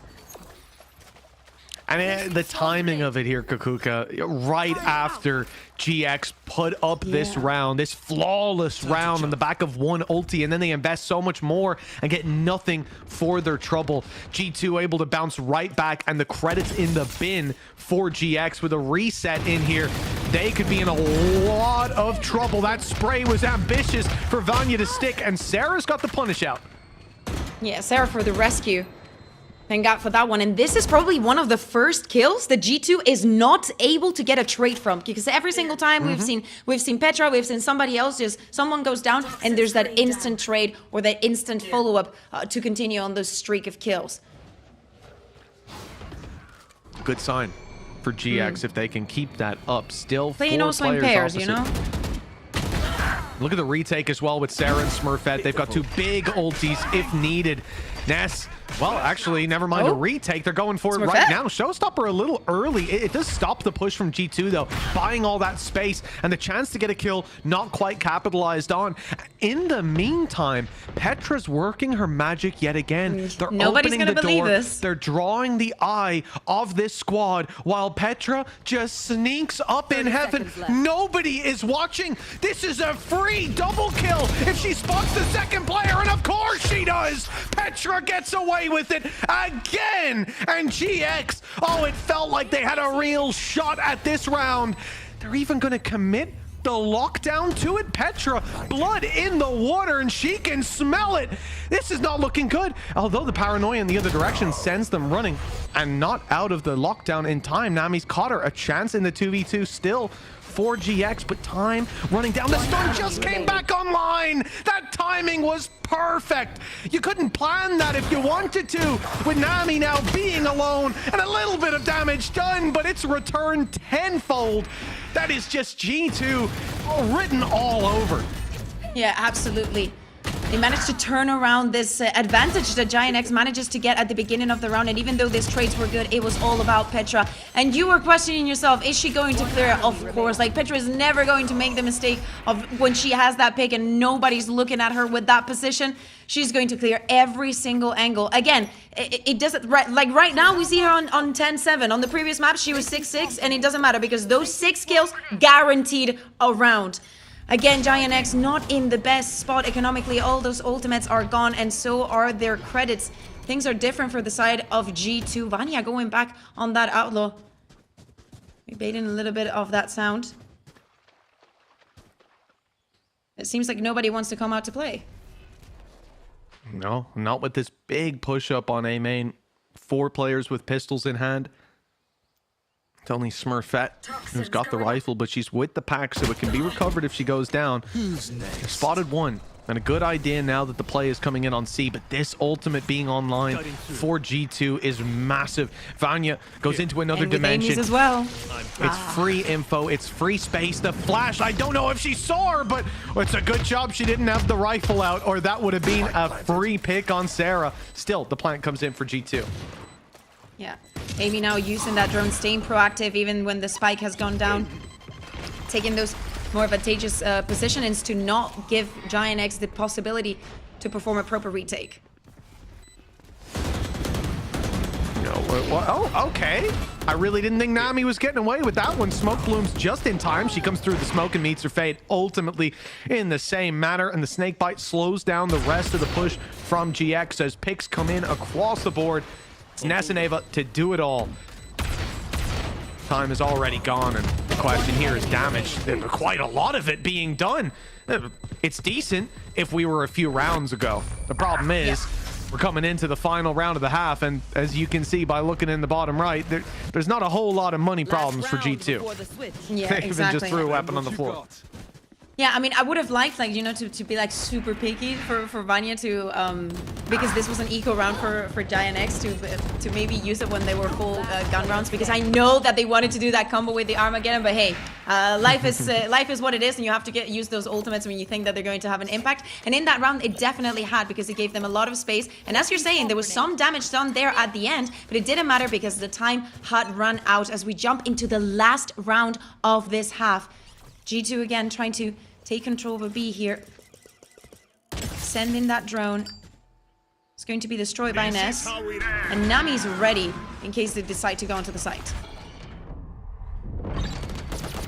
Well, lots of control over that right side. I like the ultimate for space, but they've lost control behind that door swinging open, this time to great success for GX. Every time they've tried that, there's been a punish or nothing to be found. But now, let's see how they respond after they've connected a 2 early kill advantage and now turning that into 3. Left with Petra and Vanya. Maybe they can get a plant out of this. But, well, there's going to be a 1v5 after. My ultimate is ready. Oh, Cover going out. It's going to be an awkward fight. It's Petra, you know? That's why we're scared. That's why everybody should be scared. She manages to get out of the side. She is going to have the plant. But of course, this being the last round of this half, economy is not going to be transferred. Yada, yada. and you want this win.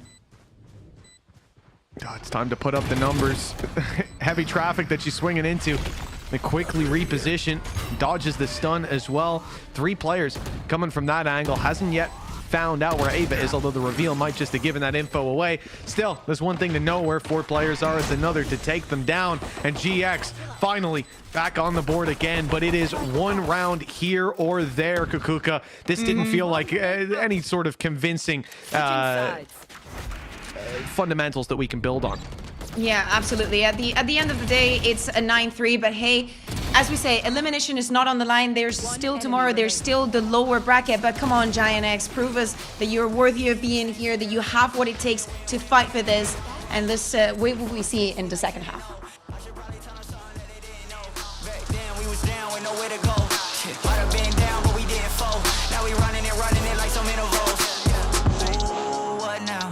Tell me who you see when you look straight up, like, wait, who us now?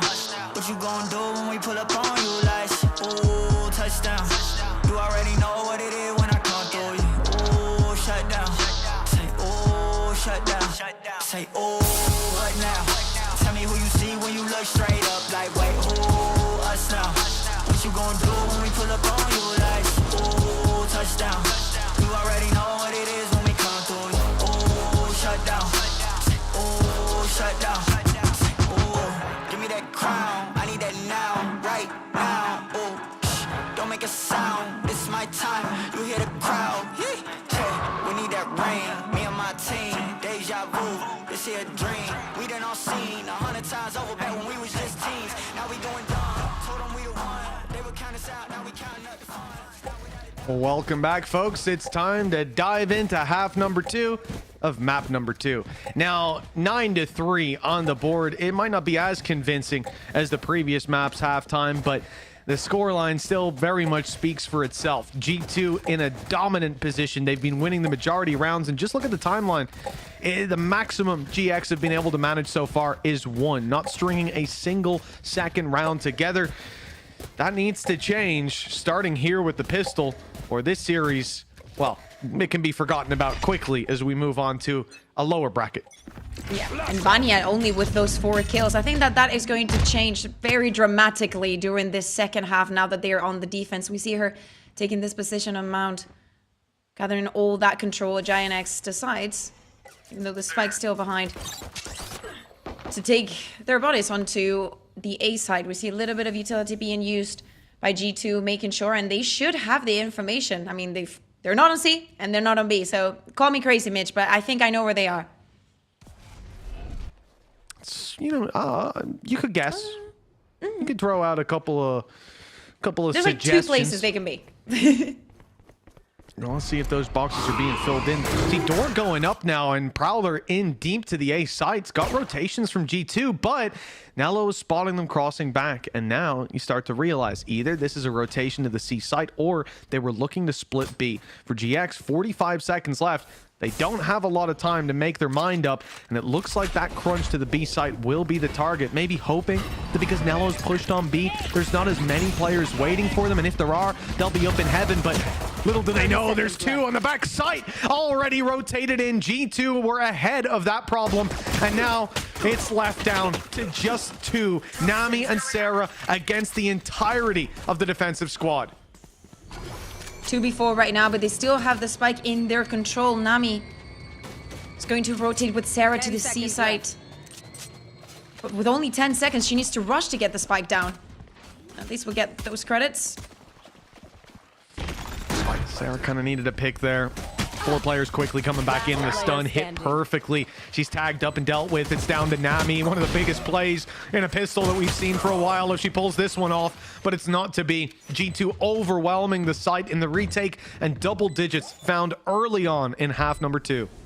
Yeah, exactly. With this pistol, things are looking good for the side of G2 Gozen. I think that especially this round, this is something that obviously the Viper gives you that the other Sentinels don't, and is the fact that you have that wall. Even for this pistol round, Giant X needs to take their time and needs to be cautious, even when they're taking rebel control, when they're going onto A, and especially when this happens. We see Nello push forward towards that wall. She can dodge the flashes or whatever Fade utility that they threw onto the side, and then she can pick right after that. Do not get me wrong, there was also the paranoia coming in from Nami, but that positioning plus the quick reaction from G2, from Mimi, and everybody else to dodge what Giant X was doing onto the side and just following up with the kills, just ends up being a very good and clean round for the side of G2 Gozen. And even though they managed to get that spike down, we see a Sheriff, a Shorty, but no force on the side of Giant X again. Well, the patience from Vanya, she just chases Smurfette, was vulnerable, hit by the wall as well, and the judge easily taking her down. The weaker weapons, like you said, no big investment from the side of GX, and it probably is the right call with how we've seen most of the rounds go down so far, although I think they've had a decent amount of force buy wins, of pistol round eco wins as well, so maybe they can still make something work here with this buy. It's not an easy fight to take with the Frenzy there. And the main thing is they have to rely on catching some players from G2 off guard, and look at how patient and passive that defense is being. Yeah, and Amy, just look at that angle with that stinger. That could be deadly if any of the players from Giant X decide to cross, especially if that wall is up. 30 seconds And Mimi's left. also going to give the Q. She also has the stun if she wants to help Amy. They'll swing together instead, though. Just the firepower on that cross. Salvos primed and loaded, delaying the spike, making it to site. 15 seconds, and now the cavalry's here. Actually, Petra's dropped. There's a rifle to be picked up. There's a plant to be obtained as well on their side. There's a real chance if they get the spike down, and they've done it. Another kill as well. GX. Oh, we said they've done it before in the lower buy rounds, but Nami's lost a teammate. A 1v3, much less likely, and they'll deal with her in the end. I got my hopes up for a moment, Kukuka, but it's the same old story. Another win for G2. Yeah, exactly. But you had your reasons, right? Like, again, Giant X just using all the time that was available for them to get that spike down. Of course, the economy was not the best. For losing 2 players here before even making it to side made it very complicated. I was hoping, you know, because I was seeing like the salvos as well, to see some stuns and salvos. I think that they were extremely effective when we saw it, for example, in Masters Bangkok, and especially on this map. But, you know, G2, another retake successful in this second half out of the 2 rounds that they've had. But the economy, not good for them. They do not decide to invest more than necessary, and full buy for the side of Giant X. They need to start stringing these rounds together. They need to start, exactly, because they haven't been able to so far. And this start is not pretty. 2 kills for the side of G2 right away on that mid-fight. Well. The aggression coming through. Well, hold on. Nello's pushed up. Spike is down. One player's pushing B. The other's looking to come back. If the steps are made here, which is a... Oh, never mind. Not coming back. Just... never mind the never mind. They are coming back. So now if those steps are made towards B, that's Nello's moment to strike. They're being cautious of a push-up from C. They're aware that someone could have taken that control at least.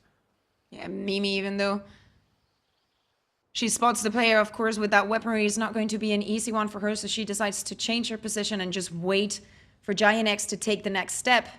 Oh, and Sarah, you might regret this one. Never mind. Shots don't land. Okay. Sarah's picked up 1. We're back to a 3v3. Danger already subsiding somewhat. That push up on C yet to be resolved. Nello taking the space. It is being watched. Nest just filled back in those flanks, but the problem is G2 have timed these flanks so well. Whenever it's Petra, she chooses her moment just as the other team looks away, and that's exactly what's happened. Nello just stepped into the angle. Now she moves into the smoke, and at just the right moment, it seems. Oh, they'll pass each other, in fact. Maybe that hasn't worked out in her favor. Nice stuff for GX. The danger is indeed averted, and they've done it. Back-to-back rounds. Broken that curse. Just a couple more of those, and they'll be back in the game. Yeah, exactly. And, you know, it got a little bit dicey, got a little bit complicated as we saw those early engagements and them being in that inferiority in players, even though the weaponry was better for them. They still have to string them 2 together, Mitch. But it's okay. Yeah, I don't know We're why here I for thought that. they won the previous round. But it is the saving grace, as I'm saying. It's the saving grace, as I'm saying, because they were able to freeze that round, to just calm down a little bit, and understand and read and just take the time to work around the map and see where G2 were playing and what they were doing and how they could manage to get that one on the board. I guess not a good sign if the round wins aren't that memorable from the side of GX. Although I suppose it's more so that G2's round wins are all blending into one. There's so damn many of them. For GX, that is one round, as you pointed out. One more to go, and they'll have streaked 2 rounds together. Then 3, then 4, and a couple more later. I'm so surprised It that is you a can long count. road. Okay, I stopped at 4 for good reason. But That's the something thing is- people only taught you to 4. No, they taught me more. I just wasn't listening. The reality is, GX, we've seen many teams make these kind of comebacks before, but it is what I said earlier on Icebox. Against G2, it is just a different kettle of fish. This team is something else. And seemingly the changes they've made have leveled them up again somehow. And absolutely, it's not something that you need to do just now. You still have to win on split. And of course, you need to carry on that momentum. But of course, as we're saying, let's not get ahead of ourselves. Anya gets a little bit of that chip damage. But, oh, Nami's going to be stopped right on her tracks. God, that's tough. Petra not even backing off as well. You'll see many players give up the control, but that's just how the game's gone for G2. She'll stay in position. Oh my God. Wrapping around to the smoke as well. 14 seconds left. And off the stun, she gets another. Vanya stolen the chance for an ace. But I think they'll take it for what could be a 12-4 scoreline. What should be and what now has to be, unless all 3 players fall in rapid succession. That is a devastating blow to GX, as now we talk about them needing to string 2 rounds together. They now need to string 8. Do you see that being possible, Mitch? I mean, just by what we're seeing right now, at some point, even if they manage to get like 2 or 3 together, just because of the synergies and the ultimates piling up and the individual performances that we're seeing from the side of G2 goes, and it looks pretty difficult. And of course, if you have a chance to take a timeout, personally, maybe a little bit earlier, but realistically, we've only seen 4 rounds of this second half. Of course, the stakes are extremely high because of what we're saying. They need 8 rounds in a row to even take this to overtime. So, of course, things are not in the favor of Giant X, and maybe today they just had a bad day.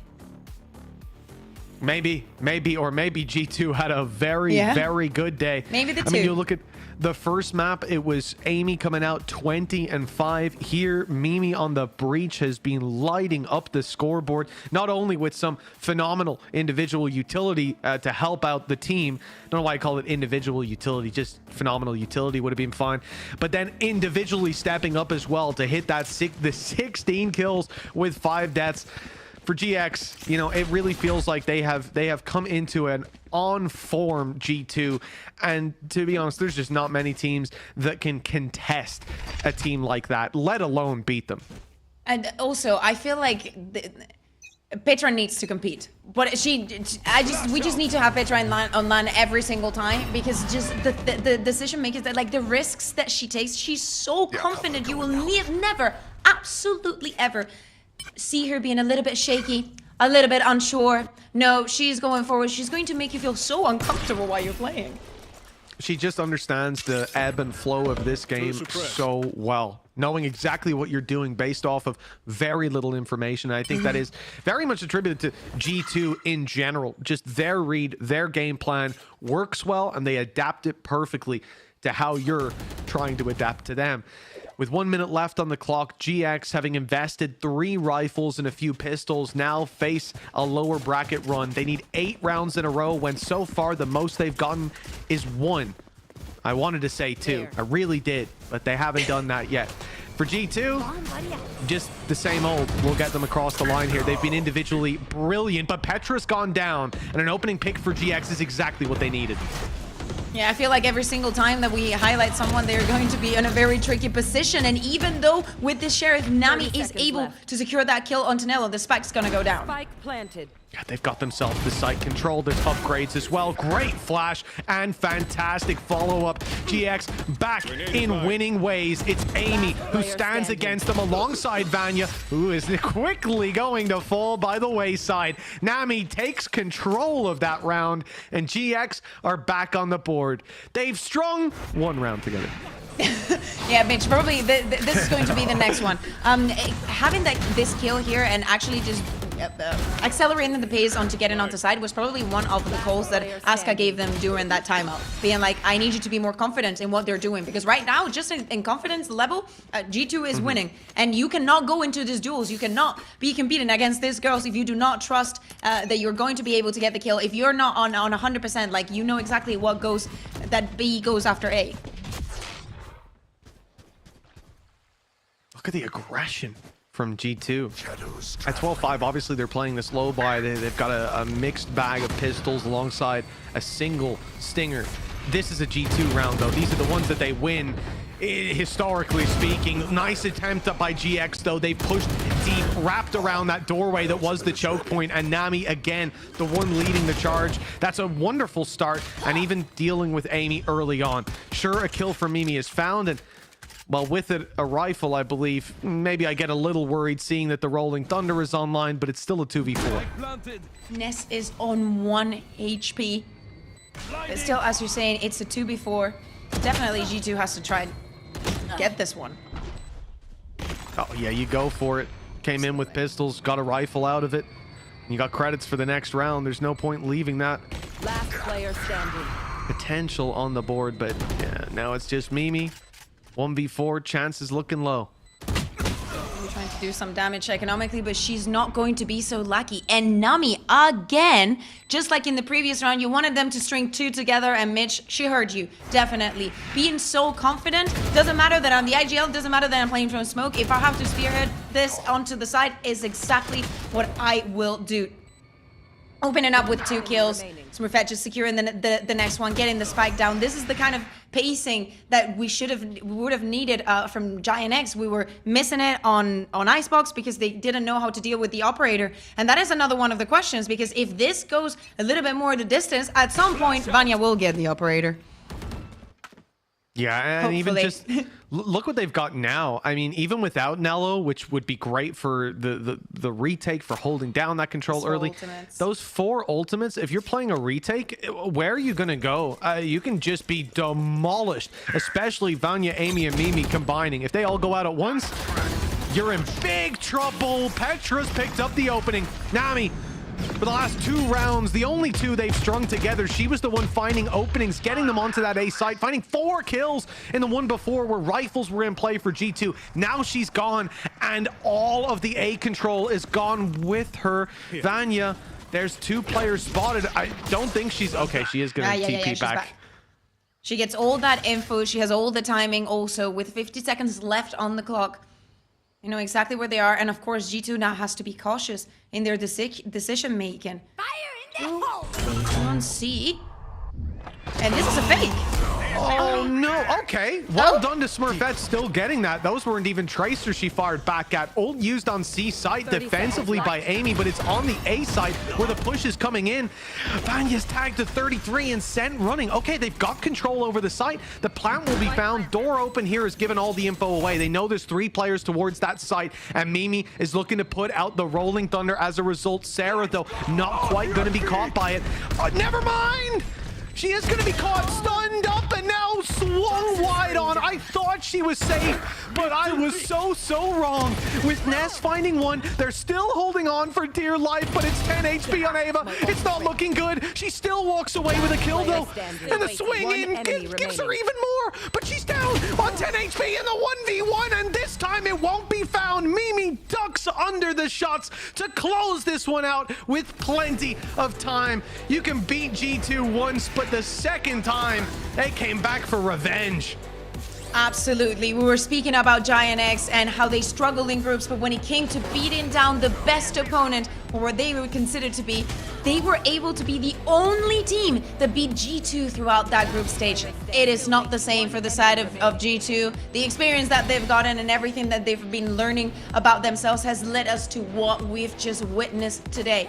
Icebox, an absolute demonstration of what they can do within the new meta, and how Vanya is absolutely amazing on that operator. Really looking forward to what we're going to see tomorrow, because G2 will be facing up against KC, and I really want to see if we get to see that Icebox, if we get to see that counter, if they think that there's a weakness there. And for the side of Giant X, I think that they got into the game too late. I think that this last 3-4 rounds, I've seen like a different face for them, and there were so many occasions that they were just caught off guard by Petra, by Nelo also at the beginning of this map. There is some saving graces for them, but I really think that G2 just wanted to make a statement, and goddamn they did. Oh yeah. Oh, without a doubt. Coming into this game, I said that, of course, G2 in most people's minds would still be the favorite, despite the last time they faced it being a win in the other direction. But I have to say, I didn't expect it to be this dominant. The level that they showed across the board, you know, I felt like there were very little mistakes. I think Petra's read on the game, we've always commented on it, but it is just unbelievable to see the level of success they have and how difficult it is to play against this squad. And I think if this is the level that they're going to bring to the rest of the tournament, might as well ship them the trophy already. Yeah, exactly. This is looking like the G2 Ghost that does not want to miss out on any of the trophies. They are the queens of EMEA, and pound for pound, even with the addition of Nelo, I think that this looks like the best G2 Ghost that we have ever seen. Oh yeah, absolutely. This is what I was saying earlier as well, that it is mind-blowing to me that this squad can be so successful, so strong, and then go through roster move after roster move as the years go on, every time looking like they've leveled up, like they've improved, and that is no different this time. I don't know if it's the pre-game push-ups, I don't know what is working, but whatever it is, I hope they don't Nelo change was doing it. those push-ups, she came out swinging. Those first 2 rounds were thanks to her, so maybe we should ask them about them, honestly. Oh yeah, we need to find out what the secret is, because this looks like a different beast to what we've seen before. And look, I think exactly like you said, going up against KC now, that's going to be the real litmus test. It's an upper final, so it's not like the pressure is on. It's not elimination, but I'm very excited to see what they're going to be able to do. And I think if anyone is going to give us a close series against G2, it will be KC. That will be coming up tomorrow. What is coming up right now is our wonderful analyst desk. Take it away, folks. Thank you very much, Mitch and Kukuka. Well, this has been such a insanely quick day for us. G2 just blitzed through this bracket already. Meg, are you surprised at all by the result? Coming off the back of map 1, I think I did expect Lotus to be a similar result, knowing the stats that G2 have popped up on Lotus throughout group stages. And I think, you know, we saw how ready they were to react off everything that GX threw at them. They were punishing any aggression on the defense very early on and constantly trading out any frags, so that it just felt like Giant X couldn't ever find that advantage. And even if they did, somehow G2 would react off that. You're so right, Meg. I felt like everything that they did, both on their attack and defense, was done with intent on the side of G2 Gosen. You know, they weren't just utility dumping, which we can see so often with the Tejo and the Breach combinations, but they just felt so methodical in their approach, which I don't know why I expected anything less. It is G2 Gosen. And Mitch is correct in saying that, you know, they're looking to bring the trophy home. Last year being the first year, of course, that they managed to win Split 1, Split 2, Split 3 before heading into GCC. And it looks as though they're off to a very dominant start here again in 2025. Yeah, it does. And the crazier thing is they barely showed anything, right? Because if you are KC watching this game thinking, oh, we can maybe anti-strat, maybe we can counter this, maybe we can find a weakness, Billy, you're not in luck. They didn't show anything. It's going to be really, really difficult for KC, I think, because of course G2, they are the ones that everyone wants to play, right? They are the queens of GC EMEA, and I think for KC, as much as they've had a great group performance, they will feel the pressure, of course, going up against G2 Ghost, and especially when you have Glance going up against their former teammates, they are going to be feeling that. But I think for me, I'm really looking forward to watching that series tomorrow, seeing KC and G2 come up against each other. They're kind of the top contenders for that first spot this year. I think it's nice to be able to start building those rivalries really early into the year. Yeah, and just going off again what you said, Yinsu, like, I don't think they gave anything away from their strat book. It honestly felt like they were winning out those rounds just on pure angels. And there were no kind of moments where I was like, oh my god, that was such a sick set play with that utility, and then they're bouncing off and reacting with that. It just felt like they were just constantly dominating and tapping heads. So like you said, I think it's going to be really interesting to see them go up against Carmine Corp tomorrow and how they will kind of take away bits and bobs from the way that G2 played today. Yeah, we will see indeed. But for now, I have a special guest for everybody watching at home. It is Mimi from G2 Goes and joining me for a very quick interview. Hello, Mimi. First of all, massive congratulations. You guys conceded 8 rounds in that best of 3, which is just crazy dominance. So did you expect to be this strong coming into this, considering in the group stage you did lose to GX? I mean, we have definitely been through some downs these last few weeks, so we've been very focused on like figuring out what could actually make us consistent. So did we expect to dominate like this? No, I don't think so. Like we went into the game confident, but you know, then this happens. Yeah, it happens. It happens. Now love the Lotus comp. It looks kind of familiar. Oh, really? You know, yeah, just a tiny bit. Although I think your breach is better than Jonah P. Really? Gonna throw that in there. But were you guys inspired by Brozen at all? Definitely. I will not say anything else than this has maybe been a little bit of a copy paste. I just feel like the Brozen guys are so good and they understand the meta and the game so well, so not looking to play like them would be a big mistake, I think. Have they shared anything with you guys? Is it sort of, because I know you guys have even played together, you know, in the Spotlight series. Is this a kind of like reach out to Brozen a little bit? Do they answer your questions? Is this more like a collaborative effort? Definitely we reach out to Brozen. Mainly I'm reaching out to Shaq. And he's really very helpful since he's also European and we're in the same time zone, and he's maybe the less busiest of them all. So he's been very, very helpful with helping out and like really just trying to make us understand a few things that they're doing and how we can do it better to make it make sense. Because sometimes you can watch something but not really understand why things are done, but he's really good at explaining like this is why, and if you do this, maybe it's better. Yeah, I mean, it looks so good. And I agree with you. I think when something just feels like the definitive best comp in the game for a map, you know, the best way to do something, it feels silly not to use it. So are you surprised that not more GC teams are abusing this kind of Yoru Breach Tejo meta right now? Honestly, yeah, I am. I feel like it's only Casey who's trying to keep themselves updated to the current meta. And obviously, I also feel like it's about comfort and there's a lot of things to learn.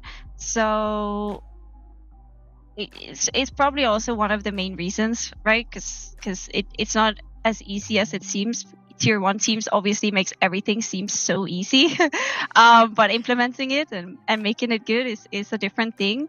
But I do think that doing it now to really get fully into it throughout the whole year, I don't see like Tejo not being used throughout the year unless something else crazy is going on. So it's just about making it happen to be in the meta.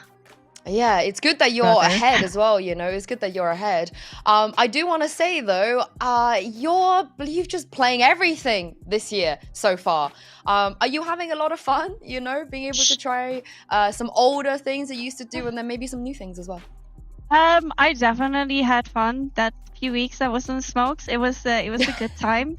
But we did feel like something was missing from me being on Initiator, and kind of the pace setting of our whole game plan is a bit different if I'm on Smokes. So making that change also feels pretty natural for me because that is my comfort of IGLing. Because I can really control the game a little bit better than being on the other side on a Smokes role. But besides that, I think we're kind of just figuring out what fits our team the best, and hopefully this is it and we have found out how to do it now, and now we just need to make it really good together. And lastly, this Vanya Duelist arc, we were kind of talking about how we prayed for times like this because it just felt like it makes so much sense. You know, we want her, we want to see her on it, and she looks so amazing. So was this, her idea? How does it kind of fit around maybe your calling, your system, your ideas as well to have someone like Vanya being the one going in and also getting all the op kills too? We definitely had a brainstorm about it at the end of the year last year, and I said like I think that putting Vanya on the duelist role is the one that makes the most sense. Mainly also because at Champs we kind of was missing that Vanya factor that we had like throughout the whole year, and maybe it's about the pressure being on Smokes and not really wanting to be too aggressive. And I think the best solution for that is, you know, you put her on the aggressive role, make her shoot, just go ham. And obviously having then me on the initiator role, being able to just like set her up as much as possible, I think that just makes sense. Also, Vanya has been like, she's improving so much in terms of like taking control of the game and saying what she wants and what she think makes sense, which is like, she's such a smart player. Also, like, she used to IGL, and it just makes so much sense. I feel like, you know, we're getting there. There's still a lot to learn, but we're getting there. She's living her best life. She's really living her best life. I need her to start like sending tips to Jogomo at some point, you know. I feel like it should be the other way around at some point if she gets to that level. But thank you very much, Mimi, for joining me, and good luck in your game tomorrow. Thank you very much. All right, I'm going to bring back Billy and Meg there. I mean, I love the honesty. I love the insight we get as well into Gozen with someone like Mimi. And just, I think the point that I really like is even she is surprised that some of the other teams are not just going for the hard meta stuff, abusing the things that are strong, that works. And I think that is one of the things that Meg separated the two sides maybe today. Yeah, I do like that she did mention that obviously it's maybe not as easy to implement as we as observers might see, but I do think if these beginnings of 2025 and these stages, if you're not trying, I think that could be your downfall. Like, now is the time. You need to be implementing these things early on and really getting to grips with them before it's too late. I think that's something that we have said all throughout so far these past couple of days, is any teams that are managing to kind of get ahead of the curve and maybe start actually define what that meta might look like is really good. And as Mimi said, you'd prefer to start it right now rather than trying to figure it out later on down the year. Yeah, shout out to G2 Brozen as well, honestly. Like, shout out for them helping out as well, sharing their ideas on Lotus, because they just looked so good. But as we take a look at the bracket, we will get some spicy matchups tomorrow, because elimination is on the line. The loser of SK versus GX, Billy, they will be out of the tournament. This could be a massive upset, Sue. I mean, if Giant X don't manage to kind of get to grips with the mistakes that they've made today, honestly, we could see SK Nebula not only making their debut in Game Changers EMEA, but making it into that top 3, which would be absolutely incredible for the organization. What an achievement it would be. I would love to see SK Nebula go the whole hog, kind of do that lower bracket run and really come up from the very bottom to the absolute top. And I think you get the best of both worlds tomorrow as well, then going into the upper finals. That is happening tomorrow, isn't it? Yes. Or am I? Okay. That is happening tomorrow, yes. Okay, I was right, because I think, you know, obviously you have that kind of knockout game, and then you're going into the upper finals, and I think that is going to be an incredible game. Of course, these are the two teams that have been at the top of group stages all the way into playoffs. Very similar in the strength that they've shown as teams, so I think it's going to be an absolute matchup and a half, and you absolutely cannot miss it. Honestly, you're so real for that. You really can't. Since I'm not going to be here tomorrow, I don't know about you two. You want to do any predictions? I too will not be here tomorrow, so predictions. I will put my predictions on the line because I will be tucked up in bed probably watching. So it won't fall back on me maybe as such. I'm going to say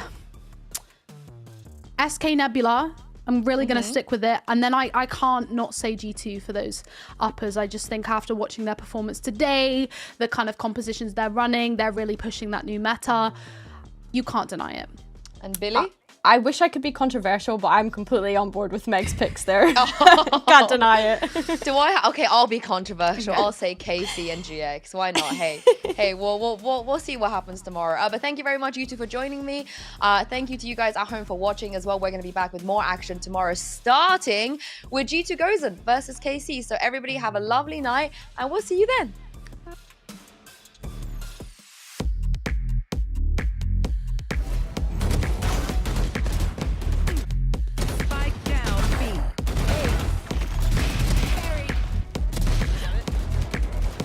Footsteps are heard, and have you heard of melons, Michael?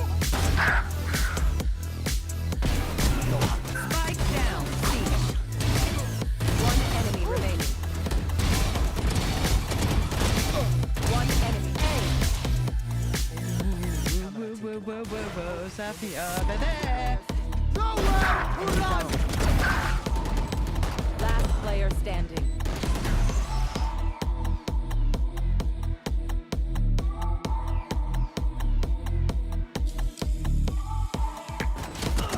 One enemy remaining. One enemy remaining. Well, you can kiss this one goodbye. She's under pressure, but looking calm, cool, and collected with the classic kill. Nobody is watching. This is a free double kill. And the swing in gives her even more, but she's down on 10 HP in the 1v1, and this time it won't be found. Mimi ducks under the shots to close this one out with plenty of time.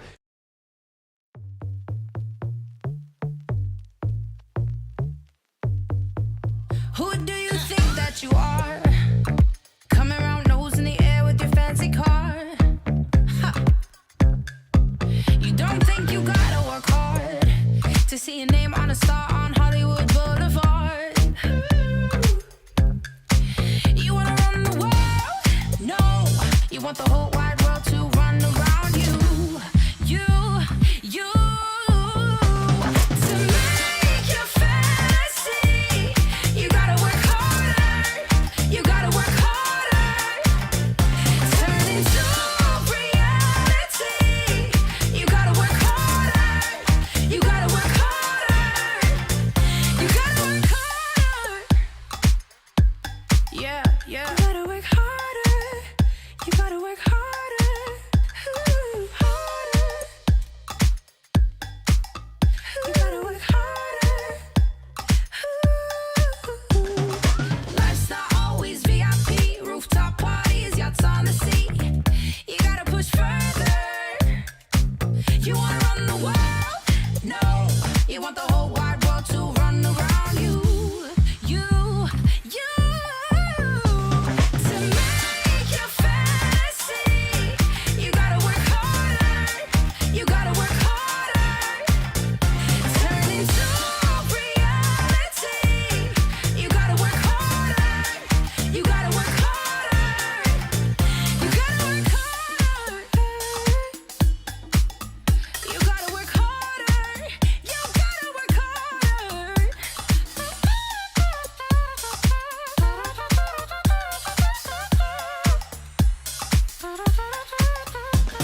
To make you fancy, you gotta work harder. You gotta work harder. To reality, you gotta work harder. You gotta work harder.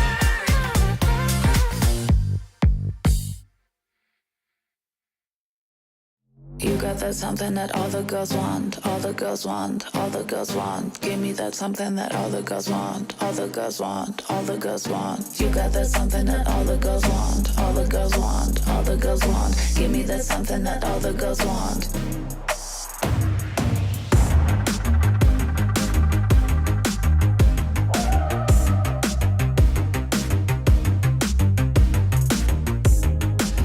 Who are you? Tell me your secrets and let's talk about it, about it. I know what you need. Come on, let me show you, babe. Let us dream about it, about it. Your hands would feel so good on me. I'm falling for that fantasy.